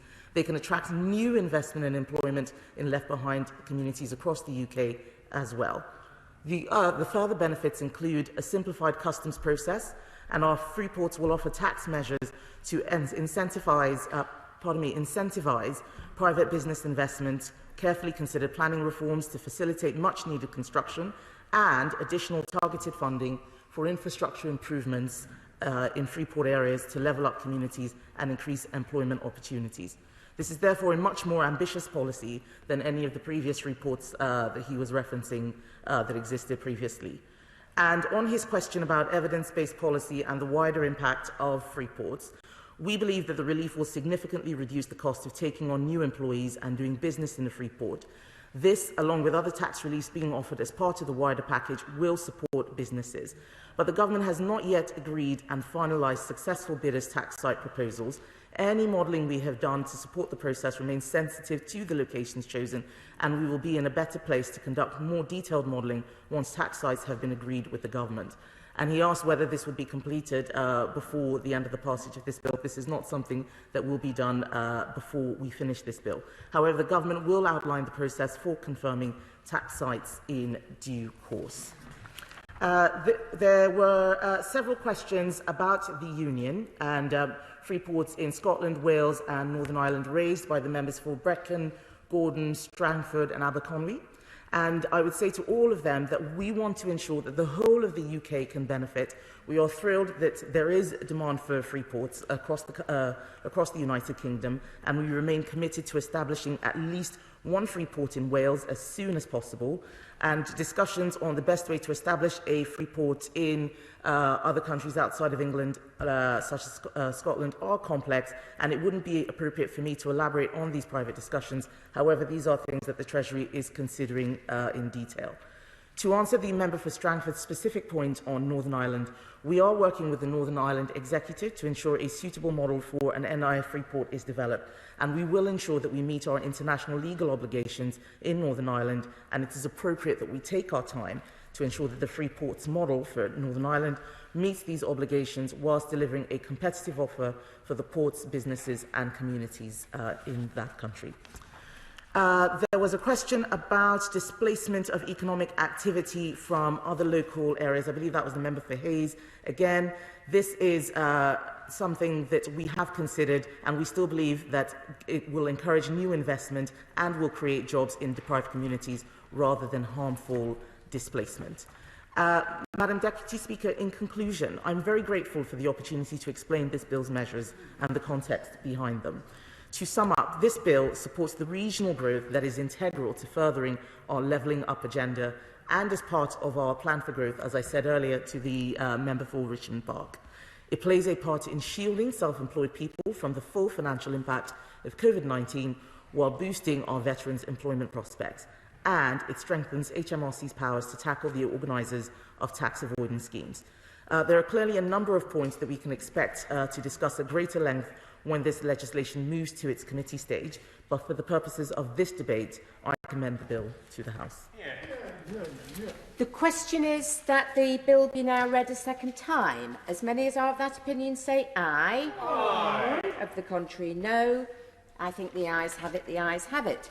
Programme motion to be moved formally. Madam Deputy Speaker, I beg to move. The question is, as on the order paper, as many as are of that opinion say aye. Aye. Of the contrary, no. I think the ayes have it, the ayes have it.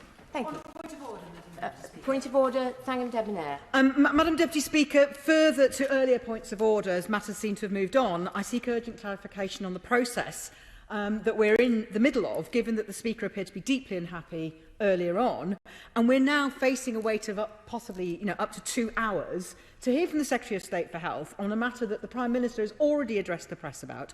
We understand the Prime Minister was not available at 3:30. We know that, that's reasonable. But since then, the Prime Minister has addressed the press, but his comments are causing concern and confusion, and the House is waiting 2 hours more. This is treating this House with disdain.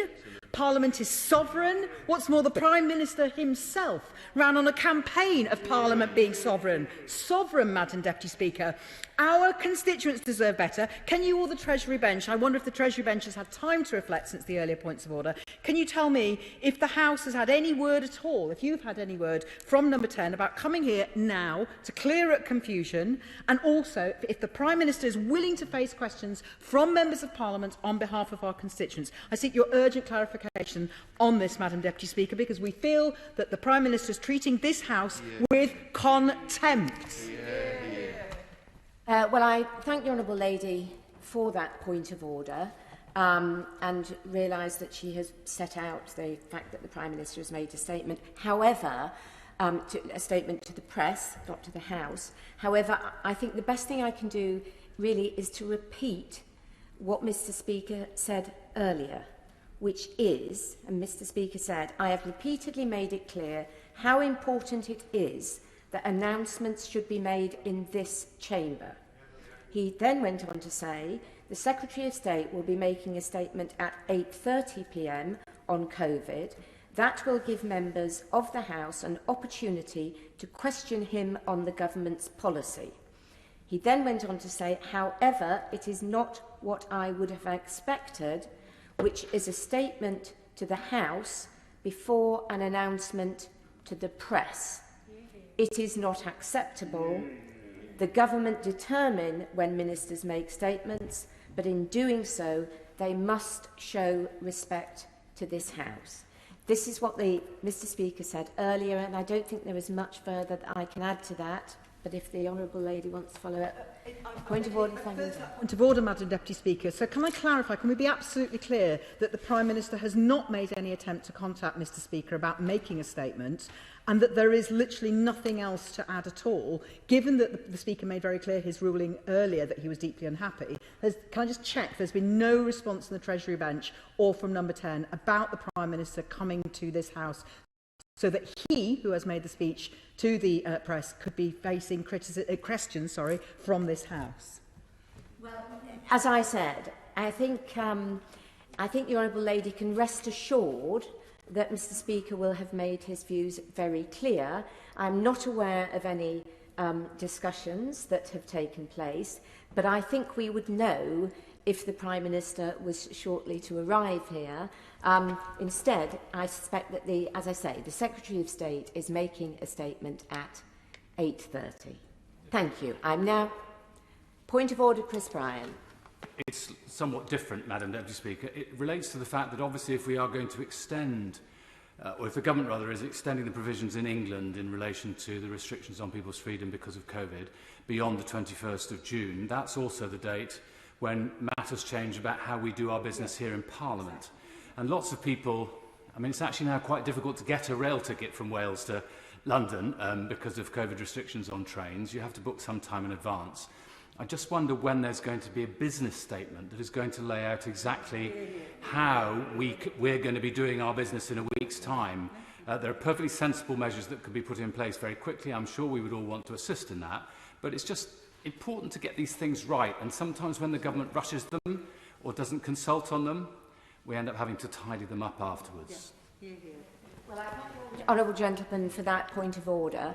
I would say that I suspect the shadow leader of the House may well be having discussions with the leader of the House about that issue, and it may be something that comes forward in a business statement at some point. Thank you. I'm suspending the House until 8:30.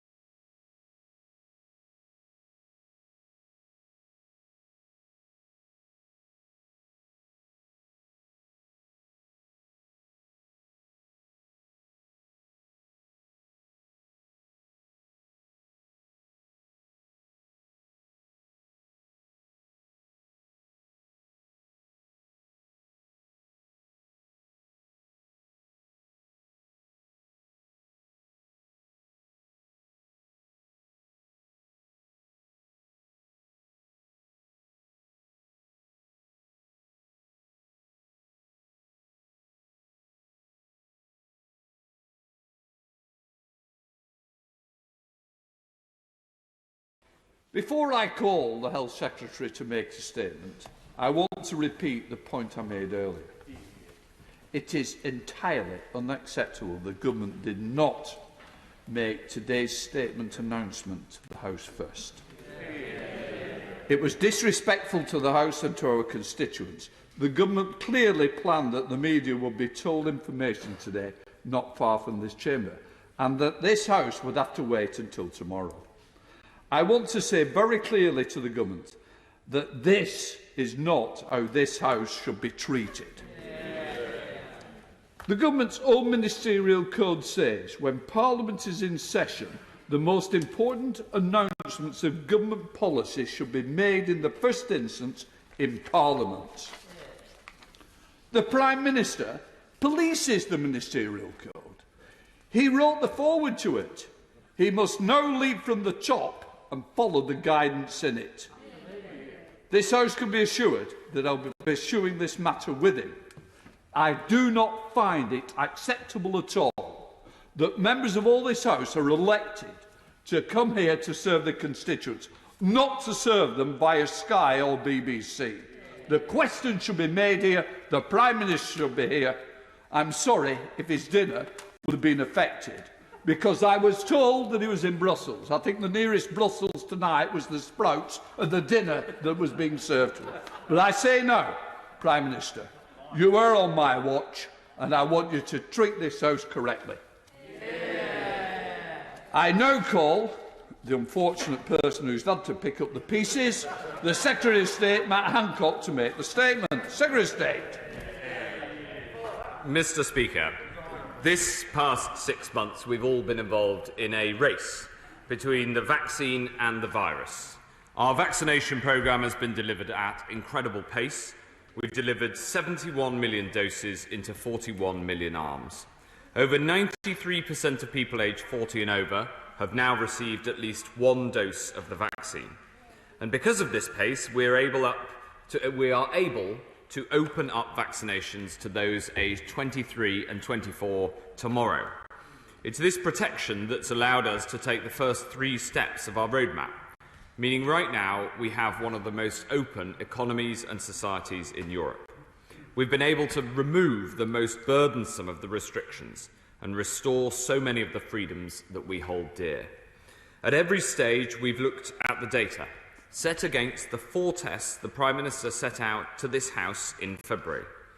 The 4th of those tests is that our assessment of the risks is not fundamentally changed by new variants of concern. The Delta variant now accounts for over 90% of cases across the country. We know the Delta variant spreads more easily, and there's evidence that the risk of hospitalisation is higher than for the previously dominant Alpha variant.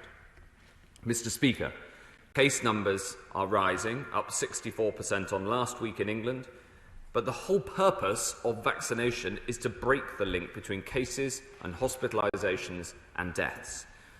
That link is clearly weaker than it once was. However, over the last week, we've seen hospitalisations start to rise, up by 50%. Thankfully, the number of deaths has not risen and remains very low. Sadly, before the vaccine, we saw a rise in hospitalisations inevitably led to a rise in deaths a couple of weeks later. The vaccine is changing that, but it's simply too early to know how effectively the link to deaths has been broken. We do know that after a single dose of the vaccine, the effectiveness is lower against this new Delta variant at around 33% reduction in symptomatic disease. However, the good news, confirmed with new data published today, is that 2 doses of the vaccine are just as effective against hospital admission with the Delta variant compared to the Alpha variant. In fact, once you've had 2 doses, the vaccines may be even slightly more effective against hospitalisation if you've caught the new Delta variant. This gives me confidence that while the protection comes more from the second dose and so takes longer to reach, the protection we will get after that second jab is highly effective and, if anything, slightly better against the Delta variant. So, for the purpose of the restrictions, While it will take us a little longer to build the full protection we need through the vaccine, all the science is telling us that we will get there. And of course, all this says it's so important that everyone gets both doses when the call comes. Even today, I've had messages from people who've had their jab, and I'm so grateful to each and every person for making our country safer. At every stage of the roadmap, we've taken the time to check it's safe to take the next step. Our task is to make sure the vaccine can get ahead in the race between the vaccine and the virus.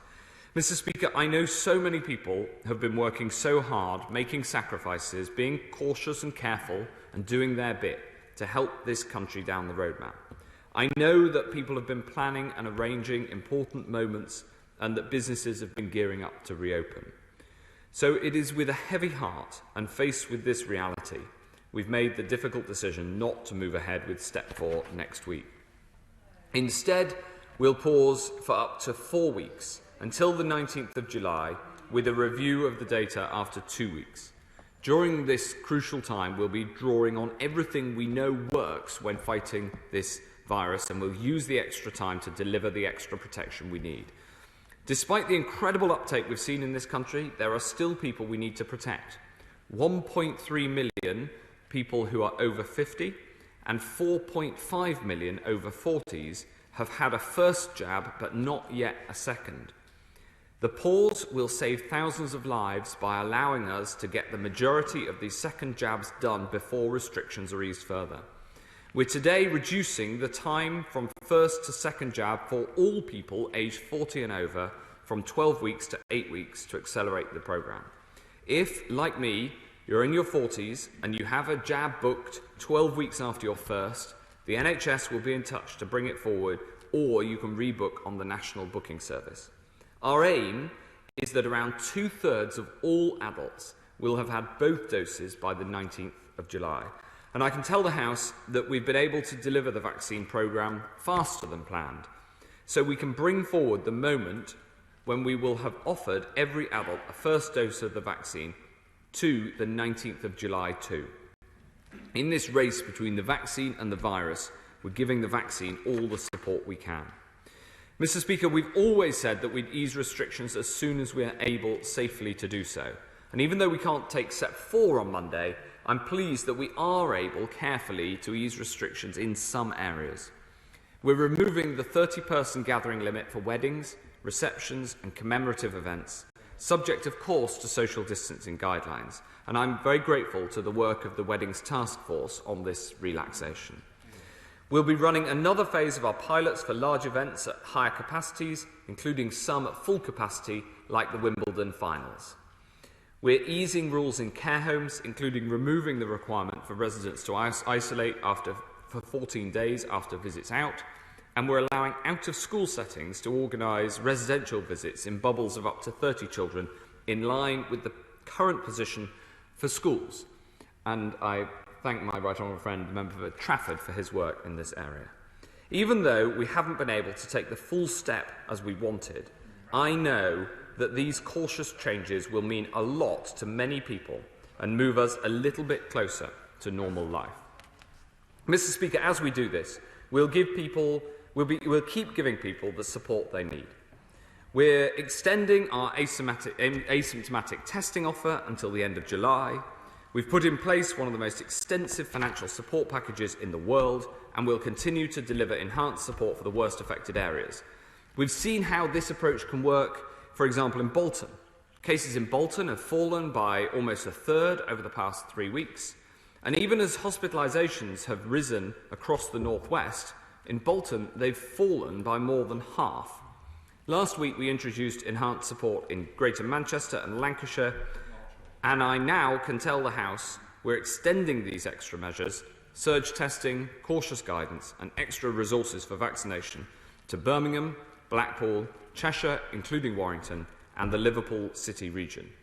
We know from experience that this approach can work, but we need everyone to play their part. So I'd urge everyone in these areas to get tested, to come forward for the support that's on offer, and when you get the call, get the jab, and help keep us on the road to recovery. Finally, Mr. Speaker, none of this would be possible without our vaccine programme, Without the vaccine, faced with these rising cases and hospitalisations, the clinical recommendation would have been to go back towards lockdown. The Vaccines Task Force is critical to this work to deliver supplies, work on booster jabs and ensure we're protected for the future. Dame Kate Bingham did a formidable job in melding the best possible team, and I'd like to congratulate her and everyone else who was recognised in Her Majesty's birthday honours this weekend. I'm delighted to be able to tell the House that Sir Richard Sykes, one of Britain's most acknowledged biochemists and industry leaders, has agreed to take up the position of Chair of the VTF. Sir Richard brings to bear experience from leadership positions in both the public and the private sector, and I'm delighted to have him on board to lead the team in the next stage of this mission. Mr. Speaker, this race between the vaccines and the virus, it isn't over yet. These difficult restrictions challenge our lives in so many ways, but they play a vital role in holding the virus back, protecting people while we get these jabs done. So let us all play our part to keep us safe from this dreadful disease, and I commend this statement to the House. Before I call Jonathan Ashworth, who's 5 minutes, I want to remind the public that this statement is being interpreted by the British Sign Language interpreter. I now call the Shadow Secretary of State, Jonathan Ashworth. Thank you, Speaker. I thank the Secretary of State for advanced sight of his statement and congratulate Sir Richard Sykes on his new role and thank Dame Kate Bingham. Tonight's announcement was both predictable and sadly predicted. And many of our constituents and local businesses will be deeply disappointed. Our constituents did what was asked of them. They queued up for vaccination. We praised them in this House. The Secretary of State shed tears on the news and boasted cry freedom on the pages of The Spectator. And yet now we're in the grip of a Delta wave spreading with speed, and our constituents face further restrictions. Mr. Speaker, the Prime Minister's complacency allowed this variant to reach our shores. On March 25th, there were warnings of a new variant in India. It's reported that ministers first learnt the Delta variant was in the UK on the 1st of April. The government red-listed Pakistan and Bangladesh on April 9th, but didn't red-list India until April the 23rd, by which point 20,000 people had arrived from India. Mr. Speaker, our borders were secure as a sieve, and all because the Prime Minister wanted a photo call with Prime Minister Modi. And it's astonishing that these ministers promised to take control of our borders and conspicuously failed to control our borders at the very moment it mattered most. And not only did this Prime Minister open the back door to this variant, he failed to take measures to suppress it when he could. It's been growing in prevalence amongst school-aged children, yet mandatory mask wearing has been abandoned in secondary schools, and the Secretary of State has never explained why, despite being repeatedly asked. And we know that isolation is key to breaking transmission, and yet 16 months on, people are still not paid adequate financial recompense to isolate themselves. When asked at the Select Committee last week, he claimed people would game the system. The only ones who game the system are the mates of ministers, Tory donors, spivs and speculators who made a fortune supplying Duff PPE. He seeks support for extending restrictions by pointing to plans to go further on vaccination. Well, we will support extending restrictions in the lobbies. But even after extending the doses that he's outlined, there will still be large proportions of the population left unprotected, having one dose or none, exposed to a variant which, if left unchecked, could accelerate and double every week, putting us on track for tens of thousands of infections per day by the end of this period. That will mean more hospitalisations, it will mean more long COVID, it will mean more disruption to schools and more opportunities for variants to emerge. So will the Prime Minister lift restrictions in those circumstances, as he appeared to promise tonight, or will infection rates and hospitalisations have to fall before he does so? Vaccination will get us through this in the end. So what then is his plan to bring down infections and extend vaccination rates in hotspot areas? We've learned that in Leicester, surge vaccination has been abandoned.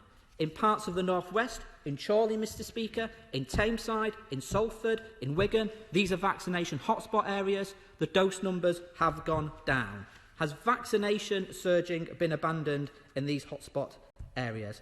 And finally, we are likely to see more infections in the coming days. We are likely to see more contacts of infected cases in the coming days.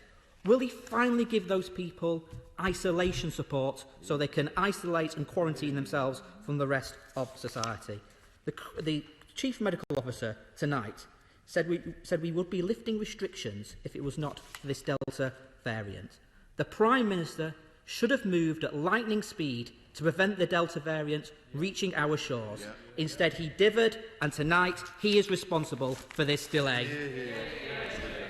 Well, I think in that response, Mr Speaker, we saw a lifting of the veil of the opposition's position, because the right honourable gentleman knows that he has supported the government's position for a very large part of this crisis. And we'll be grateful for the support in the lobbies, quite rightly, because the Labour Party have clearly accepted the logic of the position. But the answer that he just gave and the questions he just raised gave a logic towards a position of never escaping from restrictions. But I want us to escape from restrictions, and the vaccine is the way for us to escape from restrictions. Now, the truth is, and it isn't the easy thing to say, but it is the correct and the right thing to say, is that in this country and around the world, COVID-19 will be with us, and we will have to learn to live with it in the same way as we learn to live with other deadly diseases like flu. And so the vaccine will help us to get to a state in which in this country we can manage this and live our normal lives. But the logic that the right honourable gentleman set out was one in which we would never escape. And it was a logic that was based on a flawed thinking about how things actually work in practice, because his other argument was this is all due to the government not taking decisions on India based on information that we did not have at the time. His argument is he's now seen in the published data that there was a problem in India. Too right, and as soon as we saw the data, we acted on it. But his whole case, which he set up, was that on April the 2nd, we should have acted. But on April the 2nd, neither the B1617 original Indian variant strain, nor the B1617.2, now the Delta strain, had yet been designated as a VUI or a VOC. So Captain Hindsight over there, arguing never escape from reality, and base your logic and base your evidence on things that haven't been recorded yet. That is no way to run a pandemic. Instead, we will put the interests of the British public first. We will take a cautious and irreversible approach. We will take difficult decisions if they're necessary, but we will get this country back onto the road to recovery. Let's come to the Chair of the Select Committee. Jeremy. Thank you, Mr. Speaker. And can I start by saying I totally agree with your disappointment that in a parliamentary democracy, Parliament heard about this news after the media. And much as I respect my right honourable friend, it should be the Prime Minister who is here this evening. I happen to support these measures and the caution the government is showing. But could I suggest to my right honourable friend that one of the reasons for the disappointment many people feel is the use of words like irreversible. Tonight, Sir Patrick Vallance said that we will be living with COVID for the rest of our lives. If there is a vaccine-busting variant that threatens another 100,000 lives, these measures will not be irreversible. And we have a duty to be completely honest with people about the bumpiness of the road ahead. So could I urge the Health Secretary to be as cautious with the language we use as he rightly is with NHS bed capacity?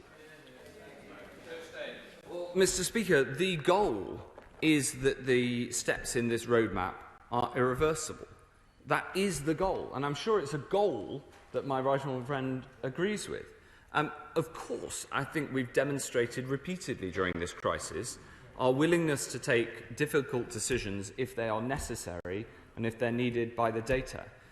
But I think it's also important to try to take steps when we can have a good degree of confidence that we will then be able to deliver that irreversible route, as opposed to moving faster than that, which might lead to a reversal. I hope that that explanation is one that my right honourable friend and indeed the House can concur with in terms of what we mean when we say that we seek an irreversible approach to this roadmap.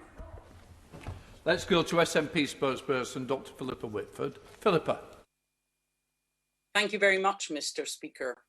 While hospitalisations and ICU admissions are thankfully not increasing as fast as COVID cases, they are both rising significantly, so this delay was inevitable. According to Public Health England, the Delta variant appears to be about 50% more infectious and reduces the protection against infection from one vaccine dose to just 33%. As a single dose is therefore less effective, by what date does he expect all adults to be fully vaccinated with both doses? And would that not be a more appropriate time for the removal of all restrictions, rather than setting another arbitrary date when younger adults will not be fully protected? So how did we end up here? Having ignored the Scottish Government policy of all arrivals undergoing hotel quarantine, the Secretary of State then delayed adding India to the UK's red list at the same time as Pakistan and Bangladesh. He previously claimed it was because of greater positivity rates among travellers from Bangladesh and Pakistan, but this is not borne out by the published data. Between the 25th of March and the 7th of April, the test positivity of arrivals from India was 5.1%. Lower than Pakistan at 6.2%, but significantly higher than Bangladesh at 3.7%. Was the delay not just because the Prime Minister was still clinging to his plan for a trade visit to India? The whole point of border quarantine is to protect the UK from variants that might be more infectious or show resistance to vaccine-induced immunity. So having allowed the Delta variant to enter and become the dominant strain in the UK, does he not recognise that the government's border strategy has failed? Well, I thought that the right honourable gentleman on the front bench opposite was Captain Hindsight, but seriously, this argument is completely divorced from reality. The data that she has just recommended to the House, Mr Speaker, is data about what happened between the 25th of March and the 7th of April. And she complains about a decision the government made on the 2nd of April, because we didn't know of the data up to the 7th of April. So she brings to this House information from after a decision was taken and asks why it wasn't taken into account for that decision. And the answer is because it hadn't happened yet. Greg Smith. Thank you, Mr Speaker. Virtually everybody in the most vulnerable category, which made up 95% of hospitalisations and deaths, are protected by both jabs. The vaccines work against all variants thus far, and the latest ONS data estimates that 8 in 10 of us have antibodies. So can my right honourable friend tell the House precisely how much better these metrics need to be in order for full freedom to be restored? Our goal is that by the 19th of July, two-thirds of adults, around two-thirds, will be double vaccinated.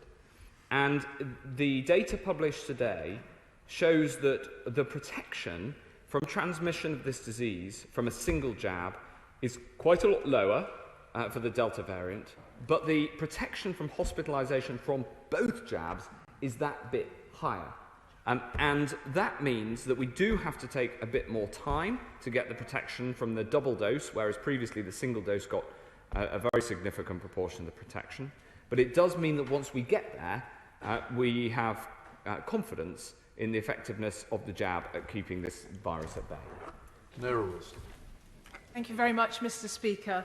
Professor Chris Whitty's slide earlier this evening was very, very clear.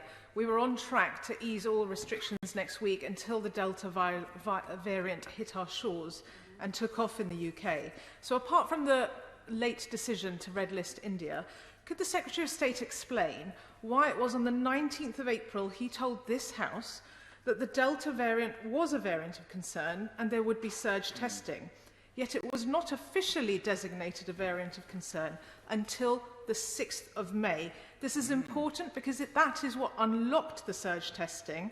So why was there a delay of 17 days? What impact does he think this delay has had on the spread and therefore on today's announcement? I took action to tackle this variant before it was designated even as a variant under investigation, because I was worried about what was happening in India. So in a way, the Honourable Lady makes my point for me. On the Delta variant, we acted before it was recommended as a variant of concern by the scientific process. In fact, I have kicked off a review of that process because I think it is the process and the scientific advice that should advise me that a variant of concern.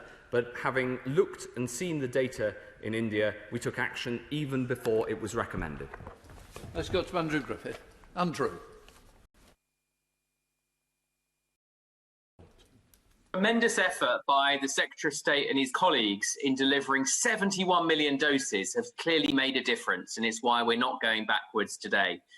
I've previously raised the cause of the wedding industry in Arundel and South Downs, so will he accept my thanks for saving summer for this vital sector, but would he kindly support the Culture Secretary to ensure a successful summer of motorsport? Yes, I work very closely with the Culture Secretary on making sure that these events pilots can go ahead. We're working very closely with F1. I'm delighted that we'll be able to see the Wimbledon finals go ahead on a pilot basis with 100% capacity. It's fantastic to see the crowds at Wembley. We are making progress, and these freedoms have returned. We aren't yet able to make the full step 4, but we're making the progress that we can. Jim Shannon. Can I thank the Secretary of State for his statement? We can all understand the difficulties of as been presented. Those who are willing to get married, who have put off their weddings, who have lost deposits, those who have been holding on to hope against hope that their special day will come. Does the Secretary of State not agree that the importance of a wedding celebration is equal at least to the importance of a football match or a summit, and that if there is to be a delay, consideration must be given to those getting married in July and August? And will the Secretary of State task a working group of experts to outline the safest way to allow these family events to take place, and then that those decisions will be discussed and conveyed to the Northern Ireland Health Minister? Thank you. Yes, the Weddings Task Force have worked very hard on ensuring that there are COVID-secure ways of progressing, including opening up weddings, removing that cap on numbers, doing this within social distancing, and I hope that that will allow lots of the thousands of weddings that are planned over the coming weeks to happen in a way that is consistent with social distancing. I'm very happy to talk to my opposite number in Northern Ireland, Robin Swan. He does an exemplary job. I know that he looks at these things very, very carefully, and I've no doubt we can have a conversation about that. Speaker, I'm very grateful. Before I ask the Secretary of State my question, I should just say, as a former Government Chief Whip, it doesn't give me any great pleasure to say so, but I wholly associate myself with your remarks earlier. This statement should have been made to this House by the Prime Minister before it was made to the media, and I hope we don't see a recurrence of it, and I wish you well in your meeting with the Prime Minister, Mr. Speaker. The Secretary of State, I know, has set out that it is not the government's policy to get to zero COVID. Indeed, that's not possible. Could he say whether it's the government's policy to maintain a low prevalence of this virus? And if it's not, can he confirm the Prime Minister's sentiments today that July the 19th is a terminus date? And can he rule out bringing back restrictions in the autumn and winter when we see a rise, an inevitable rise, in what is a respiratory virus? Well, it isn't inevitable. I don't think it's inevitable. It may happen, but it isn't inevitable because we also have the planned booster programme to strengthen further the vaccination response. But it is absolutely clear, based on all of the clinical advice that I've seen, that a goal of eradication of this virus is impossible. Indeed, there's one part of this country that tried it for a bit in the summer, and it found it to be impossible. And therefore, we must learn to live with this virus, and we must learn how we can live our normal lives with this virus. So I reflect the Prime Minister's words, which of course I concur with entirely, on the 19th of July. Our goal is to make sure that we get as much vaccination done between now and then, especially those second doses, to make sure that we can open up safely, even if there's a rise in cases, by protecting people from hospitalisation and especially from protecting people from dying of this awful disease. Jeff Smith. Thank you, Mr. Speaker. This is a hammer blow to hospitality businesses, many of which are trading currently at a loss, to the nighttime economy, which has been preparing to reopen and now faces more uncertainty. And many of the financial support packages that you referred to, the furlough, the rent moratorium, the VAT and business rate support, are due to either end or reduce. And businesses are still racking up debts for which they need a solution. If businesses are going to stay closed, support has to continue for as long as the restrictions last. So what is the government going to do to give extra support to businesses, many of which are in real danger of collapse? Yes, of course I understand the impact of this decision on the businesses that are affected, both those that were hoping to open but will stay required to be closed by law, like nightclubs, and also businesses who can open but will find it harder to trade than they would otherwise.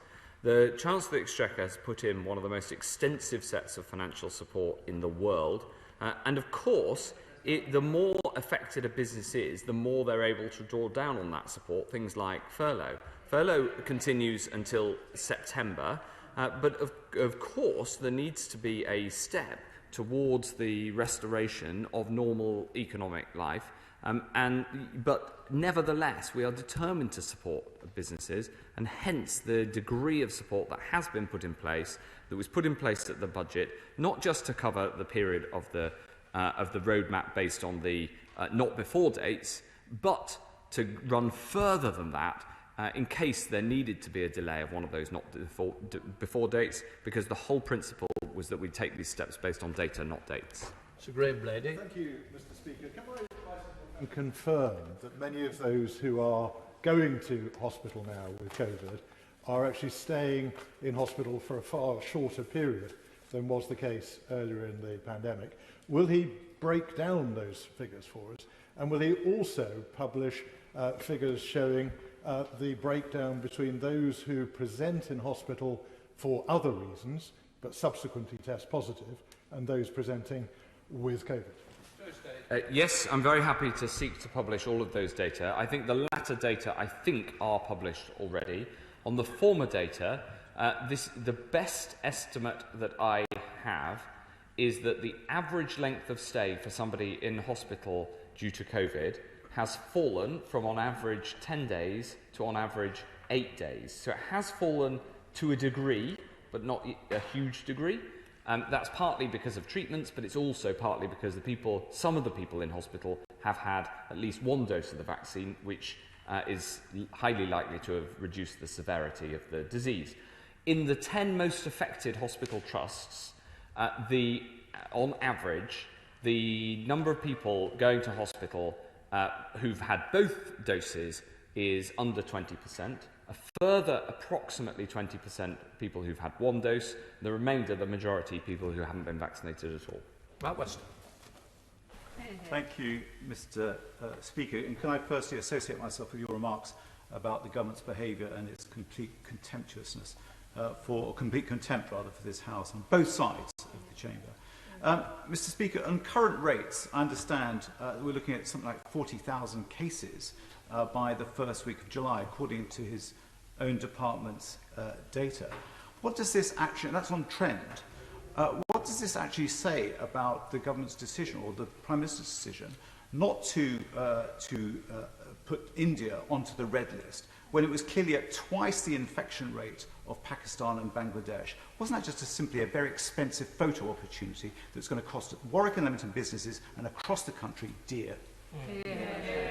No, because any businessman or woman in Warrington or in Warwick or indeed in Leamington will understand that it is literally impossible to take decisions on data that hasn't yet occurred. The Honourable Lady for the Liberal Democrats had it right when she pointed out that we didn't know this data at the time. Thank you very much, Mr. Speaker. As my right honourable friend will be well aware, people in Keighley and Ilkley have never come out of some form of restrictions. In fact, of July last year, we went into some of the toughest local restrictions. So, going forward, will the Secretary of State confirm that will rule out using a regional approach so that communities like mine can come back out of this pandemic and recover as normal? We have, in the last month or so, surged in testing and changed recommended advice, but we have not taken the approach of regional approach to the legal restrictions.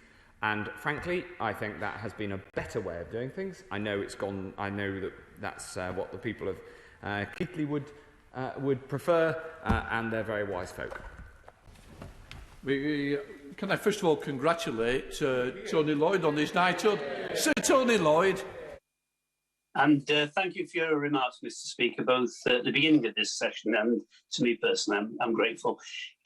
Mr. Speaker, it's axiomatic that the higher the rate of infection, the higher the rate of transmission. And in this battle between the virus and the vaccine, the virus wins with those high rates. And the only antidote to that is, as in Bolton, where we saw surge vaccination, Bolton is now second highest of the Greater Manchester boroughs and been overtaken, alas, by Salford. But that's why people across Greater Manchester don't understand why we don't have surge vaccination.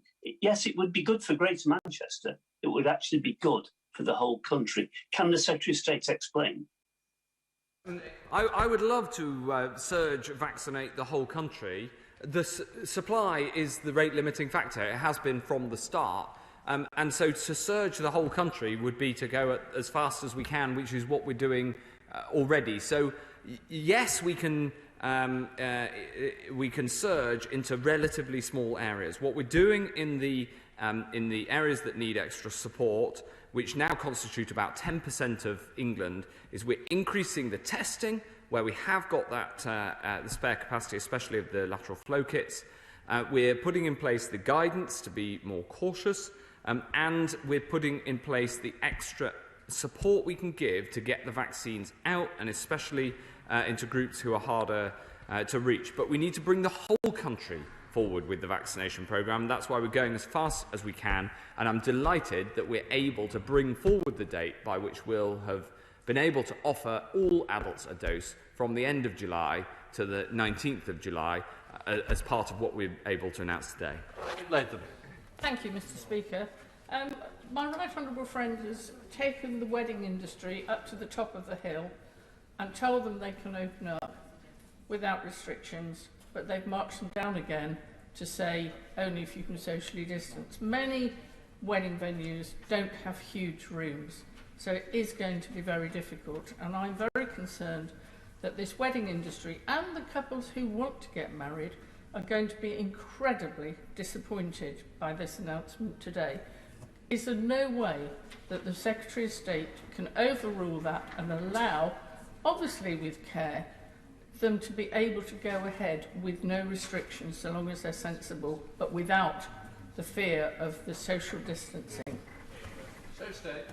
Well, I, of course, understand why many in the wedding industry and many who are planning to get married in the next month would prefer to be able to do so without any of these rules at all. I don't want these rules either, but unfortunately we have got a virus which is growing again, and we've got to take the extra time to allow the vaccines to come through. So therefore the social distancing rules are staying in place right across the board, and carving them out for one very specific activity is something that we looked at, but a very, very difficult decision to take for all sorts of reasons, legal and practical, and in terms of fairness to everybody right across the board in different circumstances.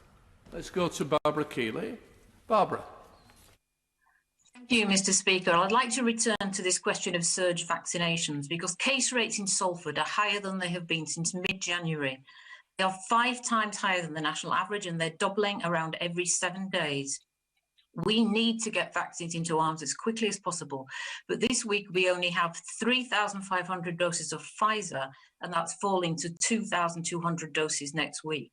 So despite promises from the Secretary of State of enhanced support and some talk of surge vaccinations in hotspots like Salford, that lack of doses of the Pfizer vaccine is the major barrier to getting everyone in Salford jabbed. Will the Secretary of State remove that barrier? Will he make sure we get the supply of Pfizer and the flexibility to vaccinate all our over 18-year-olds? Well, I'm afraid that my reply is the same as to her honourable friend, also from Greater Manchester earlier, which is that supply is the great rate-limiting factor. She shakes her head, but that is a matter of fact that supply has throughout been the rate-limiting factor. And so we will do everything we can to support a vaccination using the doses that we've got. As she well knows, the UK, thankfully, is right at the front of the global race to get vaccinated, and that's because we bought early in very large bulk. Of course, we work to make that supply as big as possible, as fast as possible, and we go as fast as we can, but we can't go faster than we can. Sir Robert Neal. Robert. Thank you for calling me, Mr. Speaker, and for what you have said tonight as well. As my right honourable friend not recognise that just a few weeks or a little longer in the Prime Minister's parlance, it makes the difference between survival or closure for some businesses? Will he recognise that, therefore, forcing businesses to remain closed for a further period without financial support being extended for the same equivalent period is unjust, unconscionable and unsupportable? Will he take that back to the Chancellor and the Prime Minister, please?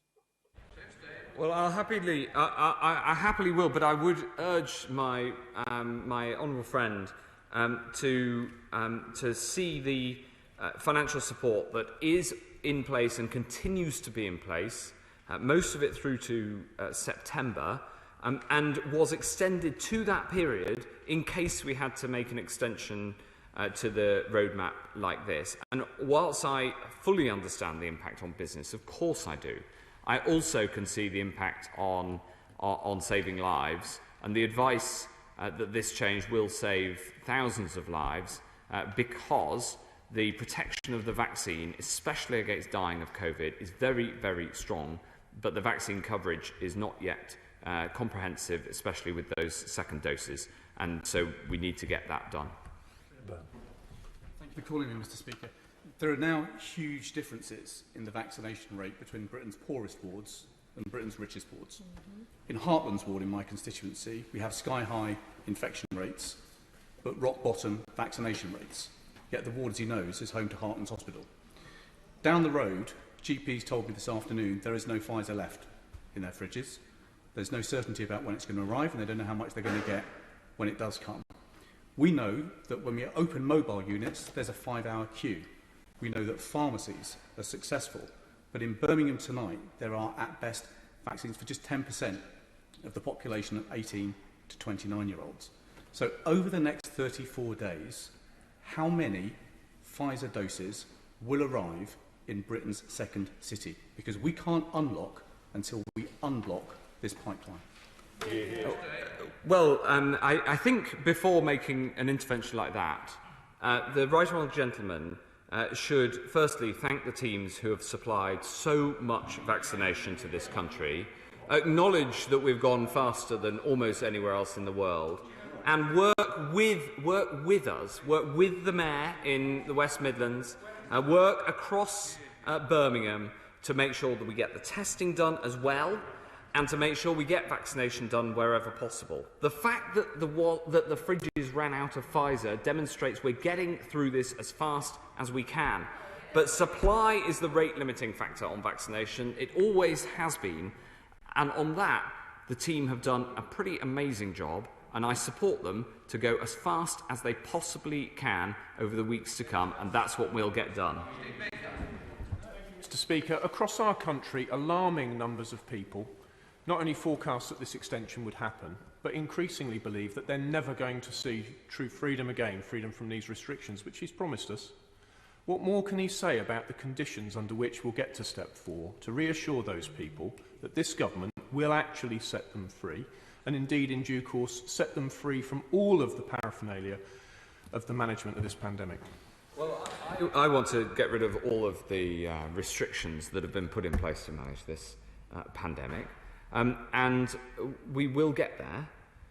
And what I would say is that he will have noticed that the link that we have made and explicitly made is to the rate of vaccination, getting the vaccines done over these 4 weeks to come. Of course, it's my duty to recommend to the Prime Minister the actions that I think are necessary to keep people safe.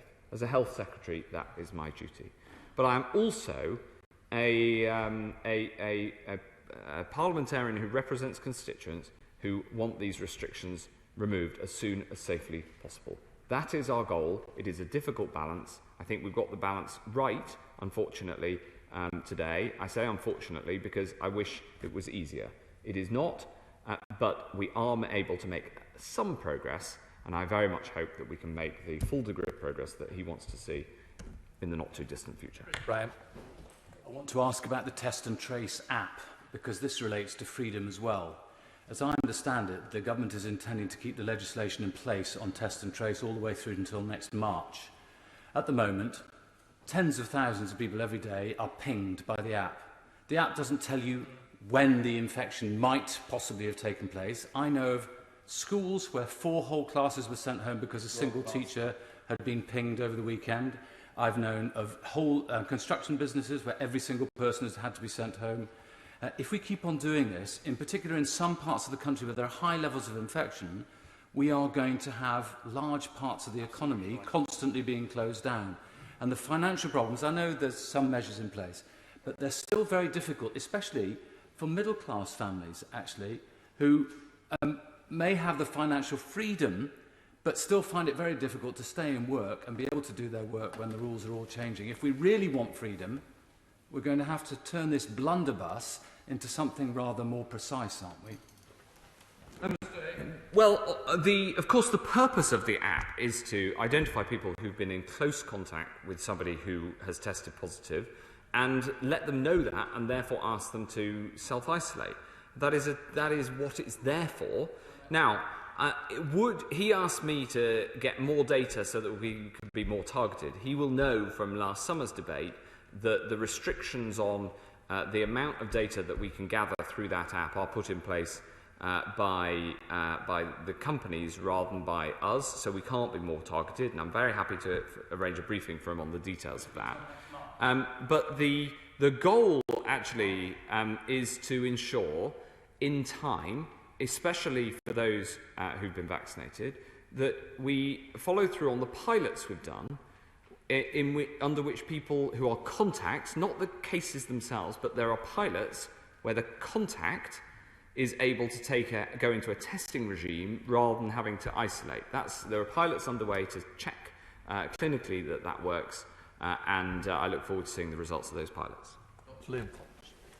Thank you, Mr. Speaker. Can my right honourable friend advise us about the demographics of those he believes are likely to be hospitalised?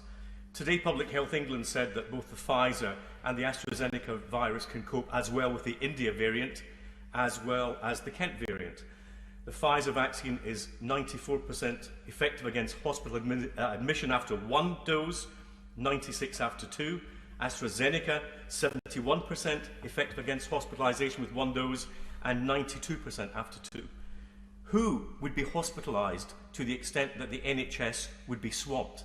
And can he promise us that we will not have our country locked down because some individuals who could be immunised choose not to be? Yes.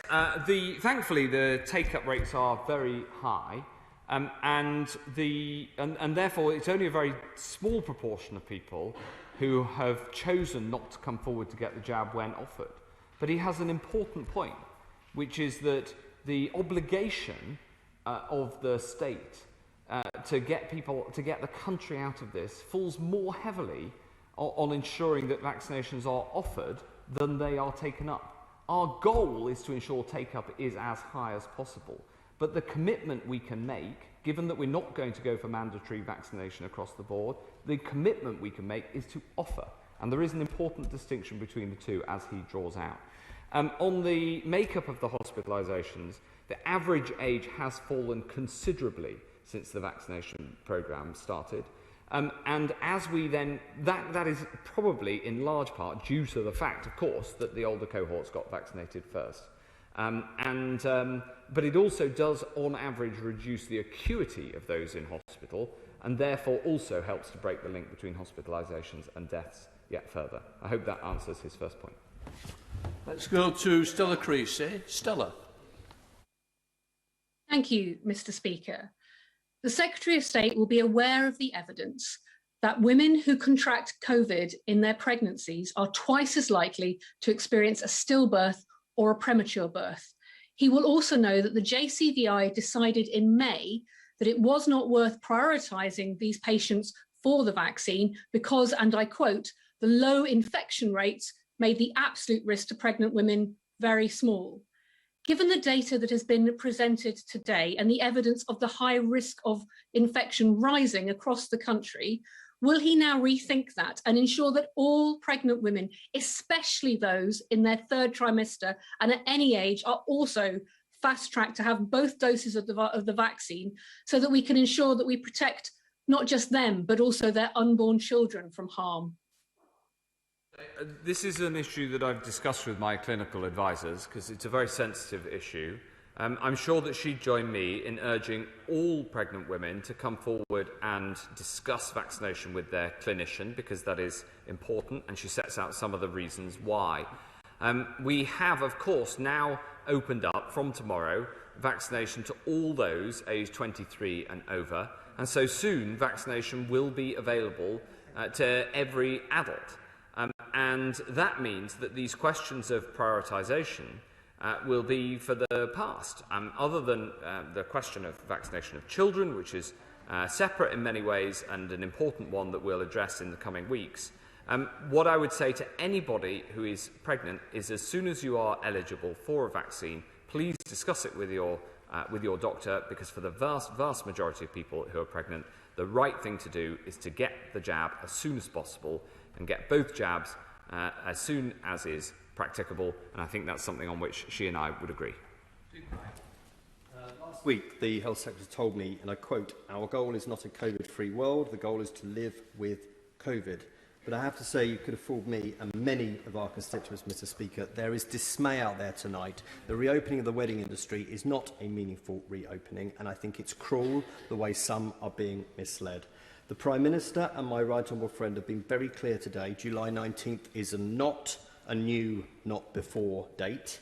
It is an end to all of this. So can the Health Secretary tell the country what his assessment is of risk and personal responsibility, and whether he feels we remotely as a country have that right at this time? Well, I think that in a pandemic, the balance between risk and personal responsibility is different, because you can affect somebody else in a life-threatening manner even without knowing it.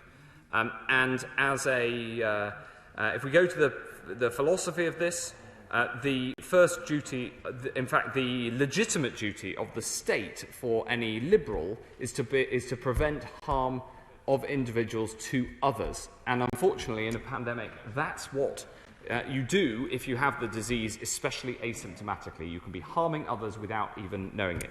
Now, once you have the offer of a vaccine to everybody, and once you have protected and mitigated the large part of that risk, then we do need to move back to a world based on personal responsibility. That is right. That is where we intend to go. And I think that we've made steps already in that direction in steps 1, 2 and 3. This country is freer than almost any other in Europe in terms of our economy, in terms of our society. That's partly because of the very rapid vaccination effort here. But I think that I hope my honourable friend can take from that the direction we intend to go. Let's go to Yvette Cooper. Yvette? Thank you, Mr. Speaker. We're in this position because of the Delta variant, whose spread the government could have slowed by putting India on the red list earlier instead of waiting while the Prime Minister faffed around over his trade trip. By late March, Canada was warning of high levels of COVID cases arriving from India. By early April, similar warnings were coming out of Hong Kong. And by the 7th of April, hundreds of people were arriving here from India with COVID, and half of them had new variants. Yet even when the minister finally announced India on the red list, he inexplicably waited another 4 days while many more people with the Delta variant returned. So can you tell me, why is he still refusing to publish the analysis and advice provided on India by the Joint Biosecurity Centre that the Select Committee has asked for? Please, will he publish it now? Well, we published the data for the number of imported cases of B1617 and other variants at the time the decision was taken. That data was the data including up to the 7th of April for when we took the decision, which was announced on the 19th of April. But it does take that time to see the sequencing because it operationally takes time. Since we published that data, I've heard endless calls from the opposition benches, including from the Right Honourable Lady, that I should have acted on data that we couldn't see and hadn't been gathered. And that is only a way to make a point if you don't care about the truth of what actually happened. Let's go to Caroline Noakes. Caroline. Thank you, Mr. Speaker. As the evictions ban comes to an end and rate relief ends, what reassurance can my right honourable friend give businesses like Fit School in my constituency, who are still operating under restrictions, that this delay to full step 4 really is the last delay? I understand entirely the point that my right honourable friend is making in terms of these restrictions and the impact on businesses, and in particular the link to those in rent arrears. Is something I've been discussing with the Communities Secretary, and I'm very happy to meet with her and discuss how in the short term we can make sure that businesses like her, the one in her constituency that she mentions, get the support they need. Let's go to Ali Tahir. Thank you, Mr. Speaker.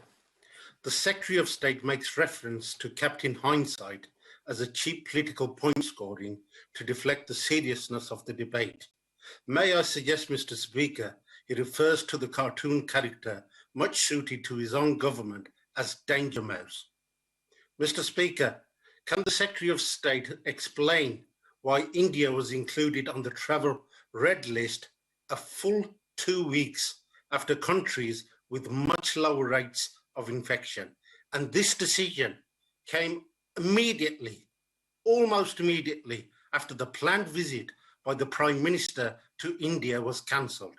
Mr. Speaker, in my constituency of Birmingham Hall Green, many residents believe the decision to include Pakistan and Bangladesh on the red list countries was politically motivated.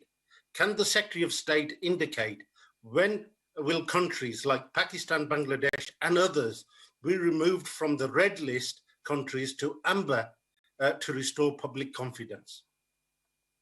Thank you very much, Mr. Speaker. He refers to political point scoring and then makes points that he knows are not supported by the facts. When the decision for the April the 2nd change to put Pakistan and Bangladesh on the red list, as I've said to this House before, test positivity of travellers returning from Pakistan was 4.6%, 3 times the 1.6% positivity of returning travellers from India. Those are the facts, the basis on which the decision was taken. I'm not quite sure. I think at the end of his question he asked if we could now take these countries and put them off the red list onto the amber list. I do not support that approach because I think it's important to keep this country safe. Thank you, Mr. Speaker. My right honourable friend will understand my dismay, given that he will recognise, as we've discussed between ourselves, that economic harm and the sustainability of businesses is a real concern of mine, and I do worry about the distress that this announcement's caused. But if we're taking one particular sector in the international travel business, the issue of cruises. The cruise industry now has been closed for international sailing for now more than 15 months. And there really does need to be clarity if we are going to save this sector, which supports 90,000 jobs and is worth £10 billion a year to the British economy. So could I ask him to really make clear to the Chief Medical Officer that the cruise industry really needs its own roadmap to be able to embark on international travel again? Well, my honourable friend makes a strong and important point. I get the impact on business, of course I do, especially on international cruises. I'm glad we were able to work with the cruise industry to get some domestic cruise trips going again, admittedly in a small way, to essentially to pilot it. It is more difficult on an international front. I'm very happy to work with her and with my right honourable friend, the Transport Secretary, on what more we can do. Let's go to Caroline Lucas. Caroline. Thank you, Mr. Speaker. Does the Secretary of State feel any shame that the reason that we need to delay the easing of restrictions is entirely down to the incompetence of his government? Not only the 3-week delay in putting India on the red list, but the utter failure to suppress the virus through basic infection control, tracing and effective isolation. This is the 4th time the government has let the virus spread. That might be great news for Serco, whose profits are up today, but it's a disaster for everyone else. And does he recognise that to protect people at home, we also have to do much more to vaccinate people in poorer countries, both because it's a moral imperative, but also so that we reduce the chance of new variants being imported here? And will he therefore adopt a jab matching policy in which for every single dose administered in the UK from now on, we donate another dose to COVAX, as well as scaling up the UK's own vaccine production?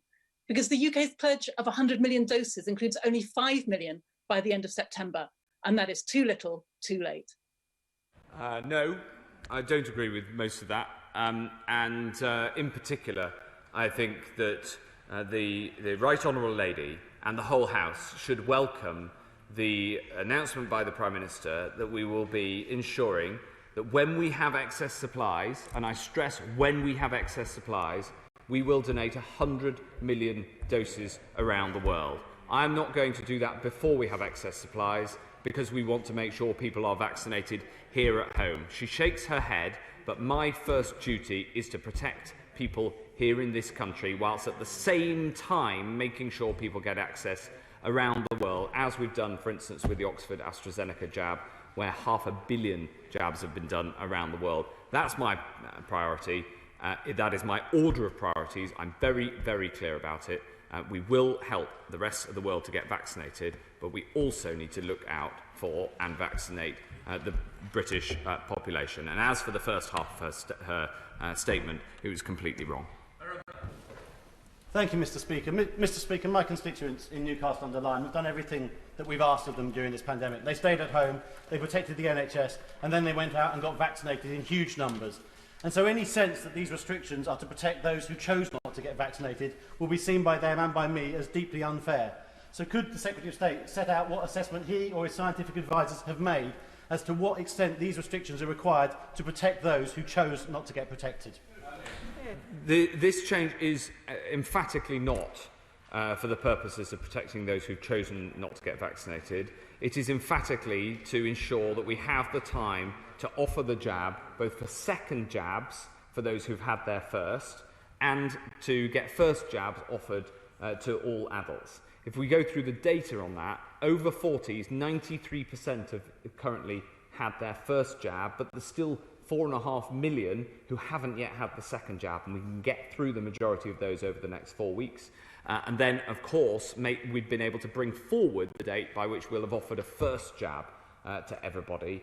And it is getting the ability of the people who want to come forward and get jabbed That is what we will achieve by the 19th of July, to that degree. Now, I hope that we end up with uptake almost 100% by the end of this, and the uptake figures have been absolutely astonishing. So we'll keep offering and we'll keep encouraging people to come forward and keep trying to make the system and the vaccines as accessible as possible.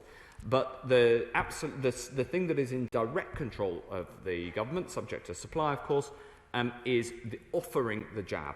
That's the commitment that we've made by the 19th of July. Okay. Secretary of State will know that the hospitality and tourism industry has probably been hit more than any other part of our economy throughout this period.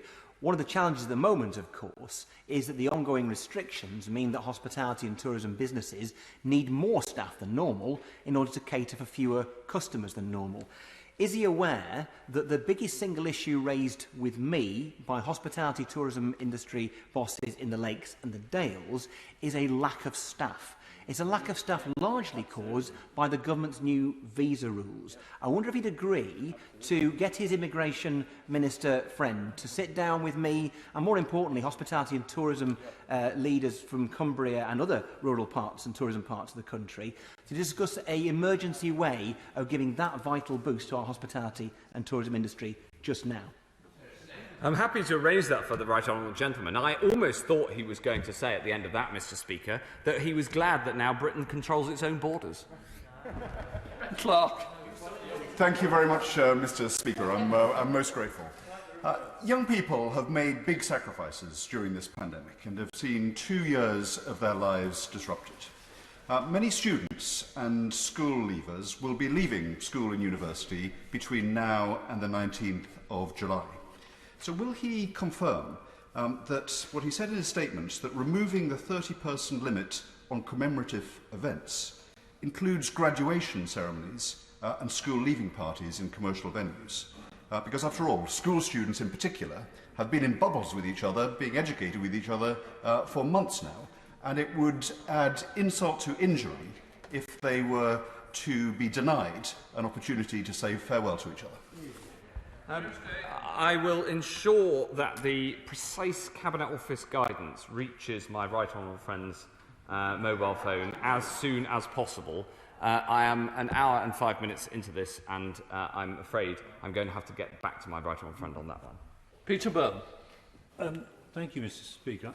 I'm sure the Secretary of Health heard what you said at the beginning of this statement. But can I ask the Secretary of State, how do we get ourselves in this position? He's been very good at coming to this House and making statements on COVID. But on the biggest, most important day, the press has given an embargo statement at 3 o'clock. The Prime Minister has a big showy press conference at 6, and he can't be bothered to turn up until 8:30. This is a clear breach of the ministerial code. How did it happen? Who thought it was a good idea? And who actually broke the ministerial code? Mr. Speaker, all I can say is I'm here now answering questions, and I'm happy to stay for as long as you need me. Clifton Brown. Mr. Deputy Speaker, that was an unexpected surprise. I'm sure it was to the Secretary of State as well, and I'm sure that he will be interested in the question I'm about to ask him, which is, ultimately, these decisions are a matter of judgment. Can he publish the data as to the risk to the health service and the risk to individuals of death as opposed to the social harm and the harm to businesses, and therefore why the judgment has been made that it is? The best thing that I can point my right honourable friend to is the slides that were presented by the Chief Medical Officer today. I will seek whether there's anything further that we can publish, but as a general rule we publish all of the data on which these judgments are made. Central to the judgment today is the fact that we are seeing a rise in hospitalisations, especially over the last week, and that is especially amongst those who are unvaccinated or have just had a single jab. And that isn't largely unvaccinated out of choice, it's unvaccinated because they have not yet had the opportunity because they're younger.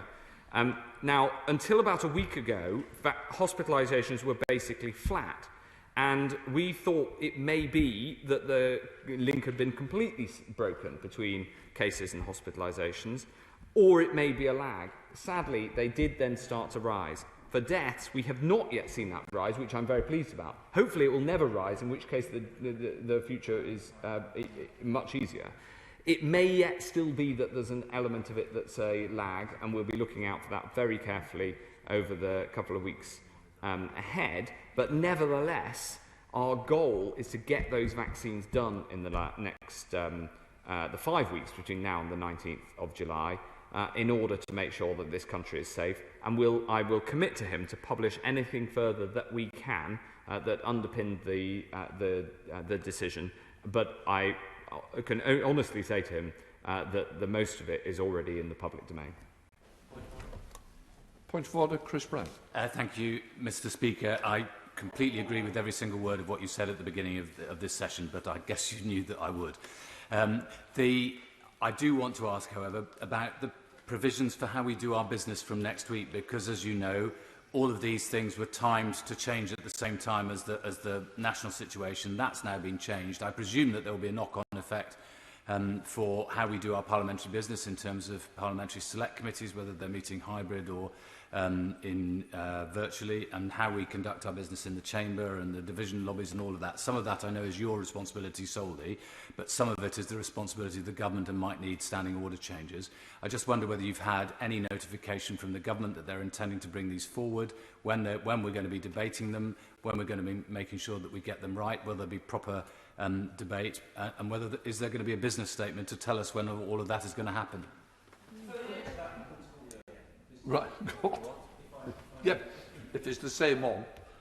It is genuinely that point of order. I was struck listening to the Secretary of State when he talked about the need to get people vaccinated and the very important difference that makes to the level of risk. Mr. Speaker, in the House making a decision about how we conduct our affairs, would it be relevant to look at the proportion of members who have been single or double vaccinated? Because my judgment would be that if the vast majority of us have been, then this level of social distancing is simply not necessary, and this House could get back to being what I know you want, Mr. Speaker, which is much more effective at holding the government to account. Let me just say I have a lot of sympathy about getting this chamber absolutely back to normality.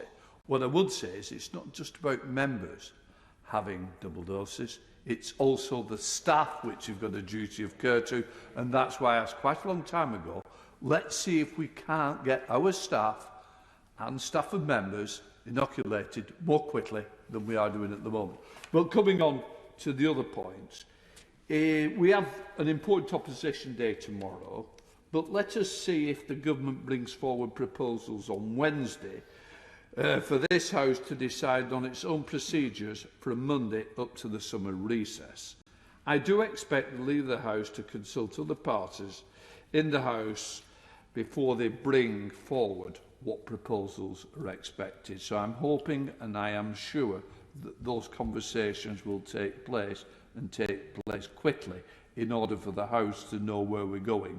And my suggestion will be, I think because the date's so close to the summer recess, it will be easier to take it through for the sake of 3 days if this House agrees to what's being proposed. Right, let's now suspend the House for 3 minutes in order to allow the business to take place by cleaning up the House at the moment.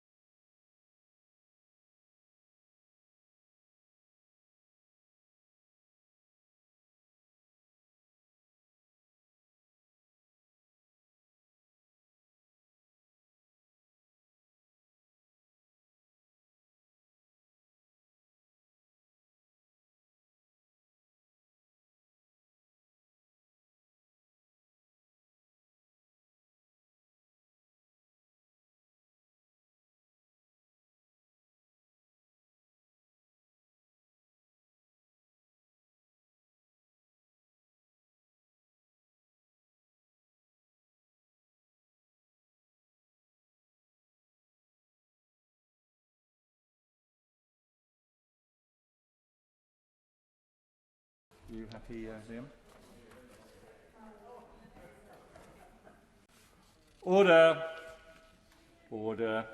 We now come to motion number 3 on business of the House, private members' bills. Minister to move. I beg to move. Question is as on the order papers. May I let please say aye? Aye. Contrary, no. I think the ayes have it. The ayes have it. We now come to motion number 4 on financial services and markets. Minister to move. I beg to move. The question is as on the order paper. As many as of that can say aye? Aye. On the contrary, no. I think the ayes have it. The ayes have it. We now move to motion number 5 on immigration. Minister to move. I beg to move. The question is as on the order papers. May I have that please say aye? Aye. On the contrary, no. I think the ayes have it. The ayes have it. We then move to motion number 6 on immigration. Minister to move. I beg to move. The question is as on the order papers. May I have that please say aye? Aye. Contrary, no. I think the ayes have it. The ayes have it. And finally, we come to motion number 7, exiting the European Union Consumer Protection. Minister to move. I beg to move. The question is as on the order papers. May I have that please say aye? Aye. Contrary, no. I think the ayes have it. The ayes have it. I beg to move that this House do now adjourn. The question is that this House do now adjourn. Elliot Colburn. Thank you, Mr Deputy Speaker, and can I begin by thanking the Speaker's Office for granting me this adjournment debate this evening. Tonight will be a difficult speech because I, like 50,000 other couples today, have found out cruelly, in my opinion, that their wedding is unlikely to be going ahead within the next 4 weeks, but I will soldier on regardless. Mr Deputy Speaker, Carshalton and Wallington is lucky to be statistically one of the lowest crime areas in London, but thanks to the efforts of our fantastic Metropolitan Police officers, it still suffers at the hands of criminals, I should say. Today I want to touch on a couple of the most challenging and worrying problems facing Carshalton and Wallington residents when it comes to crime, and that is antisocial behaviour, particularly crime and antisocial behaviour involving the use of or targeting of a vehicle. The pandemic has led to a sharp decline in crime overall in the London Borough of Sutton, but these types of crimes and antisocial behaviour have seen a worrying increase. Indeed, there was an increase in antisocial behaviour in April last year of over 230% when we first went into lockdown. Now, I've been in regular contact with our excellent local borough commander, and it is clear that the police are doing what they can. But the police need supporting either through partner organisations that need to do their part, or by new rules or powers to make their job easier. And there are 2 forms in particular that I want to raise today. The first being the theft of catalytic converters. Catalytic converters are located on the underside of cars, and they remove harmful pollutant gases. However, the precious metals which enable them to do this are very valuable, some of which 3 times the price of gold. A thief can take a catalytic converter from a car in a matter of minutes, even as quickly as 30 seconds in some cases, often using a pipe cutter or a similar tool simply to cut the converter from the exhaust pipe. Last year saw a rise of nearly 50% of catalytic converter thefts in London alone, and this has been for 2 primary reasons. One is the ease of which that these crimes can take place, and 2, the huge financial potential for those who are successful. The perpetrators have become more and more violent in their desperation to commit these crimes, with many stories that have been reported to me of residents being barred into their own homes, chased or even attacked with blunt instruments, such as my constituent Saffron in Beddington. Now, there has been some good news in relation to tackling these crimes, and I want to pay tribute to the Metropolitan Police and the British Transport Police in their efforts to try and tackle this issue. The police set up Operation Basswood to tackle the rise in catalytic converter thefts. Collating evidence from thefts across London and parts of the home counties like Essex, the police were able to deduce that the overwhelming majority of these crimes being committed came from one group of people based in Hackney. And on Tuesday, the 23rd of March this year, hundreds of officers were deployed to execute simultaneous warrants in Hackney and in Essex. On the day itself, there were 4 arrests and there have been a subsequent 7 arrests made. Over £60,000 were seized, multiple vehicles which were stolen or on false plates, various quantities of drugs, tools used to commit these thefts, and 33 converters were recovered. This was the very first police raid of its kind, and I'm pleased to report that it has been successful, with a 66% reduction since the 23rd of March, including in Carshalton and Wallington. This hit day was followed by a further catalytic converter week of action by the British Transport Police in mid-April. This saw 244 offences identified, 664 vehicles stopped, 926 sites visited, 1,610 vehicles forensically marked, 1,037 stolen catalytic converters recovered, and 56 arrests made. However, whilst these operations have thankfully been successful, the fact still remains that without changes, this crime is still very easy to commit, and the police are in a really difficult situation to track down the perpetrators or return stolen parts.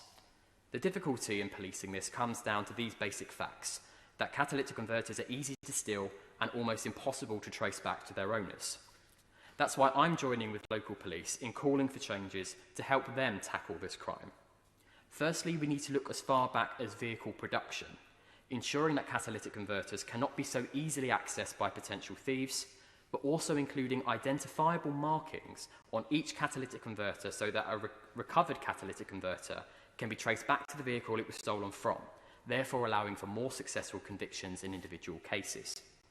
However, we must also do more to tackle the dodgy scrap metal dealers that these thieves rely on to not ask any questions when selling on the metals. And this frankly goes for all types of crime which seek to make money through this way. I would agree with the police that these dealers must keep a register of their customers, or even go as far as asking a regulator, perhaps the Environment Agency, to license or certify who can handle these precious metals. Again, making it easier to trace criminals or to shut down dodgy scrap metal operations covering up for the criminals who use them. Whilst police operations have seen a reduction in catalytic converter thefts for now, it is likely to rise again unless we get on the front foot and make life more difficult for these criminals. However, it's to the antisocial use of vehicles more widely that I want to move on to next. We've seen scenes from across the country, particularly in London, which sadly have also manifested themselves in Carshalton and Wallington, of people using vehicles, particularly motorbikes, mopeds and quad bikes, to ride antisocially in parks, open spaces, pavements, high streets, and much more. In my constituency, it's particularly the residents of Roundshaw and South Beddington who have been impacted by this. With the use Absolutely, I'd love to give way. Way for bringing this forward. I spoke to him beforehand as well. Back in my constituency of Strangford, one of the issues has been the advertising of these events, for instance, on social media, and there is, I believe, a role for the police to do in releasing it. So does the honourable member not agree that it's imperative that communities are able to have a source of redress for those who sit in public car parks near to housing developments in the early hours of the morning with their altered vehicles, whatever they may be, waking children with every acceleration and leaving people at their wits' end? It's time that the legislation was here to make it, to stop it, really. Thank you. Well, it's an honour to be intervened on by the member for Strangford. He wasn't here during my very first adjournment debate, and I felt at a loss. So I'm happy that he's here. Happy that he's here now. But I completely agree with everything he has said, and it is true that these perpetrators, whilst the crime or the antisocial behaviour itself might seem minuscule to some, constant abuse of the vehicles in this way can cause absolute misery for local communities. I'd be delighted to give. I'm grateful for the Honourable Member for Carshalton and Wallington for giving way, and I'm really sorry to hear about the delay to his wedding. He is raising a number of issues that I know my constituents in Pontypridd and Taffili are faced with on a daily basis. The key issue that I'm hearing about is that residents often feel harassed or intimidated by these car modifications and these cars backfiring. These loud bangs that literally sound like a shotgun going off can be utterly terrifying. But these people feel unable to report it, and because what essentially this is antisocial behaviour, and they're unable to report this to the police. So would the Honourable Member agree that central to tackling these issues is how we improve how police support services are communicated to residents across the UK so that they feel confident in reporting these instances? I'm grateful to the member for Pontypridd, and I completely agree with the point that she makes about reporting, and I will go on to reporting later in my speech. But one thing that I have found very, very helpful that the Metropolitan Police has in place is an online reported system which does not require residents to phone 999 or even 101 in order to report a crime. And I've found it much, much easier to persuade residents to report more regularly through this online, so they don't feel like they're harassing the police, they don't feel as if they're taking up too much of their time, or they don't feel like they're being a burden in reporting something that they might think is small, but actually is causing them real grief. So I wonder if the Minister could address in her closing remarks anything we can do to use this example from the Metropolitan Police across other police forces. I do think that that has been a really useful tool, but of course there's always more to do. I was talking about, Mr Deputy Speaker, I was talking about the impact on Roundshaw Downs residents, the residents who live now near Roundshaw Downs, I should say. And it's impacted me myself because I regularly use the Downs to walk my two dogs, Willow and Lola, but I've become more and more apprehensive about doing so, and a concern that I know is also shared by the Sutton Common Rovers Football Club, who are based on that site. This isn't a new issue, it's been going on since before I was elected, residents tell me, but lockdown has incredibly exacerbated the problem. And it's clearly gone way beyond now a small band of young people looking for a quick thrill. This has clearly become something more organised. And perhaps this would explain why, because Roundshaw Downs is a 52.7 hectare site of metropolitan importance for nature conservation and nature reserve, based on the site of the old Croydon Airport, and some of the old airport remains there today. It is the largest area of unimproved chalk grassland in the borough, and as such it provides an extremely valuable nature conservation resource for insects, birds and wildflowers. My partner Jen and I particularly enjoy the cows that are at the southern end of the Downs, but also makes it very, very attractive for those who want to use vehicles in an antisocial way. And I just want to talk through some of the reports that I've received from residents about the impact this has had on them. I've had residents say to me, and I quote, that they're too frightened to walk in the area. The noise has left some to say, it feels like we are living next to a racetrack. The destruction of local environment and habitats, including things like breeding pheasants and nesting skylarks, which by the way are a red list species of protection in the area where the activity has been occurring, as well as other illicit activities such as littering and drug use. There's been serious safety concerns about use of the Downs now as well. One resident tells me that they have experienced verbal abuse and threats for simply walking on the public pathway. And there has also, sadly, been at least one appalling incident of violence against a dog walker who was physically assaulted by someone riding a motorcycle. Now, the Metropolitan Police, to their credit, have stepped up patrols where possible and even conducted helicopter flyovers. They have managed to stop some people, remind them of the law, seize vehicles, etc. However, these are expensive and temporary measures at best. Antisocial behaviour is not reduced solely by reactive police activity. It also needs to be tackled through working together with local authorities and communities to introduce preventative measures to help stop it happening in the first place. But this has proven difficult because Roundshaw Downs straddles the boundary of both the London boroughs of Croydon and of Sutton. For well over a year, I've attempted to get both the councils in a room with the police to thrash out a solution. Sadly, neither council has been forthcoming. I will indeed. And I associate myself with the comments of the Honourable Member for Pontypridd. I'm very sorry to hear about the Honourable Member's wedding. Now, I'm a former police officer, Mr Deputy Speaker. I know the damage that antisocial behaviour does, but I do want to press the Honourable Member on his point about Sutton Council. I know my colleagues in Liberal Democrats on Sutton Council are working hard to stop them. If the Honourable Member is as passionate about solving this issue as he seems to be tonight, my understanding is he did refuse a briefing from the ward councillor leading on it. Wouldn't he better serve his constituents by working with local councillors? I'm happy to correct the Honourable Lady. I was blocked from attending a meeting and I was blocked by the ward councillor. I asked for this meeting to take place and it was actually the Liberal Democrat ward councillor that blocked me from attending. So I'm afraid she's been given incorrect information. But this proves the point that I was going on to, Mr Deputy Speaker. Only the police have bothered to engage with me properly on this, and the councils have been engaged in politicking and game playing, and residents are suffering as a result because the Lib Dem Council is unwilling to work with the Conservative MP. No. On that point, if you could resume your seat, under standing orders, we have to adjourn the House again, and then you can resume from where you left off. I promise you don't have to start again. I beg to move that this House do now adjourn. The question is that this House do now adjourn. Elliot Colburn. Thank you, Mr Deputy Speaker. Now, the police have told me that the solution to this problem is about 90% of the solution to this problem is about how the vehicles get onto the downs in the first place. The two councils need to secure all entrances to the downs to prevent a vehicle from being able to access it this way. The answer isn't, as I understand the Lib Dem councillor has suggested to the police, that they act as a kind of permanent bodyguard of the downs, stationed there 24/7. Now that obviously just isn't feasible. The issue is easily prevented. So I wonder if the government could look at what more we could do to give police powers of compulsion when partner organisations like councils are being slow or intransigent to do something that will help the police do their jobs or reduce crime.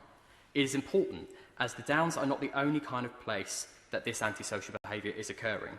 It's also prevalent in other parts of my constituency, such as St Helier, Hackbridge, the Wandle Trail, Central and Wellington Square, Beddington, Carshalton Beaches, Clockhouse and others.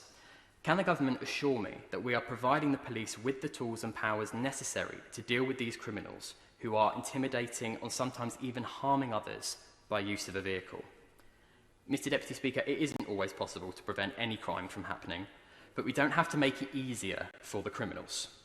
Where there are solutions available, such as markings on catalytic converters or vehicle barriers on Roundshaw Downs, we should be backing our police by helping get them in place, not asking them to continue on an incredibly difficult venture unnecessarily, unable to bring justice or give residents peace of mind.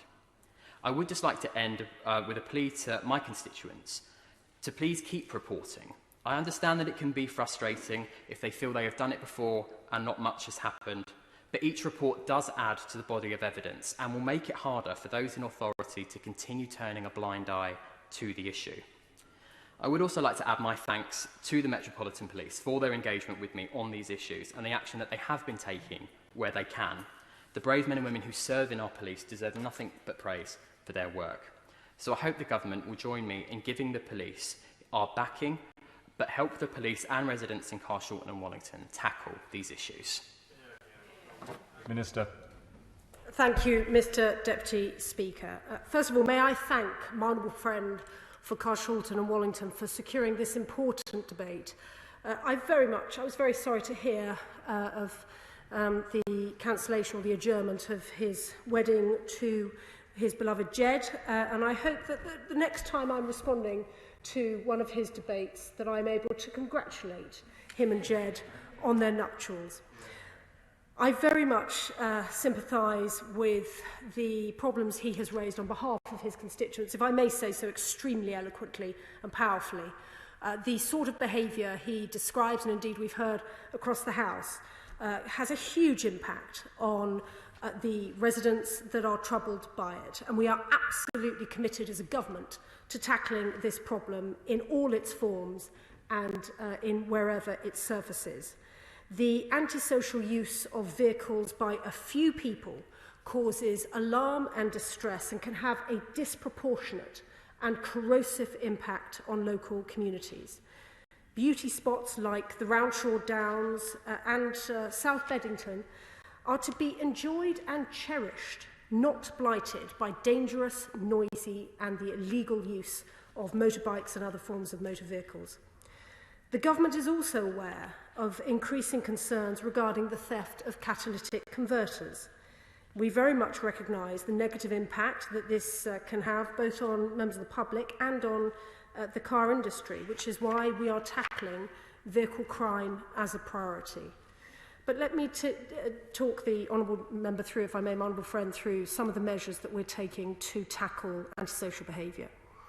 This government has provided the police, local authorities and other local agencies, including councils and the various agencies, with a range of tools and powers that they can use to respond quickly and effectively to incidents of antisocial behaviour through the Antisocial Behaviour, Crime and Policing Act of 2014, which includes nuisance involving vehicles.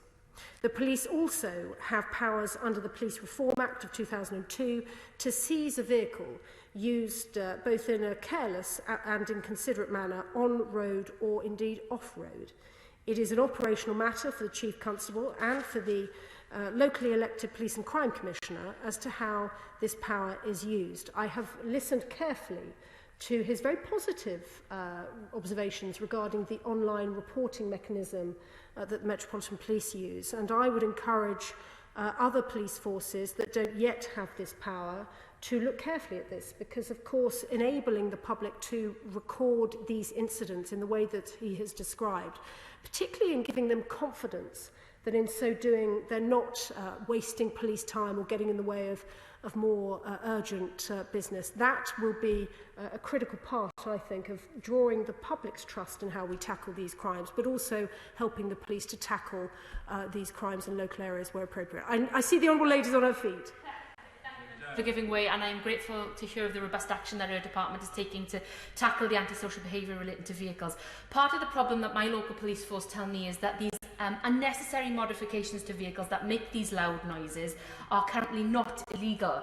So would the Minister consider bringing forward legislation to make these unnecessary modifications that cause antisocial behaviour illegal?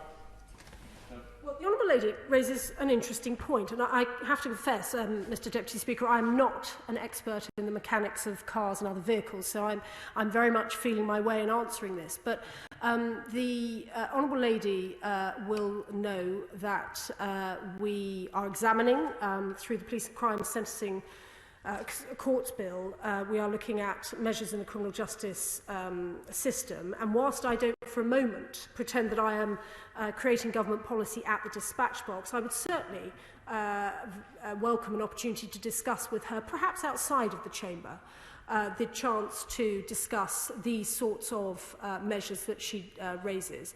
As I say, it would have to be a matter that the car industry and others have the chance to contribute on, but certainly let us discuss it to see if there are ways through with tackling those particular problems. The pandemic has brought into sharp focus just how important shared spaces and indeed nature is to community life. Local agencies can use their powers to tackle irresponsible use of these spaces, such as the Roundshaw Downs, as this kind of behaviour is both a nuisance and can present a very real danger to the public. I know, and I'm pleased that my honourable friend has taken the opportunity to advise his constituents to report these incidents to the neighbourhood policing team and the local authority responsible for the public lands, so that they understand where these problems are happening and the volume of those problems. But as he says, we must please, as communities, report these incidents so that the authorities can begin to use the powers that they have under existing legislation. When the problem is entrenched, it is for the local authority and community safety partnership to set a strategy and response that goes beyond reactive policing of this kind of repeat behaviour. Local agencies should know how best to approach this matter and how to deploy their powers depending on the circumstances. Home Office statutory guidance was created for local areas in order to support them to make effective use of the powers given to them. I cannot stress enough how important it is for local areas to encourage multi-agency approaches to this kind of issue to prevent it as well as deal with it as and when it surfaces. The reason these powers apply not simply to the police but also to local councils is because we understand and recognise there has to be a whole systems approach to tackling this sort of behaviour, which is why I was disappointed to hear of the experiences he has had with his local council, Sutton Council. His constituents will expect, as indeed all of our constituents expect, that their elected representatives will work together to tackle antisocial behaviour. The Home Office continues to fund projects that will increase the safety of local communities. As well as increasing police funding and the recruitment of more officers, a third round of the Safer Streets Fund was launched on Thursday the 3rd of June, which brings the total amount invested into the Safer Streets Fund to £70 million over 2 years. And I'm going to take the opportunity, Mr Deputy Speaker, to emphasise to colleagues across the House that the third phase of the Safer Streets Fund has a particular emphasis on tackling violence against women and girls, and so I would encourage honourable members and my honourable friends to look at that fund with their local partners, the councils, the police and so on, to see if there are projects that they can put forward in their own local area to tackle this and many other forms of criminal behaviour. Overall, police funding available to police and crime commissioners has increased by up to £668 million in 21-22. And on the 4th of February this year, the government published a total police funding settlement of up to £15.8 billion in this financial year, an increase of up to £600 million compared to the previous year. We are also committed to giving the police the resources they need to tackle crime through increasing the number of police officers by 20,000 by March of 2023. I'm delighted to say that as of March, at the end of March this year, 8,771 additional officers have been recruited across England and Wales, and indeed that is ahead of schedule. But we will continue to recruit in order to meet our target of 20,000. In the Metropolitan Police area, they had recruited an additional 1,369 officers, and that is on top of the additional, and a further 1,344 officers have been allocated for the coming financial year. The deployment of these officers is, of course, an operational matter for Chief Constables and their team of senior officers, but I'm really pleased to hear of the admiration and the thanks that my honourable friend has for his local policing team. In terms of policing the roads, we are committed to tackling vehicle crime as a priority. We are working in the Home Office with the Department for Transport and the National Police Chiefs Council on the first roads policing review, which is a thorough examination of roads policing in England and Wales. Responses to last year's roads policing review call for evidence are helping shape the development of the action plan by the Roads Policing Review Governance Board. The government planned to publish the call for evidence response this summer. In terms of catalytic converters, my honourable friend has raised some really important points on the theft of these items. We continue to work closely with the police and motor manufacturers through the National Vehicle Crime Working Group established by the National Police Chiefs Council, a lead for vehicle crime. We are working together to understand what more can be done to tackle the theft of catalytic converters, and this work is overseen by the government's Crime and Justice Task Force. I join my honourable friend in congratulating our officers for tackling this type of crime, and indeed he himself set out the successful Operation Basswood in March and the British Transport Police's operation in April this year.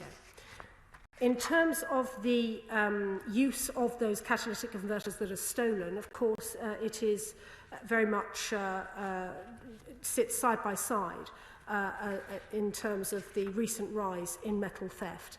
The government has funded, therefore, the setup of the National Infrastructure Crime Reduction Partnership, ensuring national coordination of policing and partner agencies to tackle metal theft.